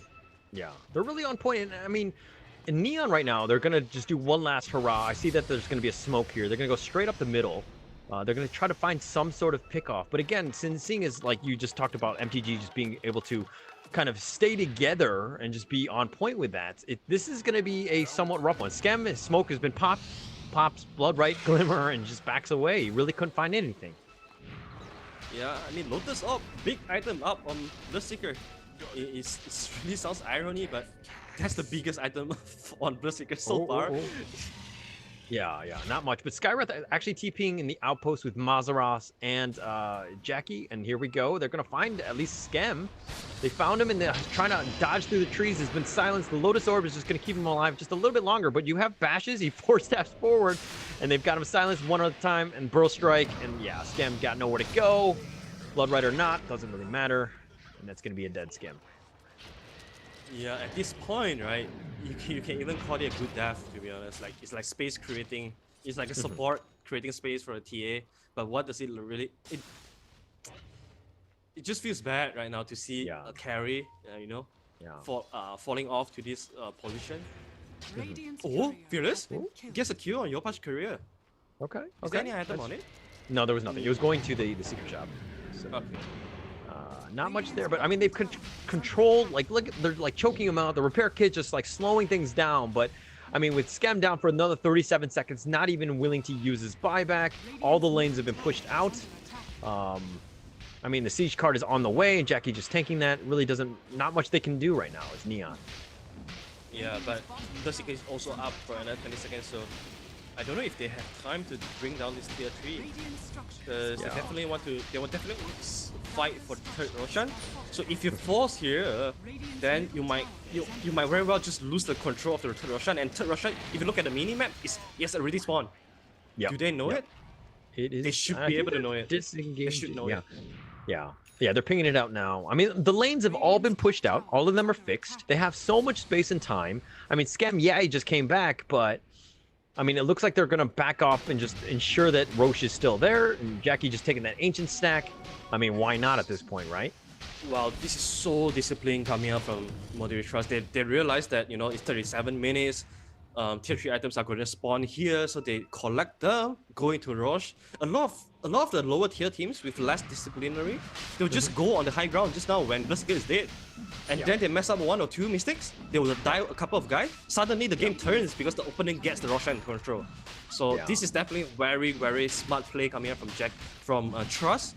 And this explains why they're on a super hot roll right now. Yeah. But like this is the team to beat, I think. I think that like what we've seen is that they have the heart and the mental fortitude to kind of just survive. Yeah, we're losing the laning phase, but we're gonna win this game. Definitely, they have the mental fortitude, they have the disciplinary that it requires to be a top tier team. They also have the skills as well. And they have Aegis and Cheese, and they've destroyed JG, who's like we didn't even get to see him die, but we saw the body. We saw the body indeed. Just like what happens when you're playing Among Us, right? You saw the body, but you don't see the kill. Yeah, we gotta report it. All right, who do you think did it? Oh, but they found the Chrono. They found Yopaj. That was the one they were trying to do. The Epicenter's been channeled as well, and Yopaj goes down. 84 seconds, and that net worth lead is finally turned to Jackie. So if anything, I mean, Yopaj is trying to keep them in the game by being top of net worth, but now he's not anymore. Not anymore. But this is why you say that you never want TA to be the one leading you to come back from a super tough game, because this hero is just not built for that. This hero is built for snowballing. It doesn't build to come back from a late game of a bad game situation and faces Void. He's the hero that can do that. This is the hero that can lead you from a very bad situation game. And he's going for the Aghanims as well. So Yeah, not totally relying on the Aghanim. Oh, the gobble up. John will get tossed forward, and he's like, nah, I don't want to be here. I want it to be on the ground. And he does get killed. And then buyback instantly from Yopaj and John Well. They're coming back. Yopaj is he's been sheeped. Yopaj is now going to have to use his BKB, and he just wants to fight, but he cannot with his. He's getting time locked. Jackie's going to just focus this. He goes right for the next core, which is going to be Skem. The Glimmer keeping him alive for now. John Well is there, and then it's going to be GG called at 39 minutes. Neon Esports, man, how do they do this? I mean, they're not out of this tournament. They're not out of top clans, but what do they learn in this game? Well, I think a lot in terms of strategy, drafting wise. The overall strategy to go into a best of 3. I think that they can use some improvement there. Also, game wise, of course, just they are the best in early game. Let's just put it there. They are the best in the early game. They do really well in laning phase every single time. It's just that when it comes to mid game, the decision making has to improve. And for Trust Gaming side, this is a big statement. I would say this is a pretty close game, close series, but I would never imagine Trust 2. So big statement from Trust, and very well deserving game for them as well. So with this victory, they will move on to the winners bracket final and also secure a top 3 placement. Yeah, just a super amazing game. We're going to see the highlight real quick of the mystery code that happened. That's going to be popping up here, and this is the fight in the river, that nice little 2-man chrono there, blood rights, and this is just the ultimate chaos that was going. Jackie was going all in. He gets killed there, and they got the shards in, blocking in Q, and let's go Execration, because that's a Filipino team, and they're going to kind of represent Neon as they do really, really well there. But we're going to see who the winner of that one was. But okay, we're going to go into the next series, which is going to happen coming up next, but it's going to be Adroit Esports versus Galaxy Racer. That's going to come on up. But yeah, the lucky viewer for this one is going to be Masam Dali. Congratulations on finding that one. We'll reach out to you. We'll figure out how to get you that prize, which is going to be a Dota 2 cosmetic. Again, if you're paying attention, just simply copying and pasting when you see that little chat box that comes up. It's great for you. And let's check out the MVP of that game. Who do you think it's going to be, Arthur? Once again, Jackie, it's gonna be you. him, You saw it and then you said it, right? No, I didn't. I mean, all right. It came out at the same time, but honestly, everyone could tell, right? Heal participation 89%. It was 69 previously. He obviously doesn't like that number at all, so he wants to improve. So 20% improvement, 89% participation rate. This is not something that you see a lot from a carry player. He involved in so many fights. He also get the net worth required to end the game as well. Pretty on point chrono too. So well deserved. Yeah, just a really good game by MTG. I love the fact that we get punched in the face, and how do we come back into this fight? This fight is not over. We're going to continue to go, and we're going to figure out ways to win this game.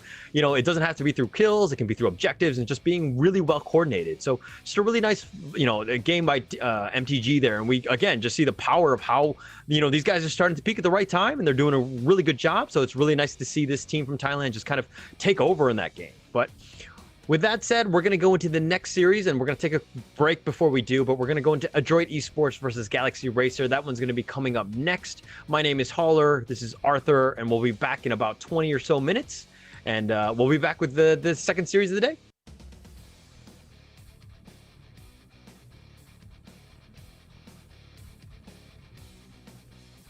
Hello everyone, welcome to today's Dota 2 quiz time. Well, today we have prepared 5 questions for you guys. All the questions are about Dota 2 SEA Invitational or about the game. Please comment your answer on Top Clan's Facebook livestream as soon as possible, and we'll select the lucky winner from those correct answers. 5 questions prepared, dear guys. Are you ready? Now, let's take a look at the first question. The first question. What is the highest base speed in Dota 2? A. 350. B. 550. C. 330. Or D. 340. What is the highest base speed in Dota 2? Remember to comment your answers on our Facebook live stream. Okay, let's take a look at the correct answer. The correct answer is C, 330. Have you got the correct answer? Moving to the second question. Which hero has the highest base speed? A, X, B, Legend Commander, C, Invoker, or D, Enchantress? Which hero has the highest base speed in the 4 choices?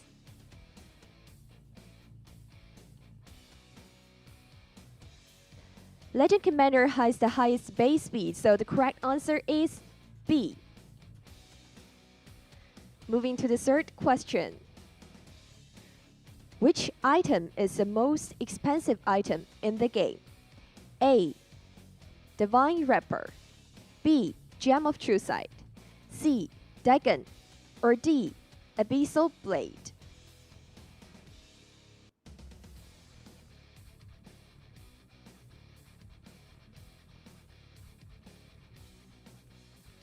Okay, let's take a look at the correct answer. C, Dagon 5. Dagon 5 is the most expensive item in the game. The fourth question.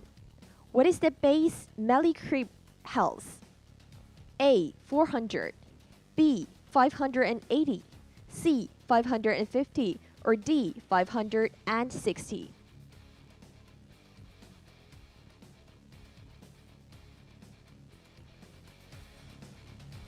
The correct answer is C, 550. Okay, the last question for today.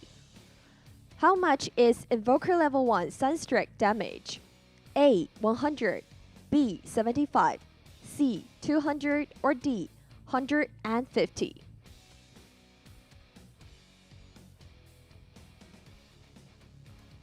The correct answer is A, 100. Well, thank you, ladies and gentlemen, for joining today's Dota 2 quiz time. Our Series 2 will start in a few minutes. And don't forget to stay tuned in.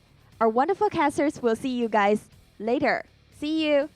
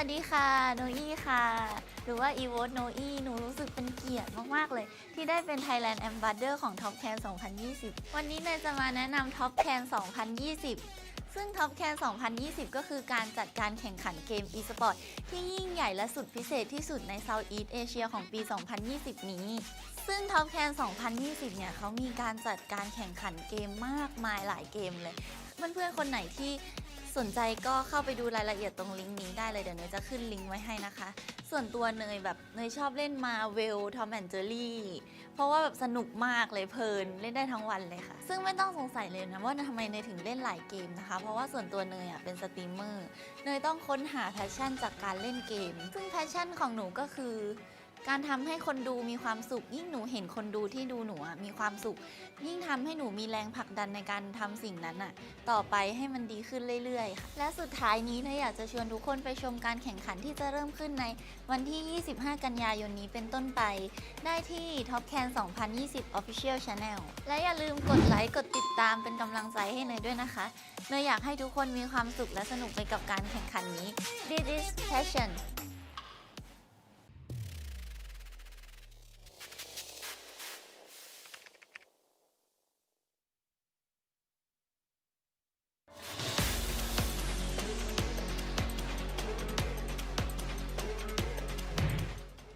Xin chào tất cả các bạn, mình xin tự giới thiệu mình là Đơ Ca Khỉ, tên thật của mình là Phạm Hồng Lộc. Hiện tại mình đang là streamer tự do trên Facebook Gaming Việt Nam. Hôm nay mình rất vinh dự được thông báo mình sẽ trở thành đại sứ khu vực Việt Nam của giải đấu Top Clan 2020. Giải đấu có thể coi là lớn nhất khu vực Đông Nam Á dành cho các tựa game mobile nói chung và esports nói riêng, được tổ chức bởi hãng game NetE. Top Clan là giải đấu quy tụ rất nhiều bộ môn nổi tiếng trong khu vực Đông Nam Á, chẳng hạn như là Marvel, Super Alien, Dota 2, Tom và Jerry, Chase, Tekken 7 và đặc biệt là tựa game đã được phát hành ở Việt Nam là Rule of Survival. Giải đấu có quy mô toàn Đông Nam Á và là giải đấu esports tổ hợp lớn nhất khu vực. Với tư cách là đại sứ khu vực Việt Nam của giải đấu Top Clan thì DK Khỉ cảm thấy vô cùng tự hào khi lần đầu tiên Khỉ được thấy mình được sống với niềm đam mê game của mình và niềm đam mê này được công nhận bởi cộng đồng quốc tế. Với slogan This is passion, thấu bùn đam mê, giải đấu Top Clan là nơi để các bạn có niềm đam mê giống Đơ Ca Khỉ được theo dõi sự phát triển của ngành game quốc tế như thế nào. Giải đấu sẽ được tổ chức vào ngày 25 tháng 9 sắp tới và chúng ta có thể theo dõi trên cả fanpage Facebook lẫn kênh YouTube. Hãy truy cập fanpage Top Clan 2020 và kênh YouTube Top Clan Esports để theo dõi Đơ Ca Khỉ và giải đấu nhé. This is passion, thổi bùn đam mê. Các bạn hãy cùng Đơ Ca Khỉ chinh phục giải đấu Top Clan 2020 nhé.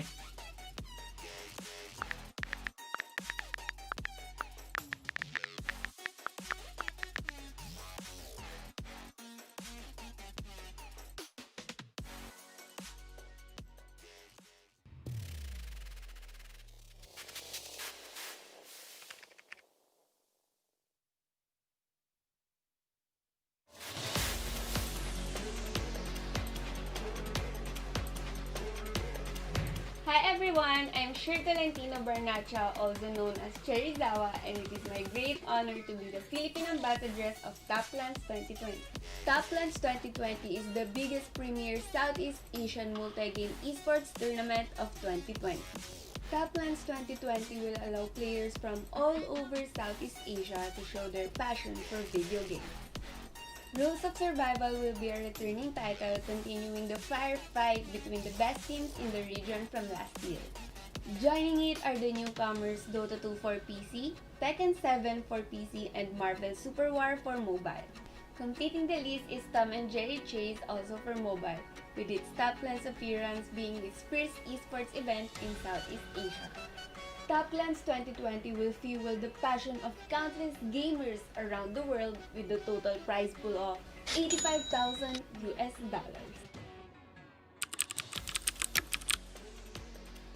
I am a gamer, creator, and Facebook streamer.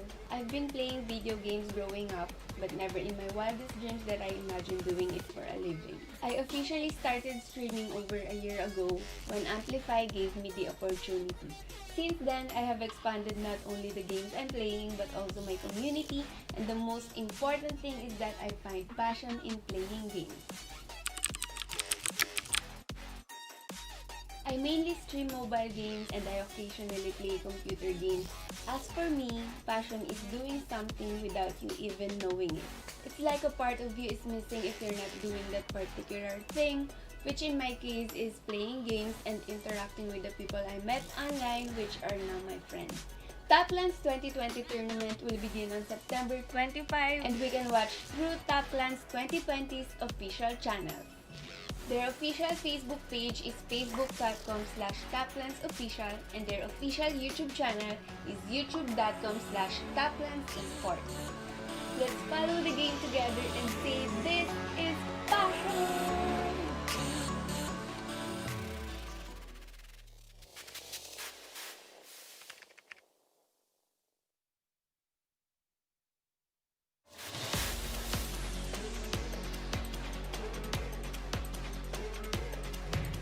Halo semua, perkenalkan saya Vanji Eko Giovanni, dikenal sebagai polisi ganteng gamer. Sebuah kebanggaan bagi saya menjadi ambasador di Top Clans 2020 untuk Indonesia. Ini adalah turnamen e-sport multi-game paling besar ya di Asia Tenggara di tahun 2020. Menurut saya, passion itu adalah menjadi lebih gigih, berani, dan pantang menyerah. 2020 ini adalah tahun yang sulit karena COVID-19, banyak orang yang kehilangan nyawanya, kehilangan harapan, kehilangan keyakinan untuk masa depan. Tetapi kita tidak boleh menyerah, tetaplah menjaga jarak, menjaga kesehatan, memakai masker, dan percayalah pada harapan. Turnamen ini akan dimulai tanggal 25 September 2020 dan kalian semua bisa menonton melalui channel-channel official dari Top Clans 2020. Ada Facebook, ada YouTube, dan juga ada Twitch. Mari kita ikuti acara ini bersama-sama dan ucapkan slogannya dengan semangat, "This is passion." Jadi buat teman-teman semua jangan lupa like video Papol dan dukung terus Papol. Terima kasih.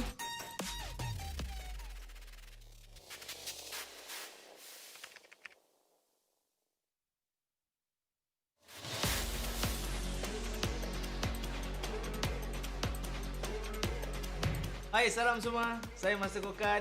Saya berasa amat bangga kerana dapat menjadi duta Malaysia untuk Top Clan 2020, iaitu acara terbesar untuk pertandingan SEA Multi Games Esport 2020. Top Clan akan mengadakan tournament terbesar mereka dengan hadiah yang terkumpul cukup lumayan bernilai $85,000 USD. Saya adalah seorang content creator dan juga saya seorang streamer. Perkara yang paling penting bagi saya adalah saya mendapatkan semangat dan juga kepuasan ketika bermain game. Bagi saya kepuasan itu adalah apabila ketika saya bermain game. Jika saya bermain game, saya berpeluang dapat berkenalan dengan kawan-kawan baru. Dan perkara yang paling penting sekali adalah saya dapat menjadi ahli gaming community di dunia ini. Itulah dia kepuasan kita. Pertandingan ini akan bermula pada 25 September ini. Dan kita boleh menyaksikan secara live di saluran rasmi Top Clan 2020, Facebook, YouTube dan juga Twitch. Marilah bersama-sama mengikuti permainan dan juga perlawanan ini. Dan tidak lupa untuk melaungkan slogan This is Passion! Peace!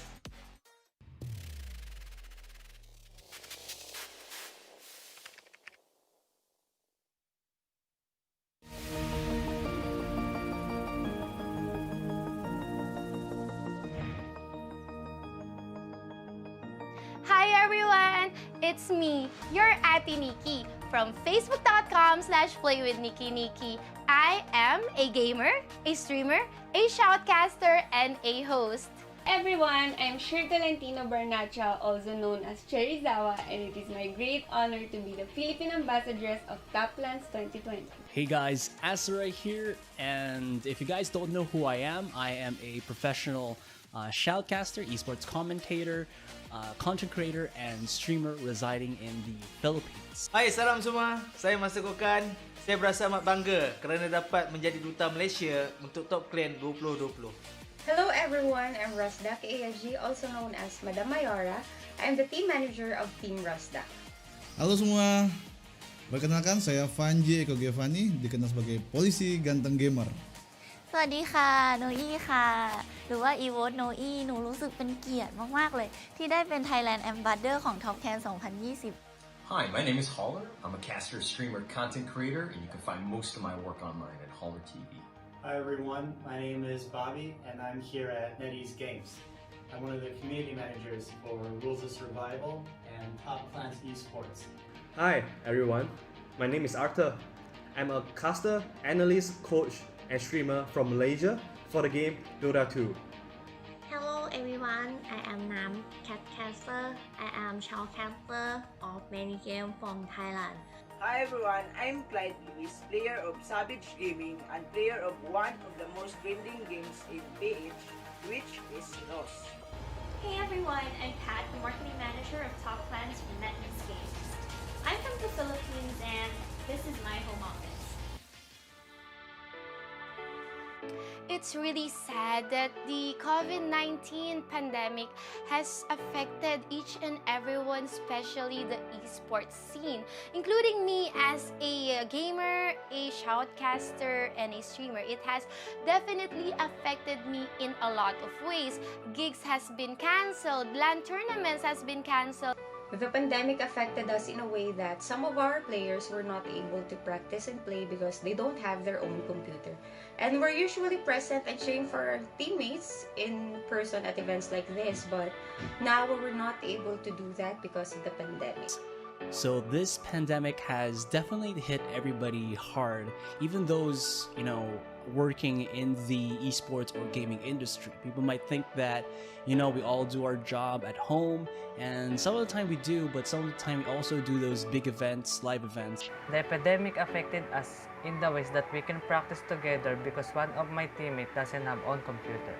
But we still practicing and teaching him our new strategy during ECQ. I think passion is defined by how much time you spend in the 24 hours of your day doing something that you love and enjoy. Passion for me is still doing what you love even though it was really hard for you. Passion is what drives me to prove everyone else wrong. Gaming is my passion. Passion for me and for my team is what pushes us to grind harder and what motivates us to push us to our limits. Gaming should not be all about competition, gaming should be about passion. I hope that Top Clans 2020 will bring out the best in every team that join the tournament. And thank you as well for the opportunity for us to play in your tournament. My expectation in Top Clans 2020 is a successful tournament, and I know that we will get a champion and show to all people that our play is remarkable. I hope that Top Clans 2020 will be fair and fun like last year, Top Clans Arena. We have been waiting for this and I cannot wait to see the result. Top Clans returns this year to become the platform for gaming entertainment and to give an opportunity for competitive gamers to showcase their talents and be rewarded. So I hope you guys enjoy it. This is passion. This is passion. This is passion. This is passion. This is passion. It is passion. This is passion. This is passion. This is passion. This is passion. This is passion. This is passion. This is passion. This is passion. This is passion!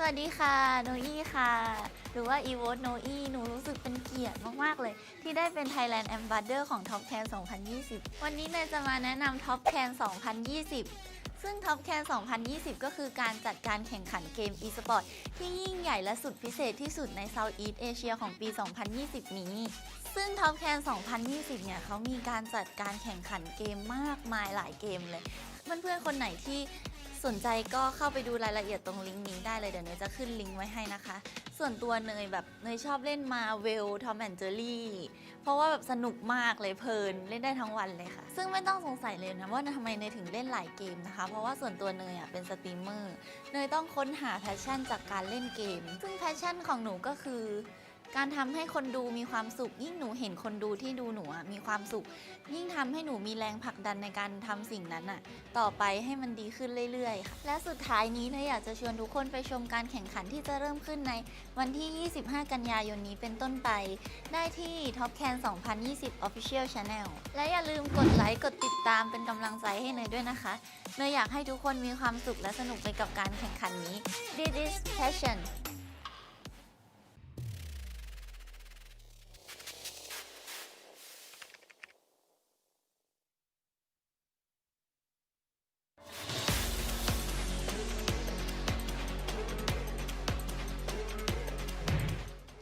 Xin chào tất cả các bạn, mình xin tự giới thiệu mình là Đơ Ca Khỉ.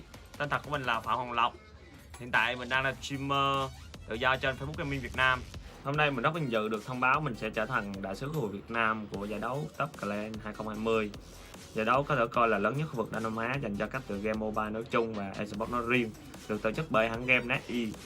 Top Clan là giải đấu quy tụ rất nhiều bộ môn nổi tiếng trong khu vực Đông Nam Á, chẳng hạn như là Marvel, Super Alien, Dota 2, Tom và Jerry, Chase, Tekken 7 và đặc biệt là tựa game đã được phát hành ở Việt Nam là Rule of Survival. Giải đấu có quy mô toàn Đông Nam Á và là giải đấu esports tổ hợp lớn nhất khu vực. Với tư cách là đại sứ khu vực Việt Nam của giải đấu Top Clan thì DK Khỉ cảm thấy vô cùng tự hào khi lần đầu tiên Khỉ được thấy mình được sống với niềm đam mê game của mình và niềm đam mê này được công nhận bởi cộng đồng quốc tế. Với slogan This is passion, thấu buồn đam mê, giải đấu Top Clan là nơi để các bạn có niềm đam mê giống Đơ Ca Khỉ được theo dõi sự phát triển của ngành game quốc tế như thế nào. Giải đấu sẽ được tổ chức vào ngày 25 tháng 9 sắp tới và chúng ta có thể theo dõi trên cả fanpage Facebook lẫn kênh YouTube. Hãy truy cập fanpage Top Clan 2020 và kênh YouTube Top Clan Esports để theo dõi Đơ Ca Khỉ và giải đấu nhé. This is passion, thổi buồn đam mê. Các bạn hãy cùng Đơ Ca Khỉ chinh phục giải đấu Top Clan 2020 nhé.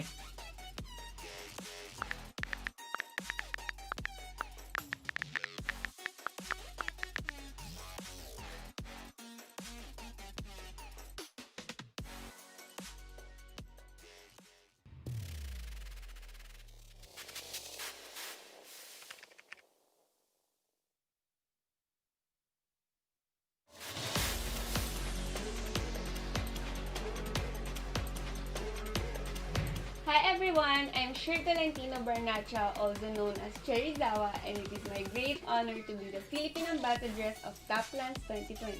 Toplands 2020 is the biggest premier Southeast Asian multi-game esports tournament of 2020.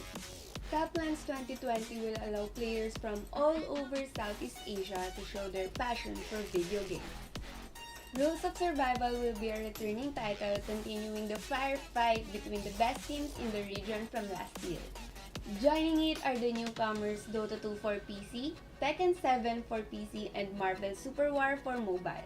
Completing the list is Tom and Jerry Chase also for mobile, with its Toplands appearance being its first esports event in Southeast Asia. Toplands 2020 will fuel the passion of countless gamers around the world with the total prize pool of $85,000 US.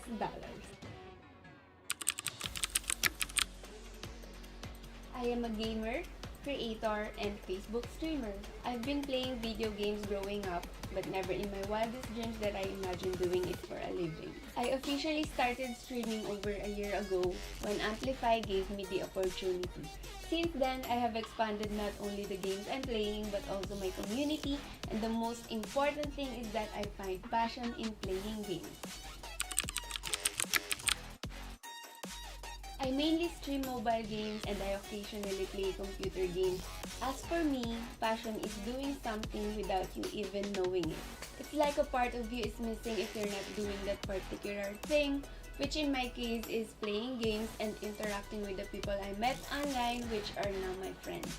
Toplands 2020 tournament will begin on September 25 and we can watch through Toplands 2020's official channel. Their official Facebook page is facebook.com/toplandsofficial and their official YouTube channel is youtube.com/toplandsesports. Let's follow the game together and say this is passion!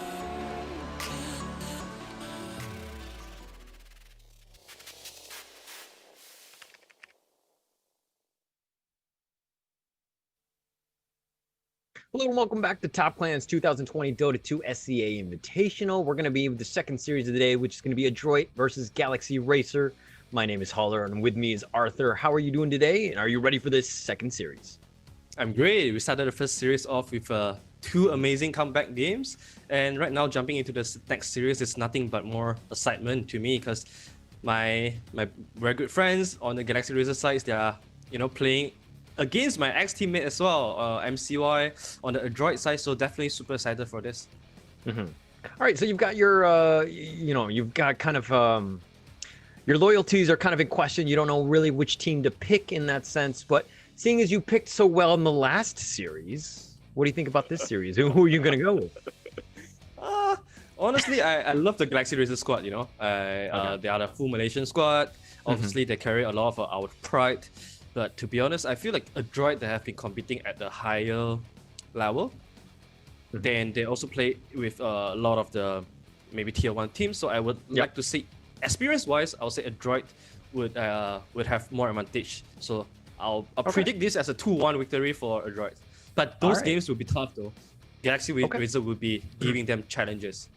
Okay. All right. And before we go into that series, which is going to start very, very soon, let's give a quick shout out to our partners and TV partners of EGG Network, AIS Play. Partner platforms are going to be Kumu, Laz Live, Lazada, Likey, Nemo TV, Twitch, TikTok. The local partners are going to be InfoFed, Ancient Galaxy, and VE Sports. And the network support is going to be done by UU Game Booster. So without all of them, we would not have had any of this. So this is a big shout out to them and making sure that, help support the stream. And of course, we're having esports even in these COVID times. But you've called it 2-1 in favor of Adroit. So that's a clear favor for me to just go with Galaxy Racer and prove you wrong again. Nothing better to see Arthur go 0-2. But this is the elimination bracket so far. MG Trust, we saw that first series there. I called that one. Arthur called it incorrectly with Neon Esports. Yeah, they had a very fast start with the whole rabbit and the hair, the tortoise thing, and we saw that the tortoise pulled out in the end with MG Trust. So we're gonna see the same thing probably happen in this one because Arthur likes to pick them wrong. Am I correct? That is correct, actually. I remember when I was doing my prediction rate is like something like below 50%. I have no idea why. Every time I look at the draft, I think they have a pretty good draft, and then they just fall off. So yeah. Well, I think to be honest, I feel like when you have a set strategy in mind, especially with what Neon Esports was doing before, you have to stick to that strategy and you have to win out. You have to play almost mistake-free Dota. And that's super difficult in this stage because Dota, anything can happen, right? And so you need to prepare yourself, in my opinion, for that late game, that you know what I mean? If things go wrong, what can we do? Are we prepared for that late game? Are we able to end this game? Yeah, that's true. That applies in life as well, right? You always want to give yourself plan B too. You don't want to go too YOLO and go without a plan B. You don't want to be too dimensional. You want to be a little bit flexible. So I do feel like having a draft that has the early to mid game potential, also have the late game potential, would be in a lot of the situation it would be the best approach. And Motivate Trust, they prove ourselves that as well, because they are playing at that kind of approach too. So yeah, it seems to be, well, I mean, I feel like they lost the game themselves. Yeah, the past two games, it's not. I'm not taking anything away from Trust, but most of the time, if you look at Neon's game, they are in control for like 20 to 25 minutes, and then they themselves couldn't close out the game. And yeah, you could say there's draft issue, but to me, I feel like it's more like a playing issue. Okay, all right. I agree. Almost everything. I just think that there's, I mean, the teams still need to kind of work things out, right? I think that, to get to that next level, you got to play awesome, not just in the laning phase, but throughout the game, right? I felt like there was a little bit of throwy moments in the middle or whatever. And so I think that we're going to hopefully see something a little bit different, at least with these two teams here, Adroit and Galaxy Racer Esports. We're in the draft now. And we're already seeing different drafts or different bans, right? I mean, the Void Spirit from Adroit, and as well as the Tiny, which I still feel is a very strong 4. But Galaxy Racer and Kind, they've responded with an IO and of course the Snapfire there. What do you think about that? Yeah. Well, I think IO is like the Adroit specialty, more like MCY specialty to be honest, because MCY as the carry of Adroit has been playing a lot of IO carry. So I think this IO pick is very well targeting at MCY. As for Snapfire, it's just normal right now in this time. You know, we have seen a lot of Snapfire game. We have seen how strong she can be. So I have no doubt with that ban at all. So Magnus first pick though coming out from Galaxy Razor. As for what I know, KYXY, Alacrity, they are not a big fan of Magnus. So most of the time, if Galaxy Razor pick the Magnus, it will be on 343 as opposed to 5. Okay. Yeah. So if a droid does their homework, if a droid understand Galaxy Razor well as well, they should see this coming. And I think they there's a lot of ways to counter this because Magnus as a post 5 is not the best laning support to protect the carry at all. Yeah, I mean, his impact is kind of, it's difficult. It's more of like an empower buff. I mean, the occasional, like, you don't really have that stun to kind of just protect your carry. So potentially issues can be done from there. But okay, it looks like, you know, Magnus into with a PA, that's a nice little combo though. Yeah, I'm not trying to hide anything, not trying to play any mind games, just straight up Magnus PA. The most explosive, one of the most explosive combos in Dota 2 right now, aside from the Faceless Void plus Invoker. I definitely like Magnus PA right now though. Like we have seen this a lot in high level pops as well, right? Like just Magnus PA, you know, as long as you hit, as long as you don't lose before PA gets the Deso BKB timing, it always feels like, you know, you're either has a very good way of coming back or you have a very good way of ending the game. Yeah. And Adroit respond with the Tidehunter, which, you know, does a decent job against the PA there. But are we looking, is this the lane right here? Are we talking PA 1, Magnus 5 versus the 3-4 of the Tide and the Enchantress here? Most likely it's going to be a Magnus 5 and PA 1. Unless Alacrity, you know, over the night he trained this new hero on Magnus to be his main hero, but probably not, since this is playoff stage, right? And for sorry, did I say that incorrectly? I meant to say PA 1, Magnus 5. Yes, you say you say correctly. I mean, just like throwing different possibilities in. But for Enchantress, though, I think this is mostly going to be post 5 by CML. Like it's every time it's going to be on CML. Every time I pick this hero, and I do feel like CML has one of the better understanding compared to a lot of other post 5s out there as on Enchantress. I've seen him dominate with this hero as well. Enchantress he's okay against Magnus as well, because anyone that get empowered, you can always just dispel the empower off with enchant. So that's something that Enchantress can offer into the mid game. But to be honest, it's just pick here to secure the laning phase most likely. Okay, but who do you want to pair with that with? If it's going to be a position 5 Enchantress, who goes well with him or her? Oh, almost everyone goes well with her, because Enchantress is the kind of hero that just zone 1 or 2 guy out completely on her own. Something that I want to add in is that if you're thinking of a partner, you want to have an aggressive partner, something that can just join Enchantress and get kills on. Something like a Slug would be good in this case against Phantom Assassin. I think Faceless Void is pretty good too. A nature MKB builder. I think Swen is good as well. Anything that have some kind of killing potential would be good with Enchant. Okay. But why would Galaxy Racer here ban out? I mean, the Spectre makes sense and the Alchemist is fine, but the Monkey King, I feel like that's kind of not as meta. I mean, it does have play, but it's definitely not, you know, like something that you, like a PA would really be worried about, right? Yeah, definitely. I think this is the homework that Galaxy Racer did, you know, because Monkey King has been constantly getting picked by a droid. MCY really loves this hero. He loves to, you know, just have a really strong lane, and then just start putting impact into the game after the laning phase. So this is what MCR loves to do. So I think that's a respect ban, because obviously you can ban out heroes like TB, Faceless Void, but they feel like Monkey King is the biggest threat. But all right, Witch Doctor. Awesome. Okay. All right, cool. Something I forgot is that Destroyers also play Magnus 4, but it was way back then before he joins Galaxy Razor. But Magnus 4 though doesn't feel like the best to me, but I also understand why they prefer the Witch Doctor, because Witch Doctor plus PA is one of the way that you can deal with the beefy Tidehunter. Magnetic is going to come in really handy when you try to kill the Tidehunter. Okay, and it looks like it's going to be a Boomy Rubik here. But I mean, Rubik's got a ton of things to steal. Just a lot of play into that place. But okay, so this Magnus though is the most questioning thing because I think it dictates the entire draft how things are going to go. Witch Doctor, would you rather it be a 4 or a 5? Most of the time I want Witch Doctor to be a 5 because it's clear, Okay. right? His intention here is to just secure PA the lane or even better win PA the lane with Melodic. Yep. So Witch Doctor is most of the time the one-dimensional support. Just win lanes, and then what happens next is just it doesn't relate with Witch Doctor too much. I feel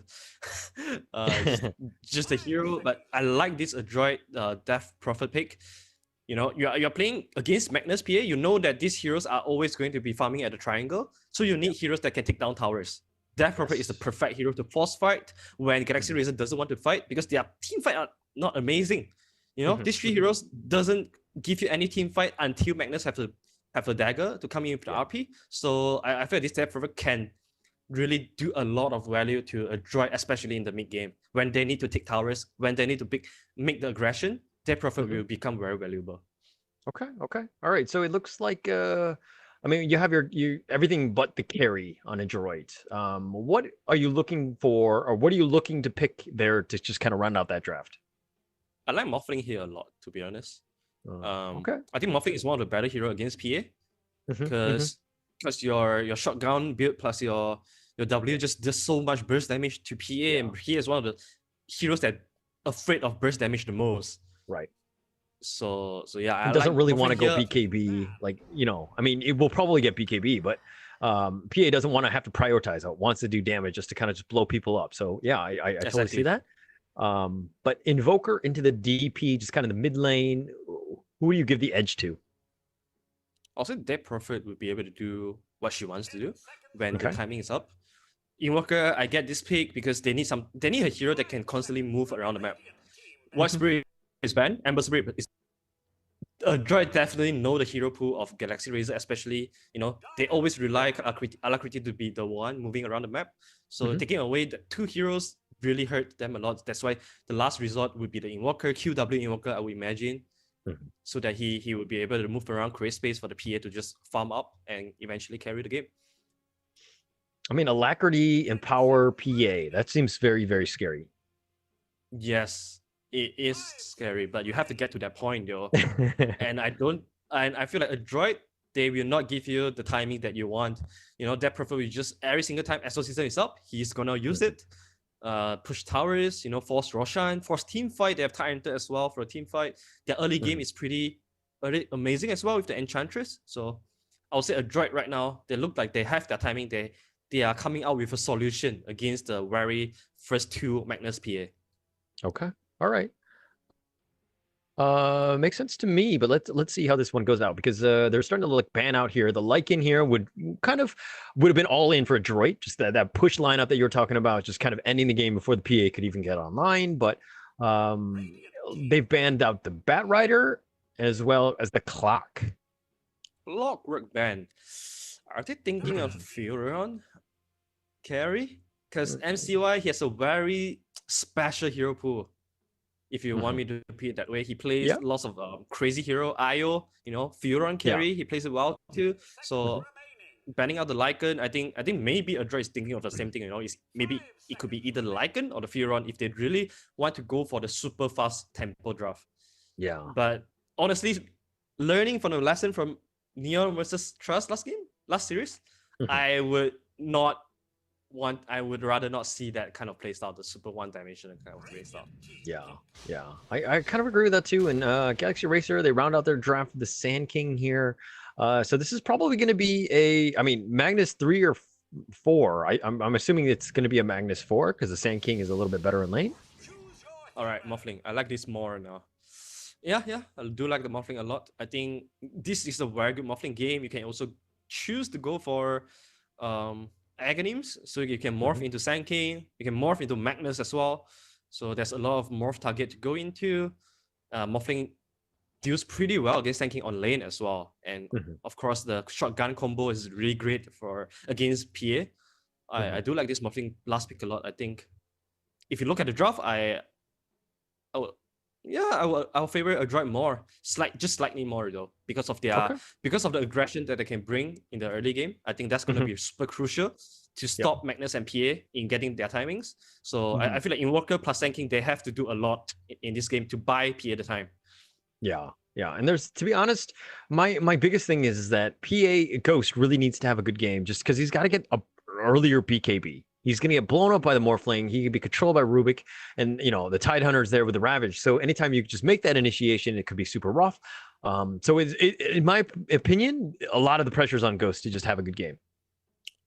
Exactly, and also you are playing the Tidehunter plus Death Prophet.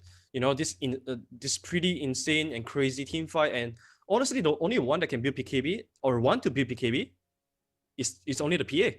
So I feel like Tidehunter will have a pretty good time in getting off some good ravages. So Nico should have a pretty good game here, and to be honest, there's nothing much aside from a PA that can nuke to the Tidehunter down as well. So I feel like Nico will have a pretty good game to become the front liner for Morphling and also for the Death Prophet. Okay, all right. So we're gonna get underway now, and we know the drafts, we know the picks, we know everything. You said that Adroit was gonna win this one. You're gonna be wrong.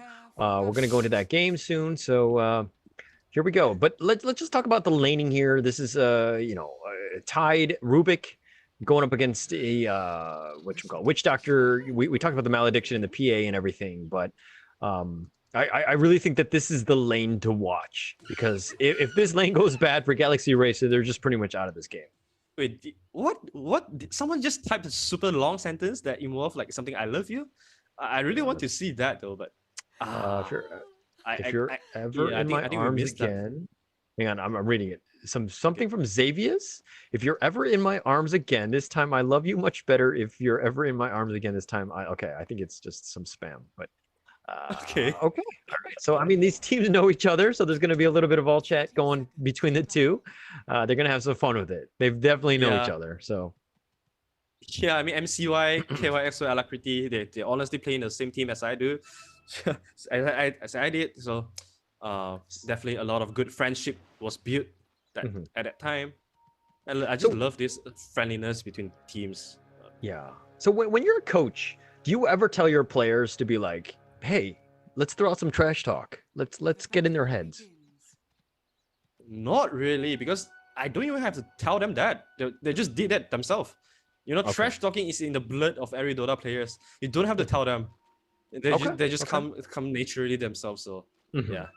Because I remember like back in the day when we would trash talk in like traditional sports, our coach would get mad at us. He'd be like, no, you got to be better than that. You got to be not talk like that or whatever it is. But like, I mean, in Dota, it seems to be all about trash talk, right? That's true. But at one point, right, you just wouldn't trash talk anymore. You wouldn't trash talk in words, Like if you reach OG level, you just trash talk by spamming the chat wheel. Yeah. There's another level, of course. Okay. All right, Alacrity here, he's got a Quas to start out. He's probably going to go Quas Wex. I mean, that's the build to go against Mac, right? Yeah, you want to get an early Spirit Vessel if you like, especially against Morphing plus Death Prophet plus Tidehunter, right? So Spirit Vessel has a super high value here, but also it's a little bit hard to build up though. Like right now, a lot of the Invoker build up would be Orchid now. It's getting more popular recently because of how cheap the build up of Orchid is. So I want to see which style Alacrity would go for, but yeah. So it looks like he's going to go Quaswex to start. But I mean, my only worry, obviously he's got the control and the team's going to need some of that, right? But then pretty much all the damage is going to be on your PA. Isn't that a little too much pressure? Yes, I do think so. I agree with that. I feel like in the drafting stage, you say the Sand King plus Invoker has to do a lot, but yes, they provide a lot of disable, but their damage is just not top tier, It takes time for them to do the damage, their skills does really slow damage as well, but Nico top. Getting a little low. He had to stick up. He gushes, and he's going to look to turn this around. Ghost, Boomy. No, and it's Blink Strike away, and that was actually super close. I like the skill build coming from Tidehunter. The 1 point, just one early point on Gush, really do a lot of damage to Ghost. Look at that. They found the PA, and that's going to be first blood for Nico. That is not a good start. the burst damage is insane coming out from Fate Bolt plus Gush plus the right clicks. This is not going to be the easy lane, and we said right, Magnus not the best. I mean, sorry, Witch Doctor. Yeah, Maledict is super great against Tidehunter, but it's not gonna help you sustain the lane for your PA unless you get the Widow's restoration, which is not the best case in this case. Yeah, you don't want to go early on that one. Oh, the Tornado's going to connect just for the last hit. But yeah, there's a lot of focus on this mid lane. Now, Alacrity, though, okay, if you're Quas Wex, you're going to struggle. You're not going to do a whole lot of damage. And he's kind of having a hard time just even last hitting right now. And so this DP is kind of taken over a little bit with 17-4 versus the 10-0, right? Yeah, the lead is going to get enlarged more and more as Mac gets higher level, but top lane 3-4-3 will fall once again. This Tidehunter plus Rubik lane is tough. Gush into Telekinesis, pull back into Fate Bolt, that does a lot of damage. I mean, Rubik is just so strong right now. I think that it's like a really good position 4, so you're gonna have all that damage. And with that Tide there, just kind of baiting people out almost. Like this is the lane that had to go well, and it's not going well for Galaxy Racer here.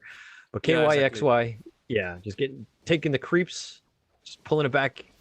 All right, just gonna farm it up, I guess. Take a lot of damage from KYXY. Whew. Yeah, I mean this lane it's gonna be okay for KYXY because he can always do this lane creeps maneuver. Oh, the EMP, they've got him Shockwave and the Skewer back, and that's gonna secure a kill. That's a really nice play by Destros.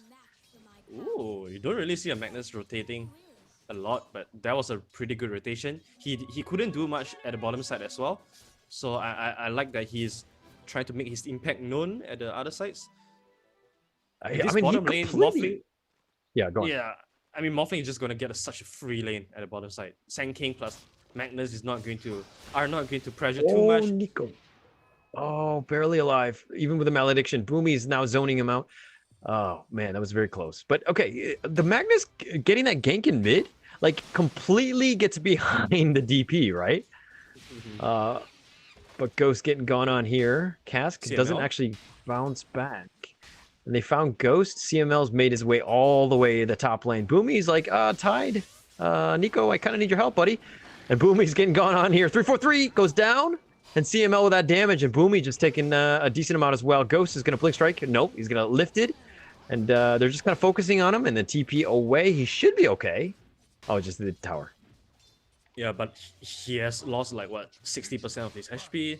But good thing is, 3-4-3 will be able to bring a South to the lane after the respawn, so that's okay for him, but they are also losing out a lot on the last hits. Looking at the last hit difference from Ghost and Morphling, it's just gonna keep getting enlarged.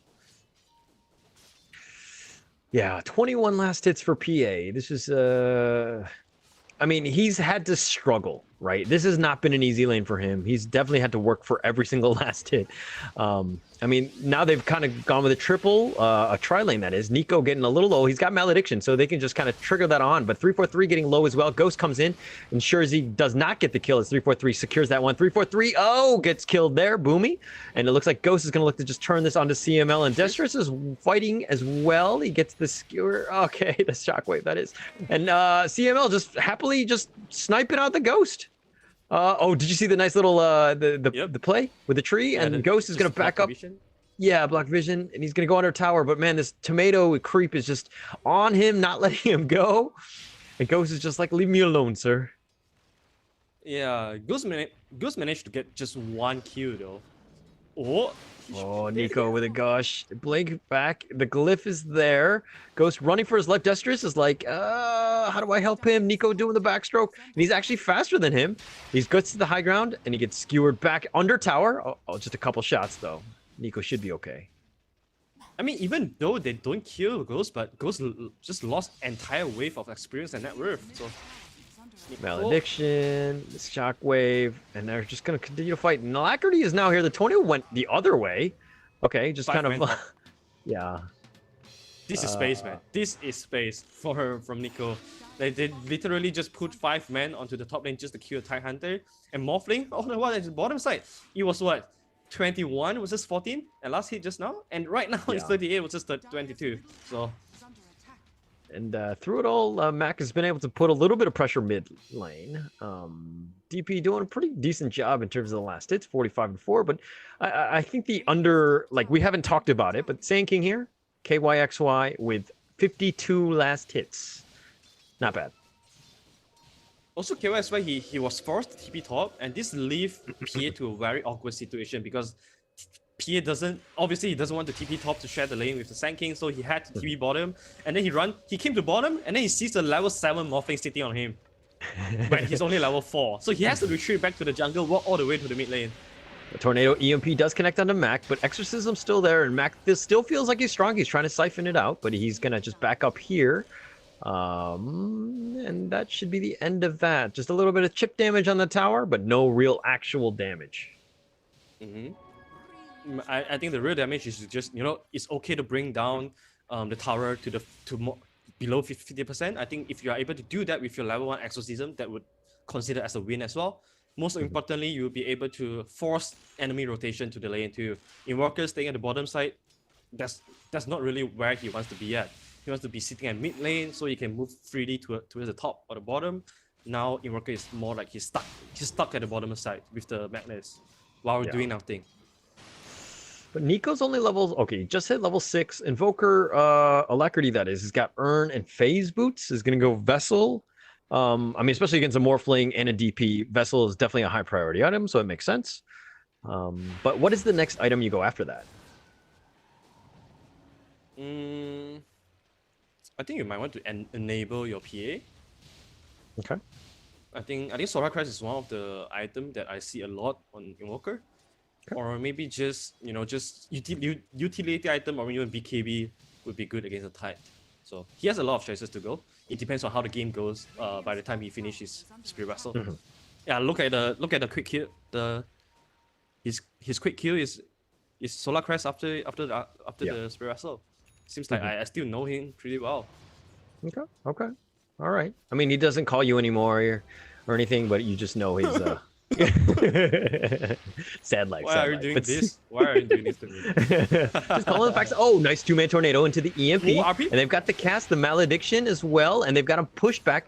Destrus, unfortunately, not level 6, doesn't have the RP, but it doesn't really matter when you can secure that kill on Mac, who's a little bit too close to the tower. KYXY gonna use Sandstorm to keep himself alive, but does need to be a little bit careful because KYXY is a little low. Yep. Level 6 Tyrant zoning out a level 8 Sand King. That feels weird. He just walked up and stole the rune right underneath MCY's nose.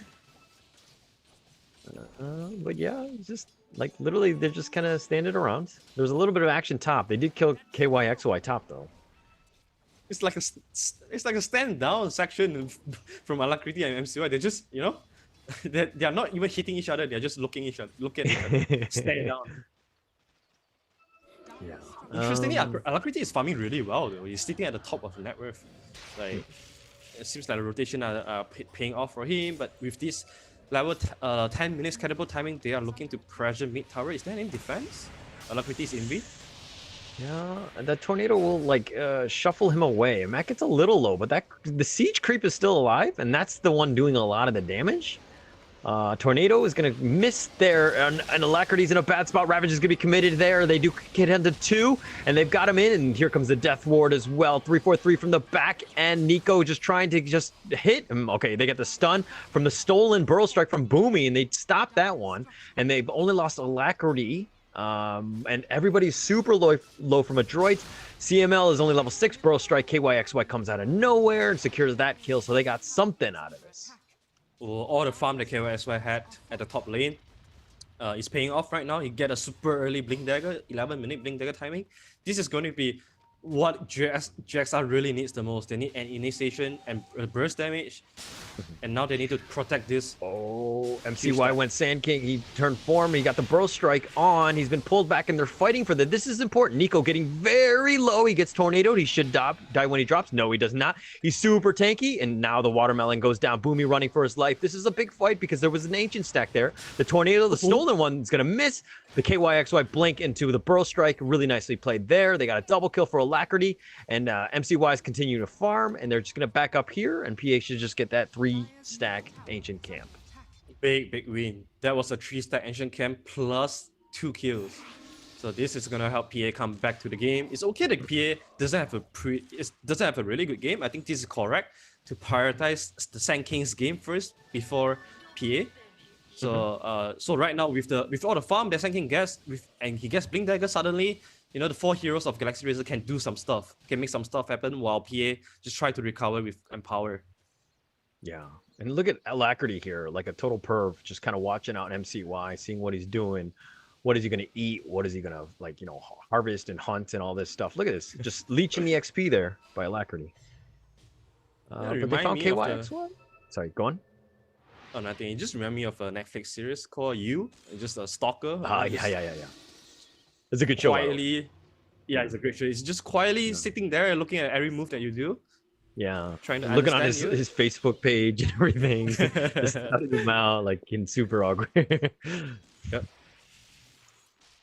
All right, but Alacrity goes back into his own jungle. All right, now Mac has been pushing. I mean, they did a little chip damage bottom T1. They got the mid T1, and they're kind of up in terms of objectives there, and that's kind of where the net worth lead is. But has Mac done enough to kind of close out this game? Because DPs, well, not really those heroes that kind of carries late game. Yeah, it's not really the carry type of mid hero. It's more like a functional type, space creation type. So I think it's also very crucial to have to give the DP some kind of farm as well, because you really want to get to level 12 and get to the level 2 exorcism before you try to advance your move in the mid game.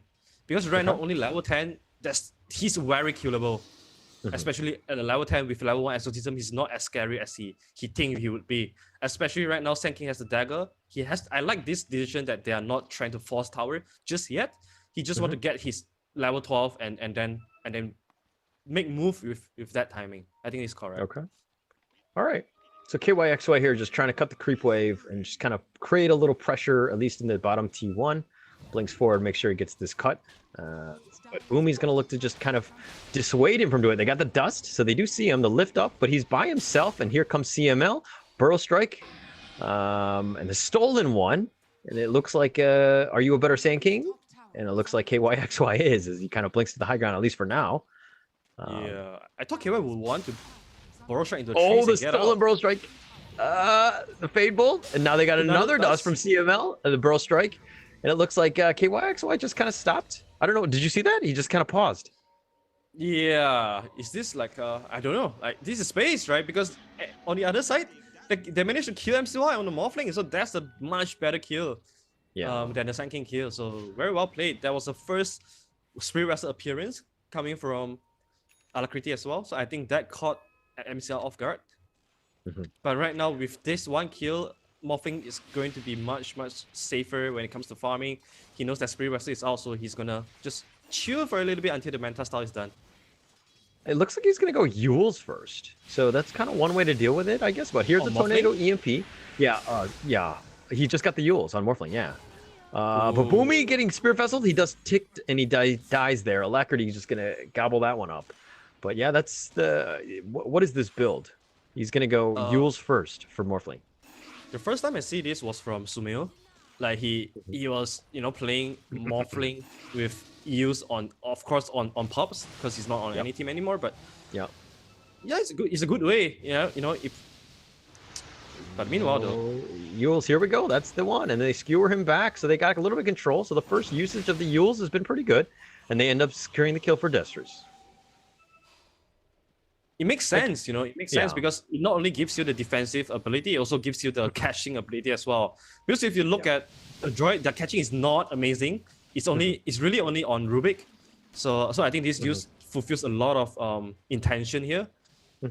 So no, I mean, it makes sense. Like against like the Witch Doctor, like the Death Ward, and like, you know what I mean. Like there's so many, and if you get stun locked by the Burrow Strike, the RP, like you can use yourself, right? And like the vessel's there, so it kind of makes sense to me. But this is one of those things where, here's the epicenter. They found the Burrow Strike, and they're going to secure that kill. Alacrity is that is.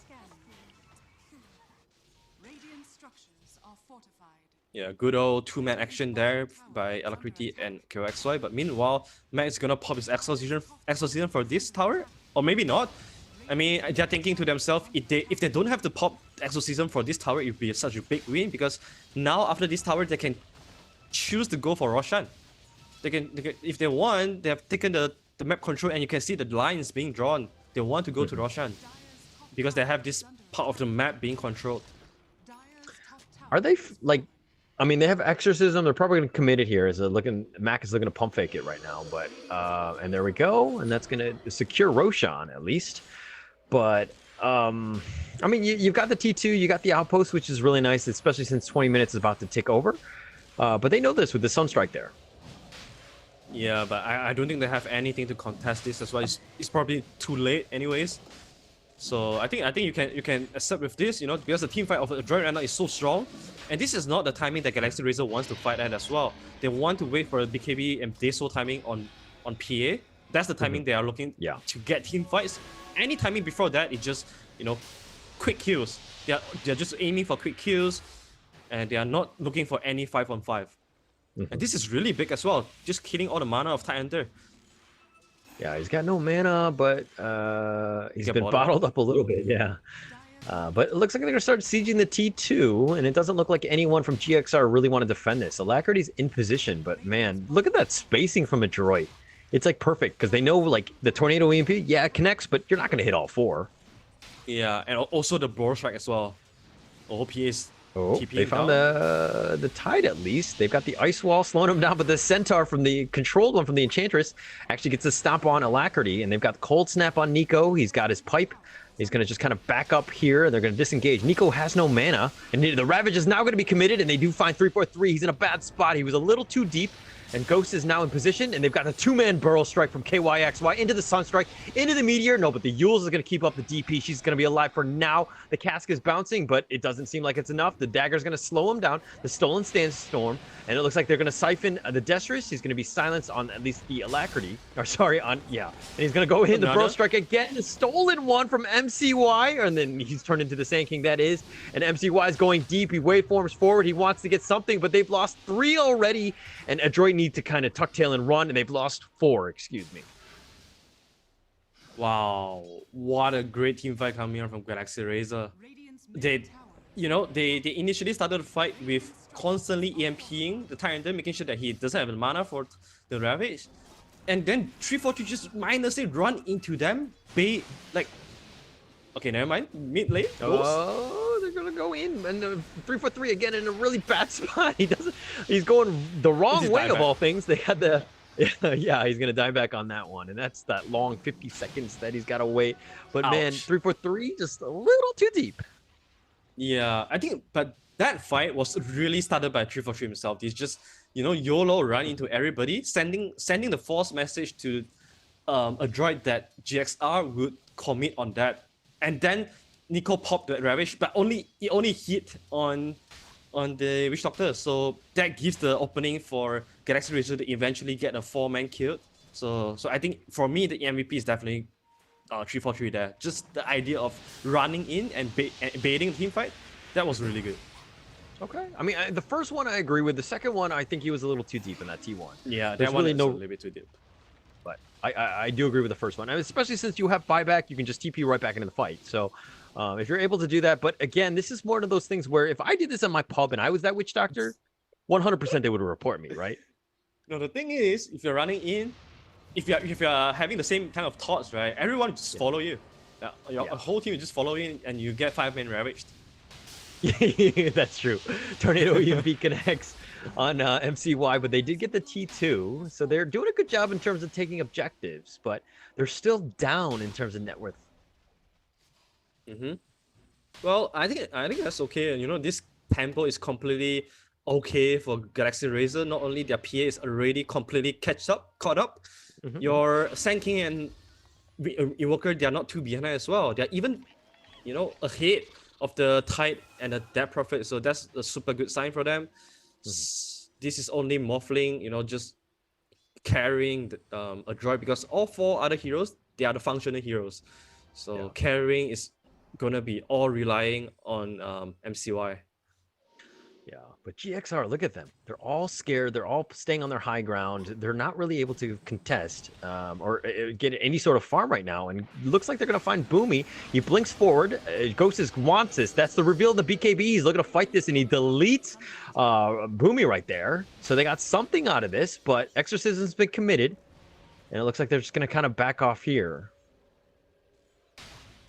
BKB versus Exorcism Charge. Which one would you like more, the trait? I feel like I like this trait more for a droid. You know, just popping Exorcism to bait out the PA BKB. But that was it's the 10-second one. Yeah, Right. it's the 10-second one especially. But this Exorcism cooldown is super long as well. So if you want to make this trait worth it, a droid now they have to be careful and try to avoid fights until the next Exorcism is up.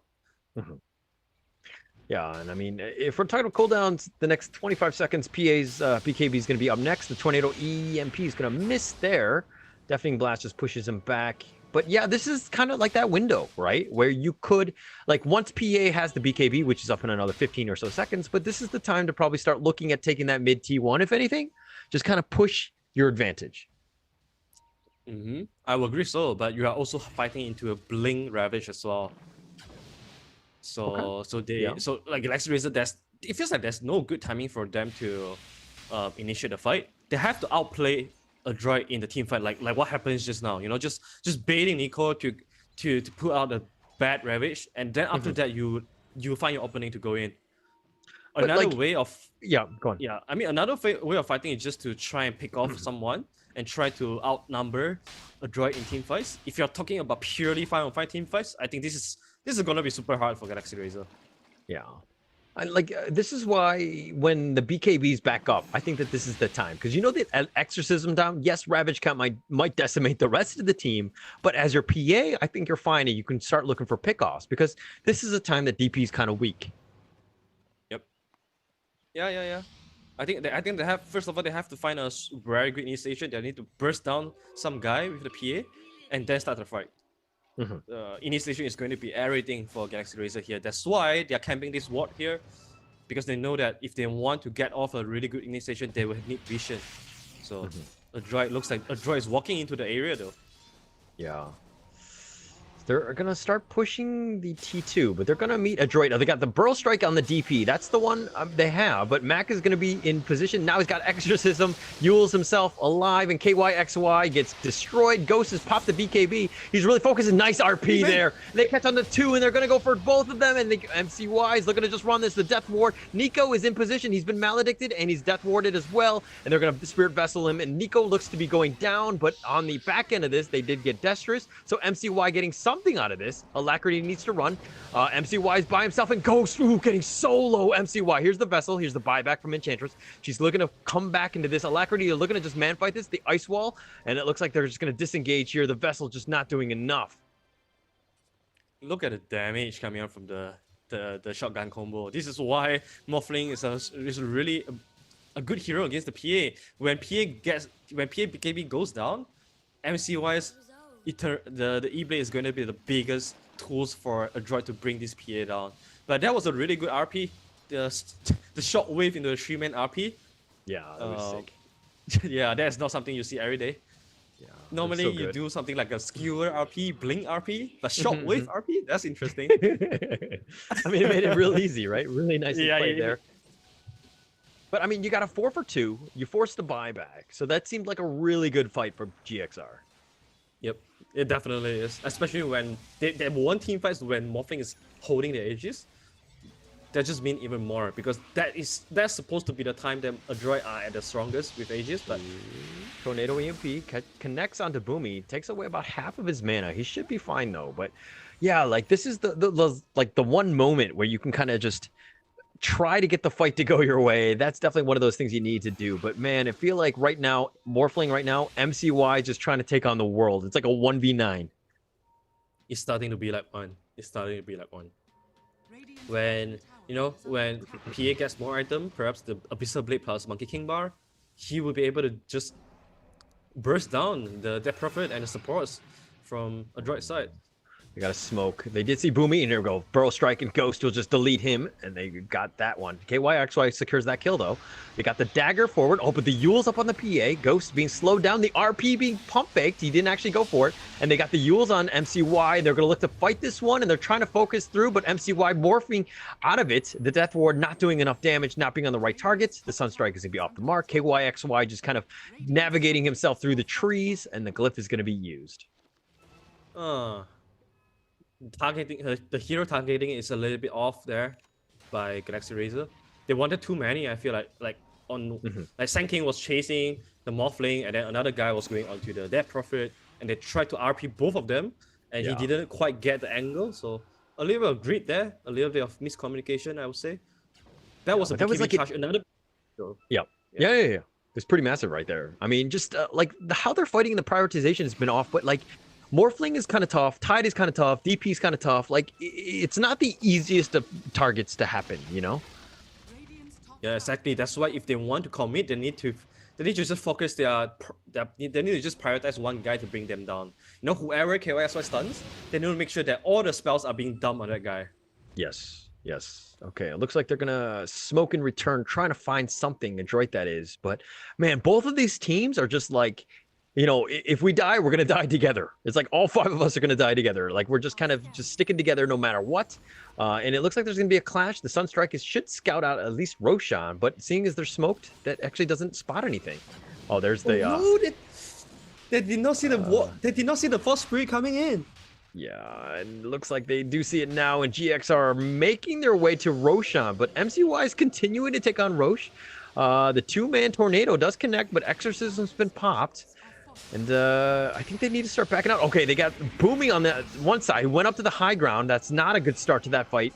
Adroit are continuing to fight this 4v5. They find KYXY. He's going to Yules, keep himself alive just for now. The Bro Strike, no, but the BKB is on point. Nico, he Fairy Fires, keeps himself alive. And the RP from 4, man, and he gets him on and goes with the BKB, just turning it up. And that's a buyback from Nico. And they found what they wanted, and they got it. That's a triple kill by Ghost. Really well played. What a RP. You know, shortwave RP, shortwave 3-man RP at first, and then now coming in with the Blink Dagger RP on 4-man. This is the game-changing RP. This is the game-winning RP even. It could be the game-winning RP. What a performance coming up from the Magnus. What a boss. I mean, you talked about Destris right there, about him being a position 4 Magnus. You didn't like it, but he proved you wrong, because that was clutch. That was team fight winning, and I mean, that might even be game winning with that fight. Yep. I mean, I'm always wrong, right? At this point, I'm starting to accept that I'm just like Carl. Like I'm just giving you a hard time. we are always wrong. But I'm glad to eat my own words, you know, because I would love to eat my own words for such beautiful plays. Just give me another 5-man RP next, man. This tries. Oh, that was sick. And I mean, Ghost here, he's got Abyssal, he's got Aegis. I mean, yeah, his BKB's only down to the 6-second charge, but Ghost is kind of getting that unstoppable killing machine that we talked about. Yeah, he didn't have a good lane, but you know, his team created a lot of space for him to recover back. He did well as well, and now it's his time to, you know, pay the favor back to his team. He's going for the Aghanims next, so this has been the one item that we have seen a lot. I think it started from mid one. Mid one did this, and then all of a sudden people just start thinking, oh, PA going for Aghanims is a good item. Oh, the Burrow Strike caught him out and he gets deleted. MCY, what a rip. Oh man, Ghost coming out of nowhere. Just the amount of damage this guy does is just crazy at this point. With the Empower, the Alacrity, like, oh man, it's sick. Oh, look at how quick he takes down the tower. He has Deso, he has Solar Crest, he has the armor reduction talent as well. Also on top of that, he has all his destruction too. This guy does so much tower damage. It's crazy. Like, I mean, like, do you even glyph at this point? Like, what do? You don't have. I mean, yeah, Morphling has buyback, but you got to give it up. But he could take almost all 3 Raxes by the time Morph comes up. Look at how quick that was. That was like 5 seconds, and he took out the entire Rax. Look at this. The Empower, the Alacrity, like, all right, chunk, like 6 shots maybe? You don't waste your time with creeps. Just take down those Raxes. Look at how fast this is. He gets lifted up, try to slow him down. Oh, KYXY out of nowhere. Nice 3-man Burrow Strike, the 2-man RP, and they catch him on both, and it looks like they've gone for too much. The epicenter as well. Morphling is just coming back. He didn't even buy back for that, and that is a team wipe, and GG's been called. 31 minutes, 30-13. GXR clinical. Wow, Morphling did not get to do much this game. It was all in control for Galaxy Razor once they hit the dagger timing on Magnus. Like it was first the 3-man RP into the 4-man RP. That was the game-changing one.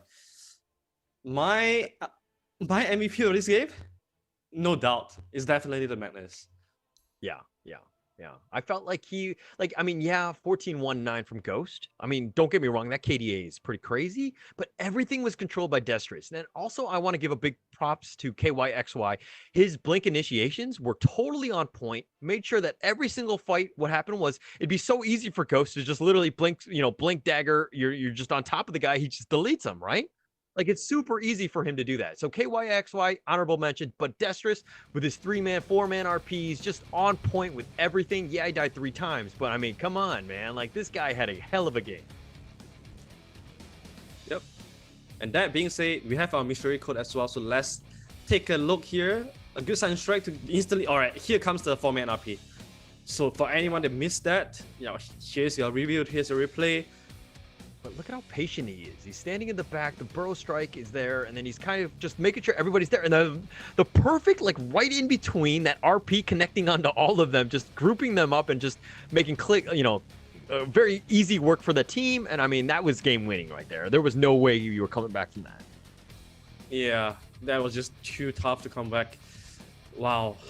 And the comment there was highest damage done. So we do have a winner for that. Somebody did spot that out. That was the little chat box that you saw in the mid right of the screen there. So we're going to announce the winners very, very soon. But like, what does a droid do? How do they come back from this game? Honestly, I feel like they did the right thing. They did what they have to do. It's just that when it comes to team fight, they really purely just lose the team fights. So you probably want to play team fight a little bit better. I think it feels like when they were holding the Aegis, they probably want to use the Aegis better. So Aegis usage is also another thing that they want to take a look at. As for Galaxy Razor side, that was just perfect. It feels like once again they're super in sync. Their coordination was perfect as well. Maybe this is what gives you having everybody in the same boot camp, speaking the same language. I'm really starting to see the potential of Galaxy Razor here. Yeah. Okay. All right. So the lucky viewer of that last one was Momo Achella. Congratulations. We'll reach out to you. We'll make sure you get your prizes. Again, we do this for every single game that we play. Just as simple as watching that little chat, and then just type it in, put it on the platform wherever you are, Facebook, YouTube, or Twitch. So very, very quick. And then we're going to go into the MVP. Who do you think it was? You thought it was Destris, right? Yeah. But you were wrong. And it looks like they've gone with Ghost because of the KDA. And as a support player myself, this kind of kills me inside because I feel like I did all the work, but Ghost gets all the credit here. But nonetheless, he had a really good game. 14-1-9. He was in 74% of the kill participation. I feel like all of the games today have gone to the carries. Yeah. Man, come on, guys. Shows the support some loves. I'm a support player as well, so I definitely feel you. And not even I'm not feeling love, I was wrong too, so yeah, feels bad. Yeah. All right, so we saw game 1. We're gonna go into a game 2, but we're gonna take a quick 5-minute break. My name is Holler, this is Arthur, and we'll be right back.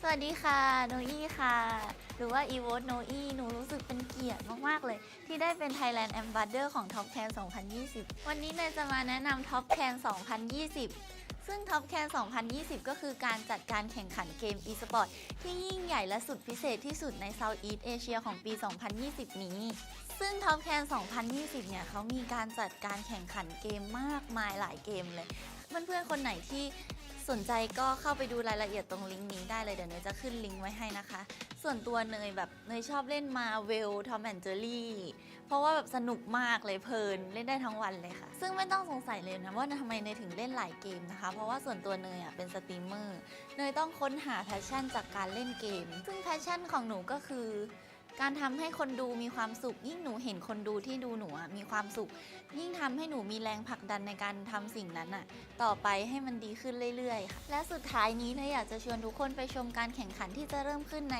วันที่ 25 กันยายนนี้เป็นต้นไปได้ที่ Top Can 2020 Official Channel และอย่าลืมกดไลค์กดติดตามเป็นกำลังใจให้เนยด้วยนะคะเนยอยากให้ทุกคนมีความสุขและสนุกไปกับการแข่งขันนี้ This is passion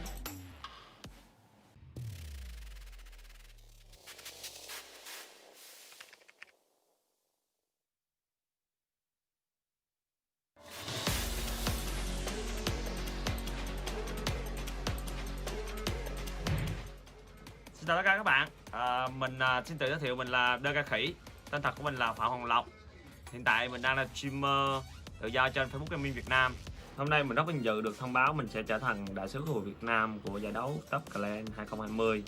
Giải đấu có thể coi là lớn nhất khu vực Đông Nam Á dành cho các tựa game mobile nói chung và esports nói riêng, được tổ chức bởi hãng game NetEase. Top Clan là giải đấu quy tụ rất nhiều bộ môn nổi tiếng trong khu vực Đông Nam Á, chẳng hạn như là Marvel, Super Alien, Dota 2, Tom và Jerry, Chase, Tekken 7 và đặc biệt là tựa game đã được phát hành ở Việt Nam là Rule of Survival. Giải đấu có quy mô toàn Đông Nam Á và là giải đấu esports tổ hợp lớn nhất khu vực.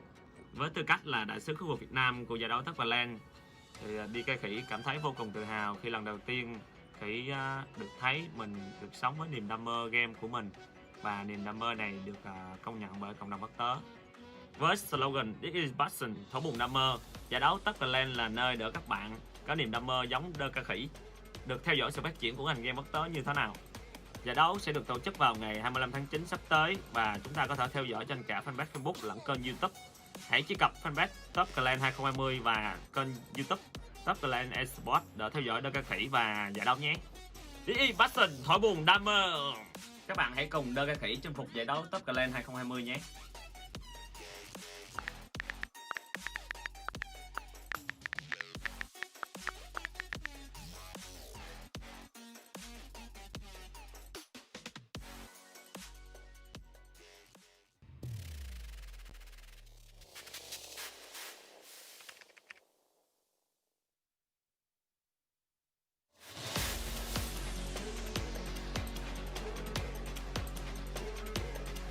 Hai, salam semua. Saya Mas Tegukan.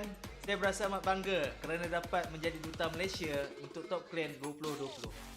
Iaitu acara terbesar untuk pertandingan SEA Multi Games Esports 2020. Top Clan akan mengadakan tournament terbesar mereka dengan hadiah yang terkumpul cukup lumayan bernilai $85,000 USD. Saya adalah seorang content creator dan juga saya seorang streamer. Perkara yang paling penting bagi saya adalah saya mendapatkan semangat dan juga kepuasan ketika bermain game. Bagi saya kepuasan itu adalah apabila ketika saya bermain game. Ketika saya bermain game, saya berpeluang dapat berkenalan dengan kawan-kawan baru. Dan perkara yang paling penting sekali adalah saya dapat menjadi ahli gaming community di dunia ini. Itulah dia kepuasan kita. Pertandingan ini akan bermula pada 25 September ini dan kita boleh menyaksikan secara live di saluran rasmi Top Clan 2020, Facebook, YouTube dan juga Twitch. Marilah bersama-sama mengikuti permainan dan juga perlawanan ini dan tidak lupa untuk melaungkan slogan This is passion. Peace.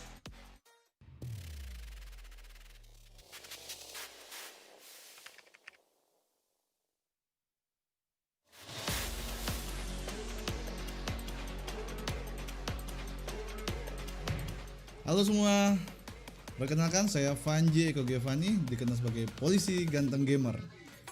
Sebuah kebanggaan bagi saya menjadi ambasador di Top Clans 2020 untuk Indonesia. Ini adalah turnamen e-sport multi game paling besar ya di Asia Tenggara di tahun 2020. Menurut saya, passion itu adalah menjadi lebih gigih, berani, dan pantang menyerah. 2020 ini adalah tahun yang sulit karena COVID-19, banyak orang yang kehilangan nyawanya, kehilangan harapan, kehilangan keyakinan untuk masa depan. Tetapi kita tidak boleh menyerah, tetaplah menjaga jarak, menjaga kesehatan, memakai masker, dan percayalah pada harapan. Turnamen ini akan dimulai tanggal 25 September 2020 dan kalian semua bisa menonton melalui channel-channel official dari Top Clans 2020. Ada Facebook, ada YouTube, dan juga ada Twitch. Mari kita ikuti acara ini bersama-sama dan ucapkan slogannya dengan semangat, "This is passion." Jadi buat teman-teman semua jangan lupa like video Papol dan dukung terus Papol. Terima kasih.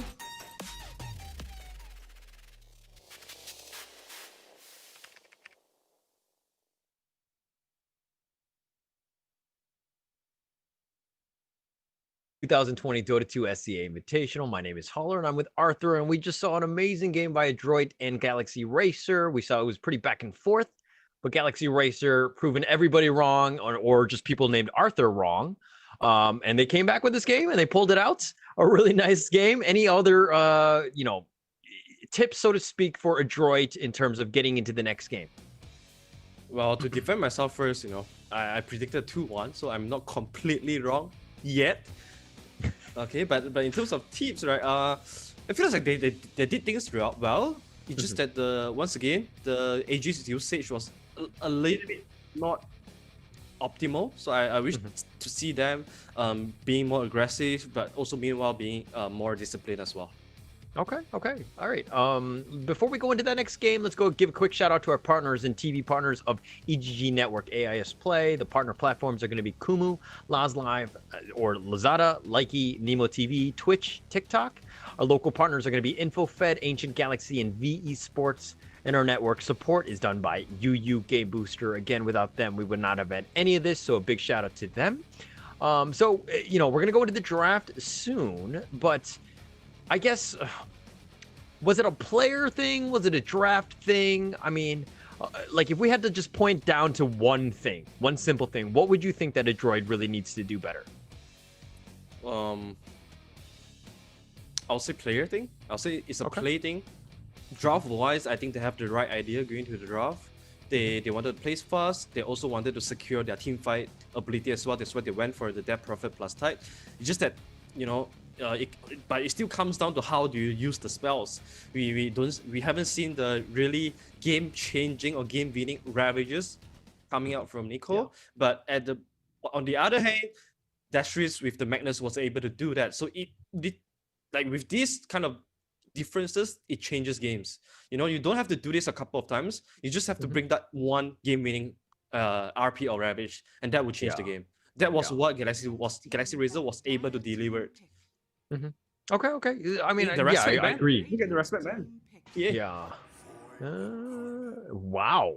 Of all heroes to ban. I mean, it's funny because they were like, okay, we had our fun with Magnus. We're gonna ban this one out now, but to the fact that Adroit actually banned out a PA is that something that you really want to do, especially in the first phase? I think they just don't like playing against PA. That they probably feel like there's no other heroes that really worth first banning. So they just rather get rid of the PA. I think it's not bad of a choice, to be honest. If they really don't have better heroes to counter this hero, just take it out. It's okay. I just feel like if you're afraid of the PA though, then you're just afraid of all cores. I don't know. In the last game, if we're talking about it, they had a decent amount of magic and just kind of control, and they forced Ghost to go an earlier BKB than he probably wanted to. But the fact that you've kind of banded out first phase, okay, what is then Ghost decide to play here? You know what I mean? There's so many other substitutes, right? Yeah, especially GXR, they open with the State Fire right now, so instantly they should be looking at the Faceless Void, right? So right here, they have to, they're going in with the Silencer, one of the best counter for Snapfire. If they want to run the Faceless Void plus Snapfire combo, I think this Silencer really blocks that. Another thing is Silencer has been starting to get a promotion in terms of ranking. A lot of the times we have seen Silencer most of the time be a 5, but recently a lot more players are playing Silencer on a 3. So this could be that as well. If Galaxy Racer are planning to go for Faceless Void, I do feel like this Silencer on lane could harass Faceless Void a lot. and not give him a very good lane. So okay. it feels like there's a lot of values for this silencer. Okay, so I feel like whenever I see a silence on the team, you kind of just want to go like Spectre, like don't care. Like global silence, yeah, you do it, don't care. I'm gonna run at you no matter what, so it doesn't really matter. So like there are ways to kind of play around the silencer, make sure that you're not just so dependent on the spells to keep yourself alive, like the Ember Storm types. So there are ways to work around it. You just kind of just need to ensure that your draft kind of fits that. Yeah, that's true. That's true. I like this.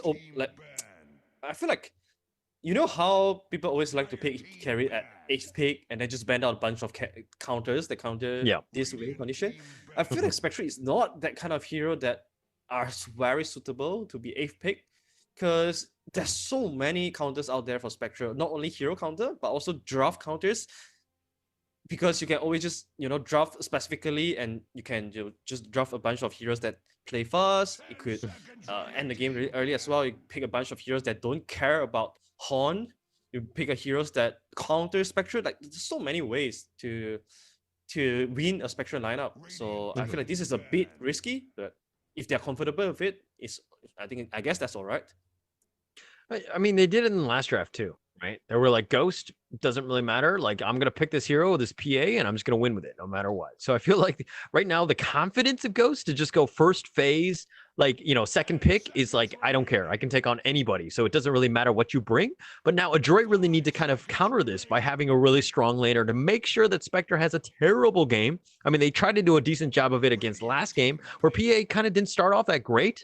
But I mean, in the end, PA was just fat enough and, being able to get enough space to just get that farm. Yeah. I think that's true. I think, like what you say, securing the lane is going to be super important here. And all right, I'm a little bit feeling OG right now from Galaxy Razor, the Spectre plus trend. These are the core heroes that OG find a lot of success with back at their Tier 8 run. A lot of synergy as well, because Trend Protect is such a good hero in sustain and also slowing down the game. And with such a partner, it really gives Spectre the kind of space that he needs to really be online at the 30 minutes mark. So, okay, we're complimenting the team on a strategy by OG that won TI. So we'll give them props for that. But it was TI 8, right? If we're talking about now, OG hasn't been that great. We haven't been seeing too much of this. Like, I mean, Trian is there, but like, we're not talking like off-lane Seb level of Trian anymore. Like, this hero has changed as well. So I'm not the biggest fan of this pick here. I feel like there's a lot other things, but they must have a set strategy in mind. And Adroit are like, okay, you want to go with the Trian, you want to go with the Snapfire, I've got Timbersaw, let's go. Yeah, I feel like this Timbersaw pick is so good here against the Spectre and against the Trend Protector. It's such not only like Timbersaw counters these two heroes, but also Spectre Trend, they don't do any damage to Timbersaw. Yeah. You get killed by Timbersaw early easily, but you don't have any solution to the Timbersaw. And I've seen Galaxy Razor lose a lot of game to Timbersaw. So I really like to see this next two picks to be something that can deal with the Timbersaw, to pump in the magical damage that is necessary to counter Timbersaw, because this is a rather early Timbersaw pick. Yeah. I mean, it's not like a Johnwell position 5 Timber. I don't think we're going to see that. I think it has a lot of play. The potential is there to be very, very strong. But the fact that, I mean, if you're looking at it, you're going to need some sort of way to just kind of, you can bring in the magic damage. They don't have enough right now. The Snapfire can be just shut down by the silencer. So, and it's very hard to hit like a moving target, so to speak. So, like, what would you pick here then as GXR? You definitely want a Timbersaw killer. You have the last pick, so you probably want to pick Alacrity hero. I feel like Doom is pretty good. Doom has been okay hero against Timbersaw most of the time. Viper could be good too. I know KSI plays a lot of Viper, but between these two, I would much rather to have a Doom. Okay. Ooh, They've gone Bloodseeker. Okay. Interesting. Still has potential. I mean, Rhapsody is one good way of dealing with Timbersaw, right? Yeah. And you... Okay. All right. I mean, there are ways around it. I'm just worried about the whole Void Silencer thing, right? I mean, Silencer's going to get run up on. That's not the biggest issue. But the global silence potential and the fact that Void could potentially get away, But if this is like an all-in counter to Timber, I don't know. It's worrying. MK. Yeah, Okay. Monkey King. I was also about to suggest Monkey King. Like I feel like right now Adroit they obviously don't have the team fight. They have Silencer Global, yes, but team fight wise not that amazing with Silencer plus Timbersaw. So they need a heavy team fighter, and here comes Monkey King. It's also another hero that can build that is comfortable in building items that do well against Spectre, like the Monkey King bar, Silver Age, Skadi. All these kind of items can be built on Monkey King as well. And also Monkey King is a hero that can force fights as well with the Wukong's command. So I really do like this Monkey King. Also, we mentioned that MCY is a big fan of this hero, right? Yeah. He's very strong on it. So I mean, GXR had to respect Bandit last game, and they didn't do it on this one. They probably should have expected something coming out of them, right? This is definitely a high tempo hero that wants to kind of just start killing things, ganking things, just making things tough. And with the Timber there, potentially could be there, but I don't know. My biggest worry right now is shutting that Timber. I don't know if Rupture is enough. Yeah, I don't have Rupture enough as well. I think Monkey King is also a good hero against Plus Seeker because he ruptures you. He doesn't care, right? Just stood there. Wukong's command or BKB Wukong's command, and then he will be able to just zone out your rupture timing. And we talk about how to kill Timbersaw. Snapfire ultimate is one way, but you almost always get silence, global silence. Yes. So once again, I don't see Galaxy Racer dealing with the Timbersaw just yet. All right, but they have last pick. There must be something in their, back pocket with some sort of secret. Yeah, SF is definitely on the list, and Kunkka does okay against SF, so that's a nice safe pick. And it provides a lot of sustain. You've got that, but okay, this is probably going to be a Kunkka mid. I'm thinking, right? This has got to be a Mac Kunkka. Yep. It should be most likely it's going to be Voice Spray plus Silencer as a dual support. Yeah. Yeah, I think this is okay. You have 3 really tanky cores and you have 2 spellcasters. They are rather squishy. I feel like this composition is all right for a droid, but I still don't see they really need a gotcha pick right here on Galaxy Racer. What hero do you want here? What do you pick if you're Galaxy Racer? Probably Asaf, I think. SF still okay. The Doom. Yeah, Doom, right? Alacrity does play. He does play a lot of Doom mid recently. I like this a lot. Yeah, Doom against Timbersaw, Doom against Monkey King. As long as you are able to, remove one hero from a droid side, I think that's gonna give you some sort of advantage. But it still doesn't change that a droid draft is pretty strong though. Yeah. I think that going in, there's a slight edge to a droid here. But it's going to be interesting to see how this Doom does. I feel like if Doom can kind of get going and just make things super rough for all the lanes, because like KYXY, the Bloodseeker, it comboed with the Spectre and all that, as long as they're like they come out like maybe they lose a little bit, like 55-45, like that level, it's not like a disastrous lane. I think that once Alacrity gets going, like his Doom is potentially like you have so many good targets. So there's a lot of pressure on Alacrity to have that good game. Yeah, I mean, I do feel like a droid's draft, they are looking super scary, especially when this Timbersaw and Monkey King gets out of control. But if you talk about the late game potential, I'm definitely favoring Galaxy Racer. I feel like for Galaxy Racer right now, all they want to do is just to drag this game to late. Doom, like what you say, offers so much value.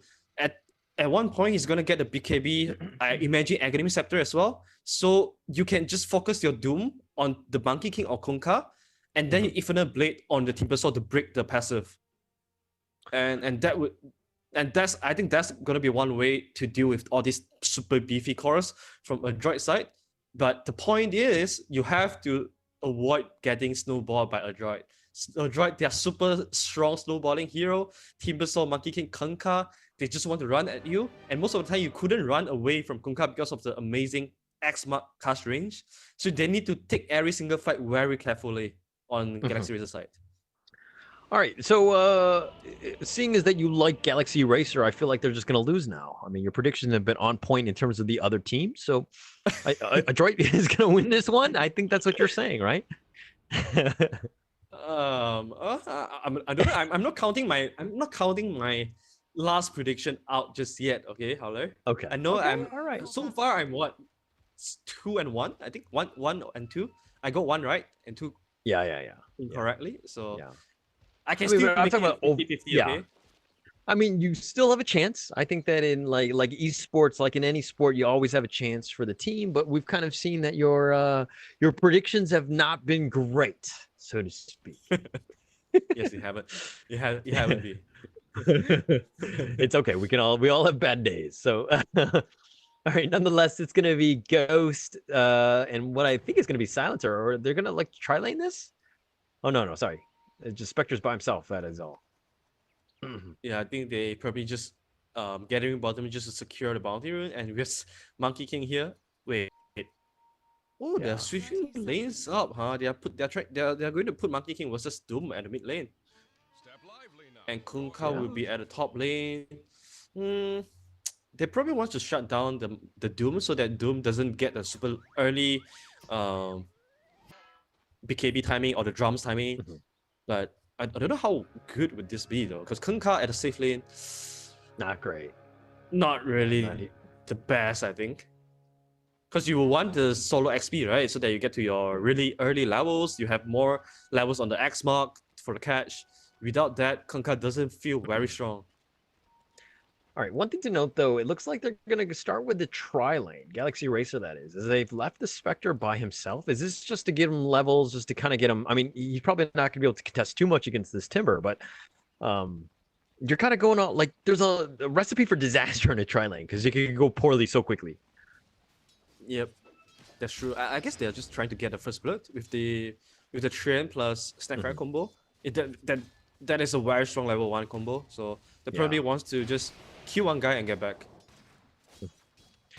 They're trying to look for him. The jig is up. Nature's Grasp is go. there, CML, and the Blood Right is gonna should hit, and he's gonna go walk under 343. Doesn't care about the tower. Oh, he's gonna back up. Oh, but the Fairy Fire keeps him alive, and 343 knows it's a foiled attempt. Is gonna just TP bottom and just secure as much farm as he can for Ghost here. Yeah, that's a good attempt though, but without a cookie, it's really hard. Oh, Nico. Ooh, dagger and the Nature's Grasp, and Nico just walks south, which is a little bit further, and here comes Boomy, and they get first blood. So 343, yeah, he didn't get it in the top lane, but he got it in the bottom lane. Ooh, Oh, nice body block by Ghost. Oh, what a boss. Yeah, nicely done to save his captain there, because it's going to be terrible if Train Protector dies there, because he literally just TP down. Yeah. If he dies, he has to, be out of the lane for the next minute. So very good recognition there by Ghost to help his teammate. Oh, Nature's Grass slows him down. The Resonant Pulse does a little bit of damage to Ghost, who's a little bit under half. But Nico with only Whirling Death, I mean, you don't go reactive, and you're just not as tanky as you should be here. Are you okay with that as a Timber offlane? Yeah, I think this is the most common build for Timber. So normally you want to get level 1 Ruin Death so that you can start harassing the enemy cores. And then I can only assume that after this timing he will just max out the reactive armor. Yeah. But you can really see how much cheap damage he has been able to put onto Ghost. Yeah, and Nico here with 6 stacks already of reactive armor. I mean, 11.2 regen. It's just like this is like Doom level of HP regen he's got. So it's gonna be super tough in the bottom lane. Yeah, and speaking about Doom, I really like his itemization. He started with 2 Ring of Protection. It means that he see this Monkey King mid coming. That's why he went for the 2 armor. And I like that a lot. He also tops that up with a chainmail right now. So the whole purpose of putting Monkey King onto the mid lane to dominate Doom, it does not happen anymore. Yeah, it's going to be a lot tougher here. And I mean, Doom, look at 14-0. Last hits, definitely tops. I mean, yeah, the Bloodseeker and the Kunkka here just doing that. But Blood Right is going to be committed just to silence out the Kunkka here. But, oh, and the little action bottom, 343 getting a little bit low. Doesn't need to be a little bit careful here. He tries to just pump fake it. And, yeah, a little bit of a heal. But Ghost with actually no mana. And Ghost back into the creep wave. You can really tell, Team Bristol is so comfortable when he's up against 2 mini heroes. Like, this lane is just gonna get harder and harder as Nico get more levels on his hero. Mid lane, Alacrity. Oh, he gets the perfect creeps, the Frost armor. Yeah, I mean, he's been able to outtank this. The Jingu there is going to heal off of it, the Boundless Strike that is, and it looks like he's just going to Scorched Earth it, back up a little bit, slow down the creeps, but this is a precarious situation for both of these guys, because, I mean, I feel like MCY, he's playing a little dangerously because he's looking for that Jingu stack, but, and here comes Snapfire from the mid lane. Yeah, Doom is trying to outplay him with the extra regen and Frost Armor, also with the Fairy Fire. So he just doesn't want Monkey King to sit at the lane with full HP all the time.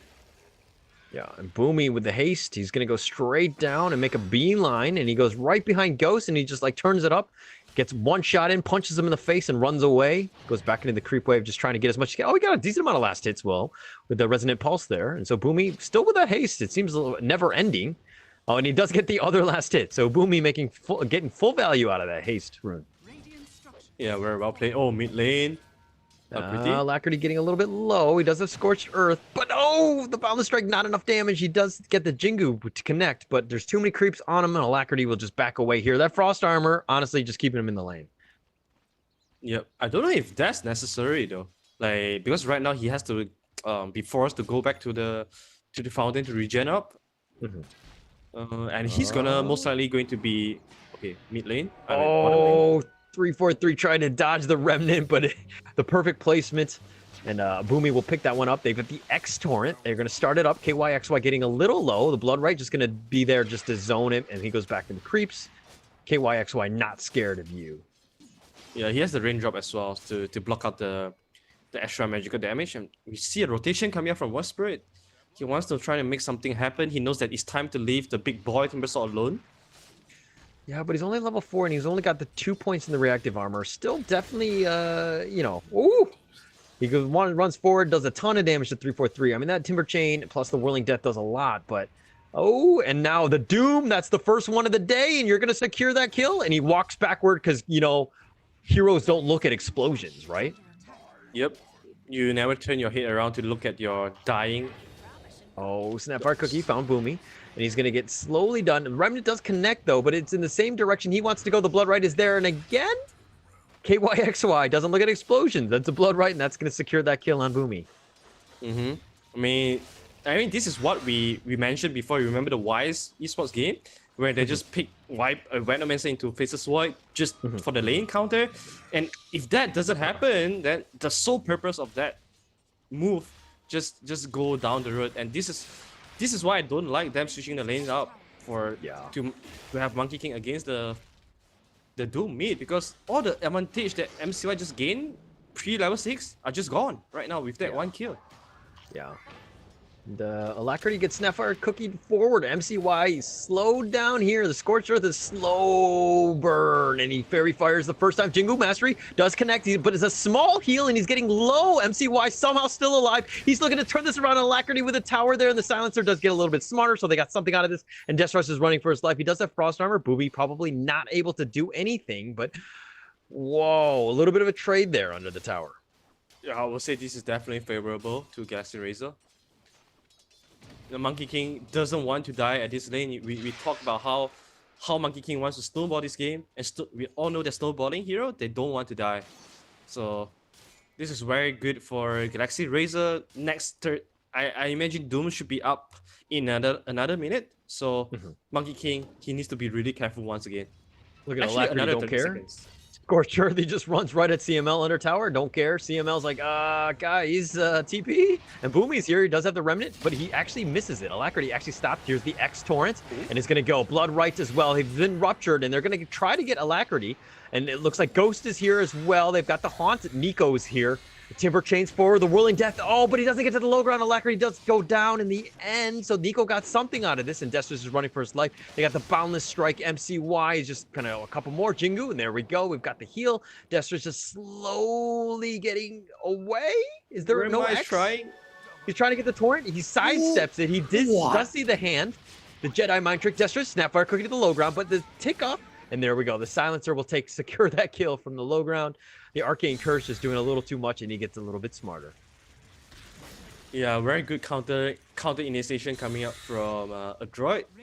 Like they literally put in 5 men to the mid lane to kill the 2 heroes of Galaxy Razor. But is this hashtag space for Spectre? Oh, definitely, definitely. Well, I mean, but Spectre actually went into that fight. He fought in, tried to get in something, and then he just TP'd away because he couldn't really do much because there was too many heroes. So it wasn't the best use of the space, so to speak. Yeah, I think so too. Especially right now, he's farming at the ancient camps. Not the most efficient farm for Spectre, but he also knows that he couldn't stay in the bottom lane any longer because Timbersaw is now level 6 and he has a lot of killing potential with the chakram and stuff. I think it's a good choice for him to retreat to the jungle, but it's gonna be a slow one. It's gonna be a slow recovery period. Oh, and Nico found the kill on 343. A little bit of help from Boomy there, but Spectre here is going to go first big item, Blade Mail. He just got it right now. Doesn't even have boots. MCY does boundless, springs forward, primal leaps, and he gets the boundless strike now. He doesn't slow him down, but KYXY, blood right, and that should just kind of dissuade him from going in. But sorry, back to the Spectre Blade Mail, first item, cool. Definitely cool. Yeah, I think this is starting to become the. He has been a popular item on Spectre. Then after that, people switch to the instant drum rush, and when you feel like your offensive game is not strong enough, especially against the Timbersaw, Kunkka, beefy cores, then you want to secure your farm. Midas feels a little bit too greedy because it doesn't give you anything but farm. But Blade Mail gives you the farm, gives you the defensive stats, also gives you some sort of active tools when you're going to a team fight as well. So I definitely like this Blade Mail pickup. Yeah. Okay. All right, Nico here just running after that tree, just going as fast as possible. 343 is like, you're killing all my other tree friends, and he's not even level 6. 343. But he will be completely alone at this depth. This is what we call the dead lane right now, and Trent is one of the best heroes to do this thing because you can always just hide in the trees, and even though the enemy wants to kill you, it will take them some time as well. Okay, maybe not. No, Nico, like, this is the thing, like, Nico, like, the Timbersaw just, like, hard counters his Treant, right? So it's, like, a perfect pick here, and it's going to be super difficult to do anything, and he just stands under tower. He doesn't really care because he's got all these reactive armor stacks, but, I mean, like, he's not a great tower pusher, but he just tanks everything, so lets the creep work. But Astral Step, Remnant, they pull KYXY back, but there's actually no follow-up. MCY just focusing on that tower. It seems like they will be in. It should be enough for them to take down this tower. The Rupture, they do find it, and Nico Timber chains, and the Whirling Death does a ton of damage, but there's really no follow-up. Oh, there we go. The global silence is used. The Boundless Strike 343 is just walking to the Chakram. He's got nowhere to go. He gets killed. CML getting a little bit smarter, and they're going to focus on that T1, and MCY just tears that tower down. Yep, very nice usage of the items and also the heroes as well. They had to commit 5 men just for this mid-tier 1 tower because right now with this tower gone, they're able to access into the jungle and take away most of the farm coming up from Spectral. With the Blade Mail, yes, it is a bit of farming, a blade and a farming item, but it's not the fastest. As long as if you don't have space to farm, you're not going to get too much net worth. So I think a droid right now, they're just trying to invade to the jungle at all costs and with this super beefy Timber, they will be able to do that. Okay, all right. GXR here just going to smoke up. They're going to try to find some sort of pickoff. Obviously, with any sort of pickoff that you can do, creates a little bit more space for Spectre, which you're going to need to do because he's had a hard time just trying to find any sort of farm. I mean, look at the top 5 of net worth, but he's the 5th one. Boomy by himself. He's been ruptured. And I think he dissimulates to the trees. He dodges the Snapfire Cookie. Astral Step. He's still ruptured, though. And he's slowly getting whittled. The Remnant. And then here comes Ghost with a Haunt. And he's just going to secure that kill. And this is when they're like, oh, Spectre. He's so good. Look at KDA. It's amazing. Well, sorry, I'm bitter. I'm bitter as a support player, right? Yeah, I mean, this is okay, though. Just forcing Rupture on you, forcing 4-man rotation, plus the Haunt. I think this is super acceptable for Boomy. Because look at the meantime, Nico is pushing down mid lane, Mac is just power farming, efficiently farming the entire jungle, and MCY, the entire bottom lane belongs to him right now. So Oh, they found him, Snapfire Cookie into more kisses, and they found him. He's been doomed. He can't really do much here, but TPs are underway, and they do kill at least the Kunkka. Alacrity's just focusing on Boomy. He gets him. Nico is now here. The Timber Chain's gonna come. Oh, there we go. And the Chakram's doing a lot of work. Make sure that he gets him. The Whirling Death. But here's the heal. That's the mech. Destrus is still around, and here comes the 343, the stun, and MCY with the the Wukong's command, but everybody had stepped out of it already, and Nico continuing to run after them, and the Arcane Curse is going to be used. They've got him in. CML is there, and he gets a little bit smarter, but Nico is now by himself. The dagger, oh, but the nice little stun there, not able to get away. He's slowly getting whittled down, and he goes down in the end. Really nice fight by GXR. Yeah, really good team fight coming from there as well. They completely ignore the Timbersaw, and then they just kill everybody that's squishy enough to fall. Silencer first, and then the Wasp Spirit got caught in the blood right, dies immediately to the silence, and Monkey King, they just literally everyone just ran out of the Wukong's command. I was surprised that MCY actually let it through. I thought he would just stop the animation because there was nothing that hold anyone in the Wukong's. So And a little bit of misplay from a droid. Yeah, they don't really have that like lockdown that they need. Yeah, I mean, yeah, the overgrowth, but like that's pretty much it to kind of just lock people into place for that Wukong's command. Where you know what I mean, where you want everybody just kind of fighting in. And Boomy is trying to go in and steal the room, but he astral steps back.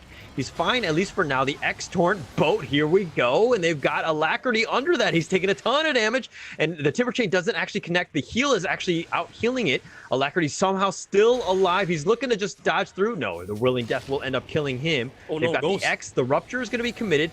Mortimer kisses on the back. Mac is just trying to back away now. 343 getting a little low. The dagger's there, and they do find the Kunkka, and he can't go anywhere because the Rupture, and Nico is now going to fight. Ghost turns on his Blade Mill, but nobody wants to punch him, and they're going to turn this one. Snapfire Cookie secures that. They've got 2 for 2. They want Boomy. The Blood Right will be... Nope, the Dissimulate away, and he TPs from the low ground. Can they get a bash or some sort of kill? No.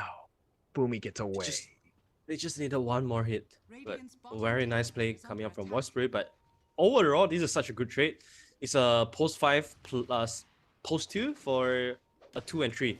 So mathematically, it's much better that for Galaxy Racer. And if you look at the net worth chart, KOXY is top on the list. Like, I swear, he always does this thing.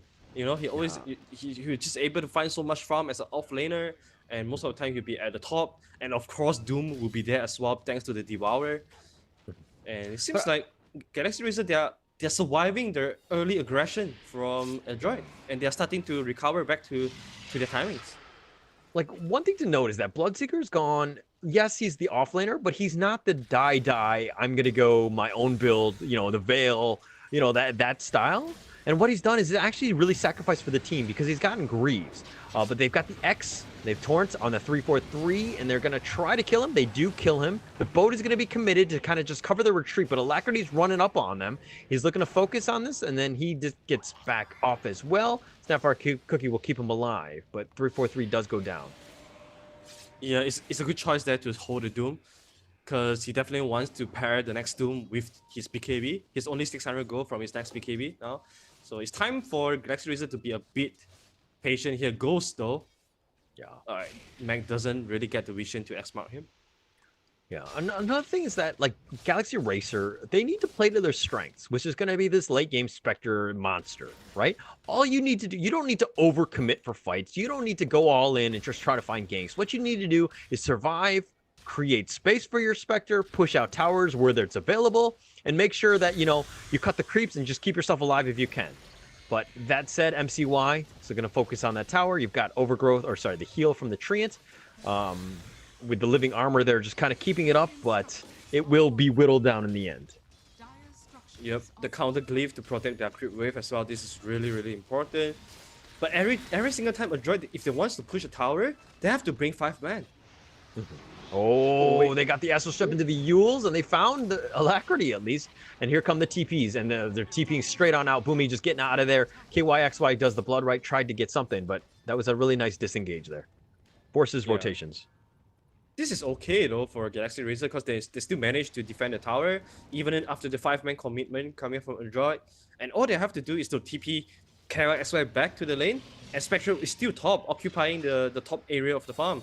So this is still pretty efficient for Galaxy Razor. They don't lose too much of space to farm. And because of the deep observer ward that they put down before this, they should be able to Macri get found him. MC1. He found, and he gets the Doom up right away. And then, oh man, and that's gonna be a dead Monkey King. He goes down. They're just gonna back away and let Ghost get the kill. They just kind of like slowly let him whittle away. They just walked away just to make sure that Ghost got that kill. But MCY goes down here for about 40 seconds. This is a classic carry, right? Everybody just do their things, and then carry just come in with the last hit, and then gets an MVP. Yes, and then and then get a production, are you hearing this? All right, so KYXY here, he just gets daggered here. He's gonna Greaves up, and he's just gonna continue to focus on this T2 tower top. But without Monkey King, I mean, they're gonna trade the bottom T2 for this. But here come the TPs now. Nico is here, but he's gonna chase. Nico wants this. He's gonna try to find out. He does have mech if he wants to go, but he's been ruptured, and that's gonna end that one. just run one rupture and everybody just retreats. I think this is a really good approach coming out from Galaxy Razor. They are just completely ignoring Timbersaw. Oh, they got 3.3. Yep, boundless strike. All he wanted to do is ward, but he did spend the overgrowth. I think that was one of those things where you probably should not have committed that, but I mean, it's not game change or game losing at this point, but 90 seconds down, that's pretty massive. Yep. Can a droid do more than this though? They try to get someone, but everyone just already retreated to a safe place. They do not want to overextend at this point. Monkey King is going for the monk. Wow, he's going for the Monkey King bar rush after the Echo Saber. So no BKB, Like no SMY. if your name is in the item, you have to get it, right? That's true. Like his Monkey King, a Monkey King bar, right? Like he probably thinks it's like one of those bars that serve alcohol instead. But nonetheless, MCY is playing very, very well here, just kind of pushing it through. But they kind of want to end the game. Like you definitely don't want to go late game against a Spectre who is still top of net worth lead. Yep. They really want to find some ways to advance their lead in this game if they ever had one. They obviously want to do Roshan as well, but yeah, their Roshan ability is just not the best at all. Yeah. So they have to win a team fight if they want to do a Rosh. Oh, they had I thought they had the vision, but he was right behind the tree, so they couldn't really see it. Spectre though is still, I mean, he went Blade Mill and is gonna go Manta next. Still does not have the Manta yet. That and then Diffusal, so Spectre's kind of had to farm with the little space that he's been given. Alacrity gets Yule's now, and they want the Remnant back, Chakram, and that's going to do a lot of work. But BKB is going to be used now, and he's going to look to turn this around, focus on that position for Boomy, the Snapfire Cookie, and here comes Wukong's command. They've got Boomy down, Ghost is going to haunt, the Blood Rites as well, and Alacrity does go down, but that's a nice 3-man Blood Rite, and Doom is going to be committed. But can they get more? Ghost is going to look to just fight this one. Mac is just going to back up. He's going to BKB now. Mortimer Kisses covering them. Mac does get the Torrent up on Ghost, and they do get the Monkey King. They got something, and they're going to look to go for Mac as well. The BKB is going to wear off. The Blood Rite, he's going to walk into this. He's going to be silenced and killed, and they've gotten something out of this. 4 so far, and they want more. Nico is getting slowly whittled down. Ghost, but it looks like he wants to fight the Snapfire Cookie over him. That doesn't give you any points or stun time for that matter. But Nico here comes the TP from the silencer. He's looking to fight this. Ghost just a little back and forth, and there's another TP that's coming. And here comes Boomy, Astral steps forward, Resonant Pulse, they found the Remnant, and he pulls him back, but Ghost goes to the high ground. He's got that dagger, and he gets it as well, and that's going to be the silencer. Nico and Boomy's running for his life. They have the dagger, they have him tagged, and he's just trying to just run to safety, but there's nowhere to go with Ghost. Get Dissimulate, that will just slow down, and he goes down as well, and I feel like there was, what, 6 or 7 deaths from a droid on that one?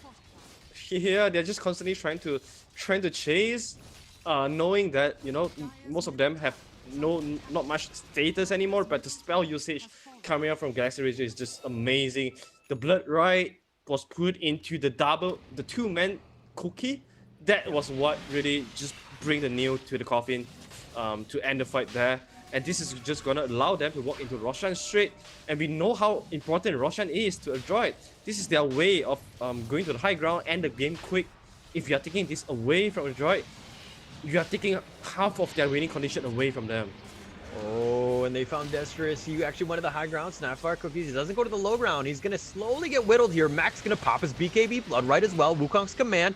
And they've got the nice boundless strike. But here comes the Spectre, who's been torrented. But the Blade Mail is reflecting most of that damage. Nico running for his life. Timber chains to the low ground, trying to run away. But they're going to leave Mac behind. Chakram is going to try to cover his track. But Mac is slowly getting whittled. He does die. They got the Remnant on Alacrity. And they're going to try to slow this one down. CML TPing away. He does get away.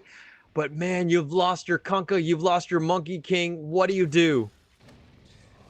Beyond godlike KYXY. This Bloodseeker and the previous Bloodseeker is so much difference. Lotus up, already up for a Bloodseeker. He'll be able to just remove the global silence instantly, and he's going for the Agony Scepter next. So bottom side though. Silencers. Okay, but Fumi's getting gone on. He Astral Steps to the trees, and he's going to TP away. Even the Blood Right will miss there. But KYXY, like, look, his Greaves removes the silence, right? So that's massive. And then you have the Lotus on top of that. And, like, this is perfectly what, you know, an offlaner needs to do. Needs to be aware of what the advantages a droid is bringing and completely countering it with the right items. Exactly. Like, this is why off lane is the hardest role and the most difficult role, because you have to make use of every little things, and you have to make sure that your itemization is correct as well. Top lane. Oh, Destrus, is he gonna solo? But he's got Ghost Haunted. Destrus with the outplay. He was just, you know, camo right on top of the rune. Did not see him. He's got Glimmer there, and they've got more. Mac is gonna have to BKB both just to keep himself alive, and he's trying to focus on KYXY, who's stepping in the Chakram. The Vessel's gonna be used, but the Grease is gonna knock out most of that. Boomy tried to go in, but the Overgrowth is on point. Kunkka goes down. Monkey King as well. They want more. Boomy, Astral Steps, tries to run away, but the dagger will miss, actually. Does not actually connect. And Ghost is going to look to focus on... they got the Doom up on Nico, who's running for his life. The Glimmer is going to slow him down. The Remnant and the Stun there, Alacrity, and they're going to go for the high ground. They don't care because they got Doom. The Blood Right, Snapfire Cookie, and they found... Oh, Nico goes down. Global Silence does not matter when all you're doing is right-clicking into them. Really good spellcasting coming from Galaxy Racer. Once again, we have seen how many Overgrowth and Blood Right combo already. That's devastating, and all the you know, survivable items on Bloodseeker just making a droid so hard to take team fights. Yeah. And I'm surprised that they are also taking team fights mid, because Monkey King is already being engaged top, so they probably wants to just ignore fight at all costs. But that was a very good punishment coming from Galaxy Racer. Now they are just going to take down the mid tower, take down the bottom tower as well, establish the map control. I mean, we know that their late game timing is strong, but this is not even a late game just yet, and they have already been shown the strength of their draft. Right. It's going to take some pretty terrible mistakes from Galaxy Racer to for a droid to come back into this game. I mean, if you're talking about some of the heals that they can do, like the Spirit Vessel definitely is on point, especially against like the Bloodseeker and the Treants, but this Kunkka has not been able to get any sort of charges. He has not been getting any kills. He's 0 charges right now, and there's just so much healing sustained from Galaxy Racer that it's, you know what I mean? Like, if the Spectre is so tanky, like, with Greaves and the heal, like the living touch, like, how are you supposed to kill the Spectre? Well, you just Ghost is playing really safe all the time. You know, without the Aegis, this guy won't be showing on the lane, so it's so hard for you to catch him as well. And also because they are so lack of burst damage on the droid side, most of the time they couldn't burst down the Spectre before his teammates are there. So that's gonna be really tough. You need to really hope that Ghost makes a terrible mistake. The Timber Chain. You said it right into he did it again to the Spectre. He's trying to tickle him with him. It's like, come on, man, come on. He does it 3 times, Nico. Not really much you can do, but Alacrity, okay. Another good point is that he's had ice armor almost his entire game, right? Just making it even harder to deal with all of this. Oh, they've got the Rupture that's going to be committed onto Nico. The dagger is going to slow him down. He's going to be by himself, and he's going to be like, hey, team, they're all here. Where's everyone else? I still can't get over the Timber Chain. He's like tickling him. I mean, yeah, Nico is really trying to have fun at this very tough game. Boomy is just trying to, you know, be a nuisance on the map, trying to split push as much as he can. Monkey King bar is up finally on Monkey King. So, Okay. ooh, top lane. That was a DD of Spirit. Oh, Mac's been ruptured here. Boat, Torrent, gonna connect. And then he's gonna slow things down, but that's a Blade Mail Ghost who's getting pulled back. Wukong's command is gonna be committed as well, but the Lotus Orb is doing a ton, and Mac is getting doomed on, and Ghost is still managing to fight through all of this. He's been glimmered, he's been silenced, and he gets Snapfire Cookie to safety, and he's fine for now. The Timber Chain is gonna miss, the Astral Step does connect, but really, this is not the one you want. Ghost, look at that heal, the living armor, and he slowly goes down. He does die in the end, 84 seconds, but he does have buyback, but they committed too much just for that. Mac gets stunned as well, doesn't have much to go, and GG's been called. At 29 minutes, Adroit realizing that this Spectre, yes, we killed him once. We achieved our goal, but we're gonna have to give up this game. Wow, that feels like a tilt GG out, because they can definitely still try to come back into the game, but they probably feels like, you know, with the Monkey King bar completed on Monkey King, they still wasn't able to bring down anyone. They just gave out on their chances there. Yeah. Like first of all, I'm not a big fan of the lane adjustment. I feel like Kanka is much better at the mid lane. So even though he'll go 50-50 with the Doom, but he'll be able to get his levels up and try to make his impact known at the side lanes. And MCY, you know, the sole purpose of having Monkey King to counter the Doom was ruined once Doom gets level 6 first and get a solo kill on him. Yeah. So, overall, it's a very good game for Galaxy Razor. They shown very good understanding and team coordination once again, especially in a team fight. Very well deserved victory for Galaxy Razor, and they made the statement as well, right? 2-0. Yeah, I mean, you talked about it. You made your prediction on, Adroit winning 2-1, and Galaxy Racer here 2-0. Just on point. Like, I feel like this team is peaking at the right time, right? We saw that it was like a somewhat of a newer roster. They were kind of making some adjustments, and even in the start of the league, and we saw this like 20 days ago or whatever when this league happens. Like the whole the team was kind of in flux. Like they were just kind of working out the kinks or whatever. But we're seeing the power of them when KYXY is 12-0-13 on the Bloodseeker. Just completely on point. His utility's been great. Like, in my opinion, he's the MVP of this one. You'll probably give it to Spectre because he got all those kills or whatever. But KYXY, in my opinion, is the oh wow. Okay. Top clans, finally. Production, you agree with me. 12-0-13, 80% of the kills participation. Big props to him for that one. Really well played there. And I think that you're going to see the power of this Galaxy Racer team, because if you're looking at all three lanes, all of them are on point. Their cores have done really well. I mean, you've 5 deaths between all 3 of your cores. You know you're gonna have a good game because of that. Yeah, the stock feels like a 29-year-old man. Okay, that's why he feels really young today. Yeah, I feel like the entire Galaxy Racer, they play really well. They understand the draft. They understand how to reach their timing as well, and they just execute perfectly to that as well. I think this is the biggest strength of Galaxy Racer. It feels like they are always all the games that we have been watching them, they are always playing as a unit. They are always on the same page. Yeah. And I feel like this, if they are able to manage keep doing this, they will be able to reach really far. Okay. Yeah, I mean, they're going to move on and they're going to play Motivate Trust Gaming. That's going to be tomorrow. We're going to have 2 more best of 3 series. Mind you, Adroit and Neon are not eliminated from the tournament. They're just going to be in the lower bracket. This is the bracket, what's going on. Trust here versus Galaxy Racer. That's going to be, we're going to see that one. And then they're going to be up against Neon Esports versus Adroit. So mind you, you have to lose twice to get knocked out, right? So even MG Trust Galaxy Racer, the winner of that, the loser of that one is still going to have a chance. So Neon Esports and Adroit, though, they don't have that second life. They're playing for their tournament life at this point. We're going to see both of those series tomorrow. We're going to have 2 more. It's going to be the same time, same place, wherever you are, Twitch, YouTube, Facebook. Again, give them a like and subscribe. And we'll see those series tomorrow. And then this is going to lead up to our final day, which is going to be Friday. We're going to have the losers finals into the grand finals, which is going to be a best of 5. So we're going to see a lot of good Dota coming at you. Any last shout outs before we go?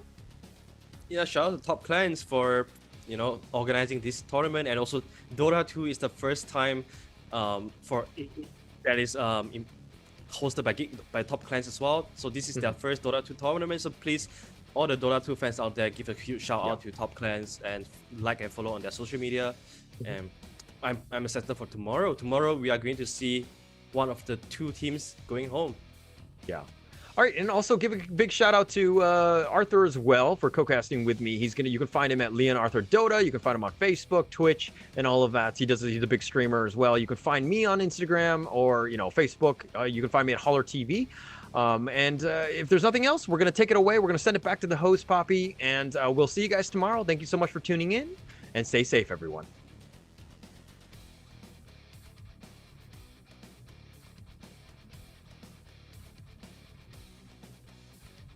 Thank you, casters, for bringing us such an exciting game today.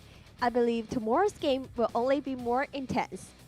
At the end, we would like to thank again the support from all our partners: EGG Network, AIS Play, Kumu, Lazada and Lazlive, Likey, Nemo TV, Twitch, TikTok. For local productions supported by InfoFeed, Asian Galaxy, and V Esports. And for network support by UU Game Booster. Don't forget to follow our official Facebook, YouTube, and Twitch TV channels for all Top Clan 2020's news and surprises. Ladies and gentlemen, thank you all for watching today. Tomorrow we'll still be back with the Dota 2. We'll see you guys tomorrow. Don't forget to tune in. Goodbye.